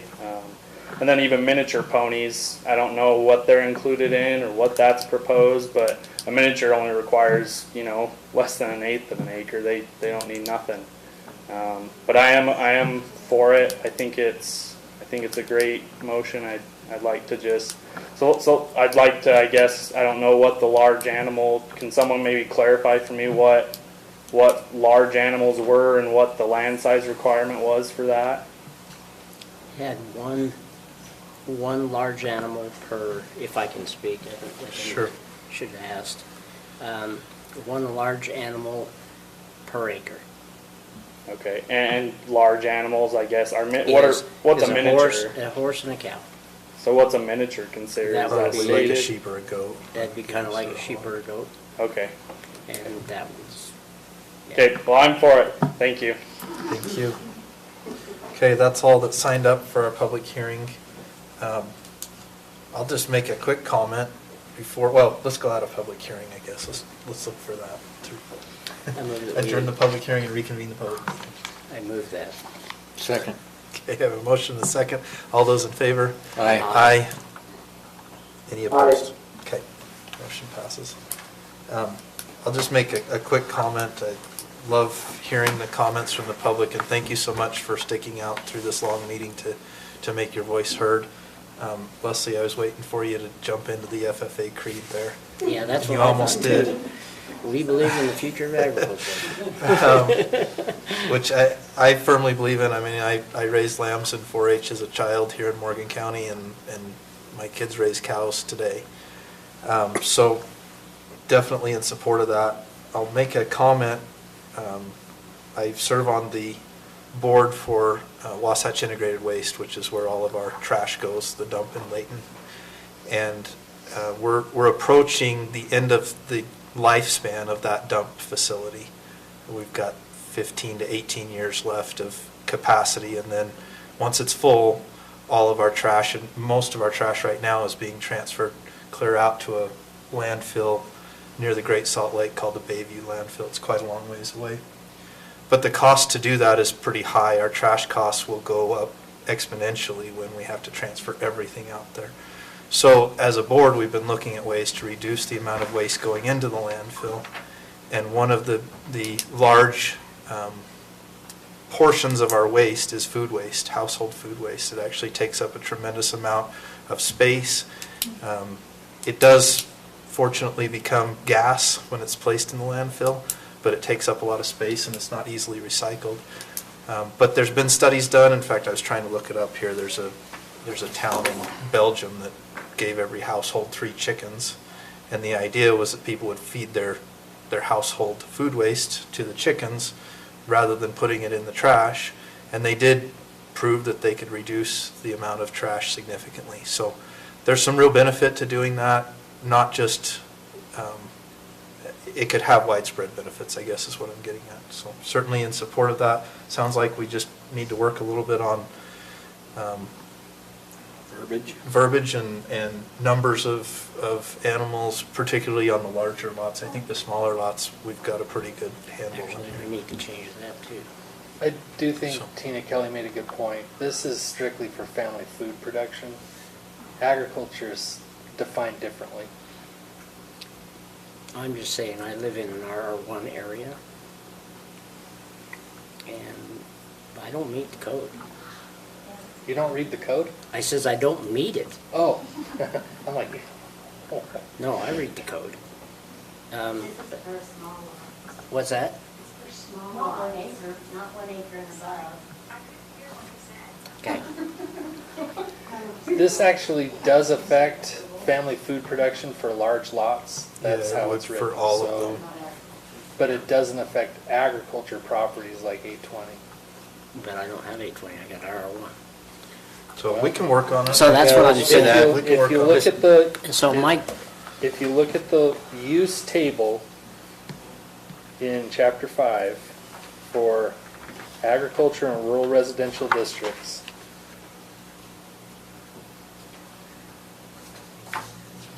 agriculture is a permitted use in RR1, so if you wanted to have your own farm that meets the agriculture definition, then it doesn't matter if you have 820 or RR1, it's a permitted use. so why is it in 8-5B-3, it's not permitted? Are you looking at Article B? I'm looking at 8-5B-3. Yeah, that's Article B. Okay. That's Those are for the the small lots. smaller lots. So this R1-20. family food production currently only allows the growing of crops, doesn't allow for farm animals. And in fact, the previous draft of this deleted out family food light, but I thought that should remain in. The problem with the family food production and family food light definitions is they include actual standards that should be not in the definitions but later in the code. Okay. I could recommend that we change or work on the verbiage in small animals like Leslie was talking about. We believe in the future of agriculture, and especially for teaching our kids that, since I was an FFA teacher for a while. But I can't remember, I can't recite it all anymore. Where it's talking about in the small areas, small lot sizes, a goat or a sheep, for the purpose of what they're talking about, would be, I think we ought to have an allowed use in these smaller lots. And as far as the quantity of pheasants or chickens or rabbits or pigeons, geese or ducks, I mean, I like to go back to the nuisance law. Basically, if it becomes a nuisance, then we can take care of it. Because, I mean, this just doesn't fit reality as far as the protection of those animals, because I've raised them before. And contemplating doing it again. But I'm just saying that, that's, even on small lots, quarter-acre lot, because I had a quarter-acre lot that I grew up on. I could raise a lot of rabbits in a very small area. And so I'm just telling you that that is something where I think it needs to become a nuisance law versus a quantity law. That's just my thought. I second that. The issue with just making it a nuisance law is how do I enforce that? A nuisance to one person is not a nuisance to another. So unless you have, excuse me, you had your chance. Yep. Unless you have quantitative ideas or options written down, enforcement becomes a nightmare. So if you want this enforceable on any, you got to have some quantitative measure in this code. If you're too vague, then it becomes void for vagueness. Okay. And then it doesn't do you any good anyway. I think there's certainly a happy medium in terms of numbers, and we can look at that. So Yeah, whatever you want to do. my suggestion would be, let's email any comments that we have or suggestions to Josh to look at. He can compile a draft and send that out, and we can make any comments we have before the next meeting. Okay. Does that sound good? Sounds good. Okay. All right, with that, we'll look for a motion on item, which item is this? G1. I move that we postpone the Family Food Production Code Amendment for further verbiage till the next meeting. I'll second. Can we get it done? I don't know. I've got 9 items on the next planning commission meeting that I've got to prepare for. Do you want us to push it to the second meeting in I April would- to give sufficient time? I would be grateful. That's April 18th. That's not That's fine with me. tremendously far. So I'll put that in the motion. Till Thank you. the My second stand. second one in April.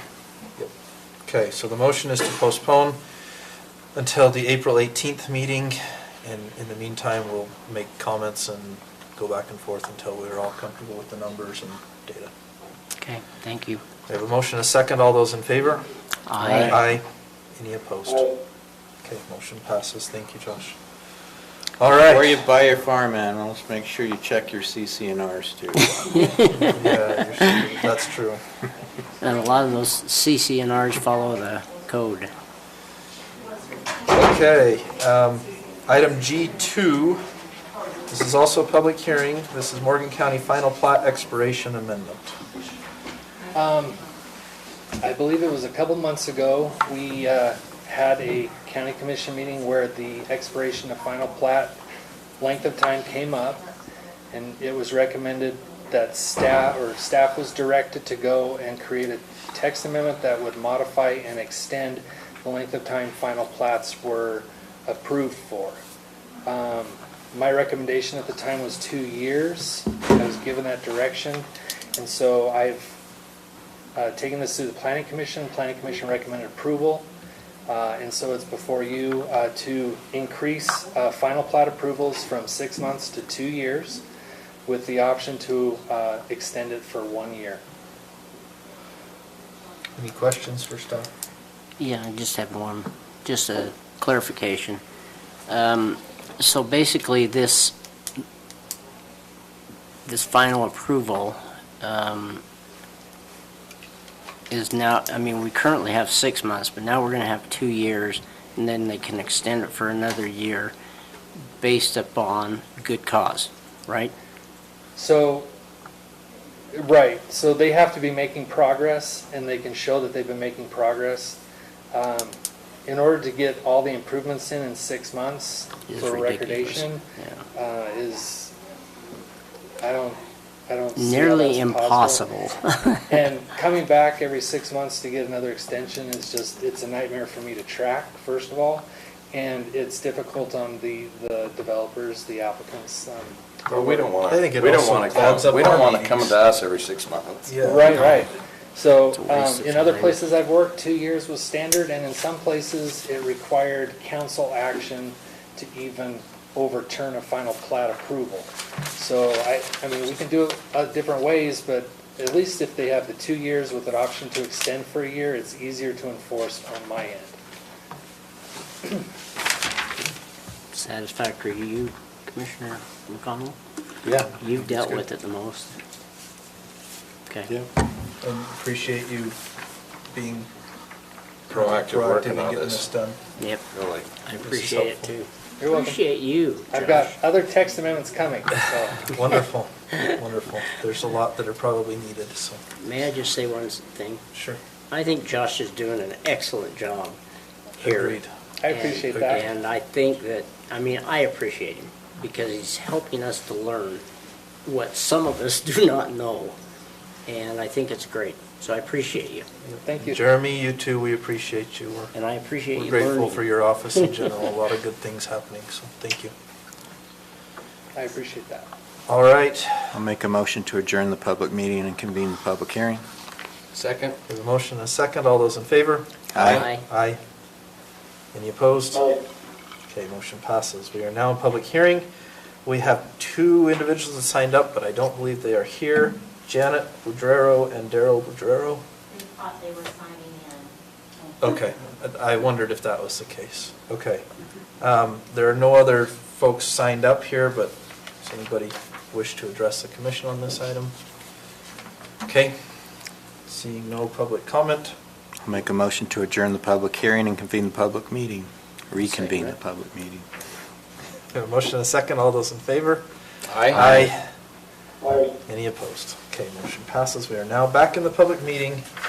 We'll look for a motion on item G2. I'll move to approve the revision of the Morgan County Code, Section 8-12-.41 and 8-12-59, to amend the language increasing the time allowed for final plat approvals before expiring from 6 months to 2 years based on the text and findings listed in the staff report dated March 21st, 2023. I'll second it. A motion and a second. All those in favor? Aye. Aye. Any opposed? Aye. Okay, motion passes. Thanks for hanging in there, Jared. Thank you. All right, commissioner comments. It's time to go to bed. We're getting late here, so. I'll just if make you it got real something- short, except that I'm not first. Commissioner Henderson, do you have any comments? I will pass. Okay. I will just very briefly share that Commissioner Anderson and I met with UDOT this last week, to discuss the Croydon Bridge project.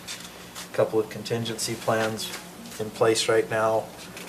Really, we're just hoping and praying that the snow doesn't melt and the river level stay as low as possible for as long as possible so that we can get that project finished. But they are looking at a couple of options, including using pumps to divert the river for a time period, and possibility of a temporary bridge. We're hoping the diversion works so that we can just finish the bridge and be done with the project, but that's where we're at.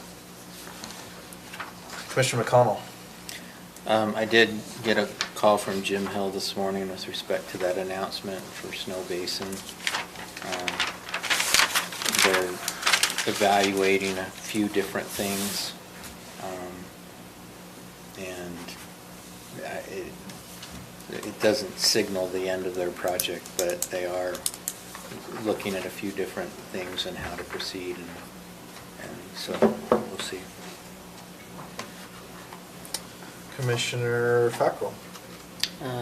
Just want to tell you that I had a pretty good meeting with the governor yesterday, some legislators, and financial advisors to the governor. And it was an insightful meeting for 4 or 5 hours. As far as anything to report on it, I can report later when we start doing the budget, but they did recommend that we start, if we want to have any kind of help from different entities in the state, we need to start thinking about it in May. So that way we can get approvals for appropriations next year. And if we want to do it in the correct way, we go to the governor's office to try to have it in his budget versus the legislature. So that might be a direction we might want to go, if there's something we have that we need money for from the governor's office. So, that's all I have for now. There's plenty of things going on, but I'm tired too. Commissioner Wilson? Just a little bit of direction. Boyd and I have been in communication on the fire truck situation, and it was my impression that he wanted to X the fire truck and work more on permanent employees for our fire department, which is what I think he would. That was the ladder truck, right? Correct. Yeah, not the truck we already ordered, but the ladder truck itself. That's right. Okay. The ladder truck that Syracuse had, the bidding started at 125, and there was lots of people that they said were interested and didn't, so we didn't think we even had an opportunity. However, they hadn't had one offer. So now they've lowered the price to 100, and just said, Morgan, if you want it, you can have it for 100. I really think we gotta, this is like over That's $1 $1 million million piece of equipment if we could get it that cheap. I really think we need to consider looking at it. I'll send you guys the photos and stuff of it, but. What's the year? I can probably tell you that right now. It is a few years old. Yeah, I would expect it to be maybe even 9 or 10, but. Yeah, it might be more than that, I don't know. Yeah, we looked at a new one. In fact, Commissioner Wilson and I, this was about a year ago, right? We went over to the hotel and they showed us how it would reach out to the hotel windows, and it was a great, really cool truck, but it was like $1.2 million. About I'll just show it to you real quick. Yeah. It's got 21,000 miles and 2,200 hours. So what, 2,000? 2,000 hours, 21,000 miles. 21,000 miles. I'd say, what year is it? I thought it was on there, but it's not saying what year it is. I think that's certainly something we should consider. I think at that price, for sure. When we thought it was going to be a bidding war, we said, the heck with this. Yeah. And they started a little higher than we anticipated, too. So we would need to bring this back next commissioner or do an administrative meeting for it and then ratify it? And we with our grant money, we remodeled the building to fit a ladder truck for future. Yeah, the door's already large enough now. Wow. I'd say go for it. Where can we So find no, it? I don't know what we need to do to consider it. Where That's can what we a find truck it? costs. That's what a Raptor costs. Yeah, a pickup truck, you're right. So we could go through and maybe look at where to come up with the money to pay for it. But we need to, I just didn't know how to deal with that because it needs to be done by the 30th is what they're asking for, so. That means we can't That wait. puts us 10 days out. So we could, I think, give you the tentative thumbs up here, then ratify that decision at our next meeting if the commission's comfortable with that. I am. I'm very. Okay. I think we ought to go forward with it. Then I Take just the want to funds refresh from the your fund balance. memories on the rifle range for employees. I'll throw that on the next agenda and we can approve something there. I'll Yeah, that propose. sounds cool. Oh, so could I just ask you a question? On Northside Creek, there's a cable park. So there's 3 lakes. There's a big one that they run the boat on. There's a swimming paddleboard lake, and then there's a small cable park lake. There's been a question about whether the cable park apparatus requires a building permit. And the International Building Code says a structure requires a permit, and a structure is anything built or constructed, which is a very broad definition. On the other hand, this is equipment that is placed. It's not, it can be anchored in multiple different ways. It runs on a 2.5 horsepower motor, electric motor. They submitted it to the tram board, the state tram board for approval, and they said, we're not going to get into that. We're not going to regulate that. You never suspend anybody, and it's just pulling them, so they weren't going to issue a permit. Dave Webster, I think, is concerned about not issuing a permit or requiring a permit and the inspections. On the other hand, I don't know that we know exactly how to inspect it. There is an exception for equipment, playground equipment and otherwise, and I think from my perspective, we could consider it equipment, and if we want them to affirmatively disclose to the users of that facility, which is, it's not a public facility, this is an amenity for that subdivision. So it's the liability for that HOA or whatever. Yeah, that, you know, it was deemed to be a piece of equipment, was not inspected by the county, and the county assumes and takes no responsibility for its use and operation, and post that and or do it. But that's my view. I think Dave Webster wants a decision from the group, so I don't know what your thoughts are on it. I'm inclined to agree with your view on it. That's what I would think too. I would think that too. Pass it Okay. to Matt. I actually looked through the brochures. It's almost a movable piece. It's looked to me to be designed to be movable, so that you could use it on one lake. It's like when you fly into Minnesota and there's lakes everywhere. It's like you can use it here this summer and move it to another one next. So, okay. Garrett and I will have a conversation with him to make sure he's comfortable, and we can work on whatever the disclosure language is. Virtual. Just a virtual. Since we're talking about that, hey, what's the deal with the road down there coming apart? Are we going to be responsible for fixing that, or is the one going down to that subdivision with the boats? It's probably still under warranty. Is it? Yeah, because they just did it last year. Okay, cool. So we should, I can talk to them. Do you know of what road it is, and I can have Mark Miller go out and check. If we still have the warranty, then we can cash that and use it, or if they refuse to repair it. Well, the developer Cottonwood did Canyon Road, it, isn't it? so. Is that what it is? Yeah, it's Cottonwood Canyon Road. Yeah, it's Cottonwood Canyon that runs to Browning. Okay. I just noticed there's some big potholes forming when I go down there, and I just don't want it to be out of warranty because we just barely did it.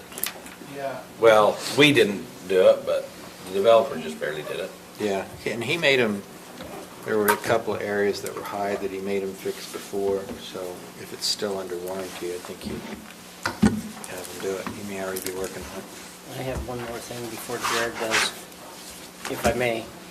That pothole by Matt's house, near Matt's property, it's state highway.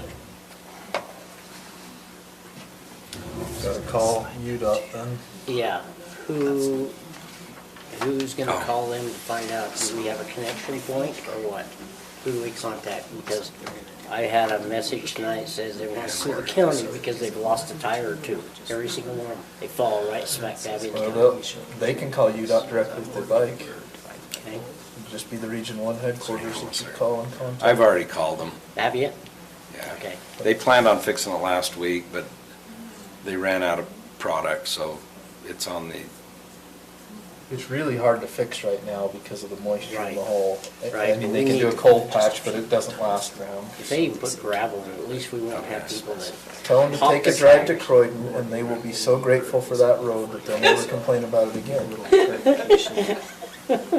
We got a stretch of about 100 feet of dirt right now. Do you really? It's straight out, the road's gone. It's mud. It's flat out mud. We need Take to a hear drive from- up there sometime, check it out. You'll be impressed. We need to hear from the commissioner. Commissioner Anderson, did you have any comments? Oh, he said he didn't, but Commissioner Anderson, when you get back in town, there's a document we need you to sign for that fairgrounds cell tower lease. We'll put it in your box. Presented or whatever. Thank you. Okay. Make a motion to adjourn. Sounds good. Third. Okay, we are adjourned.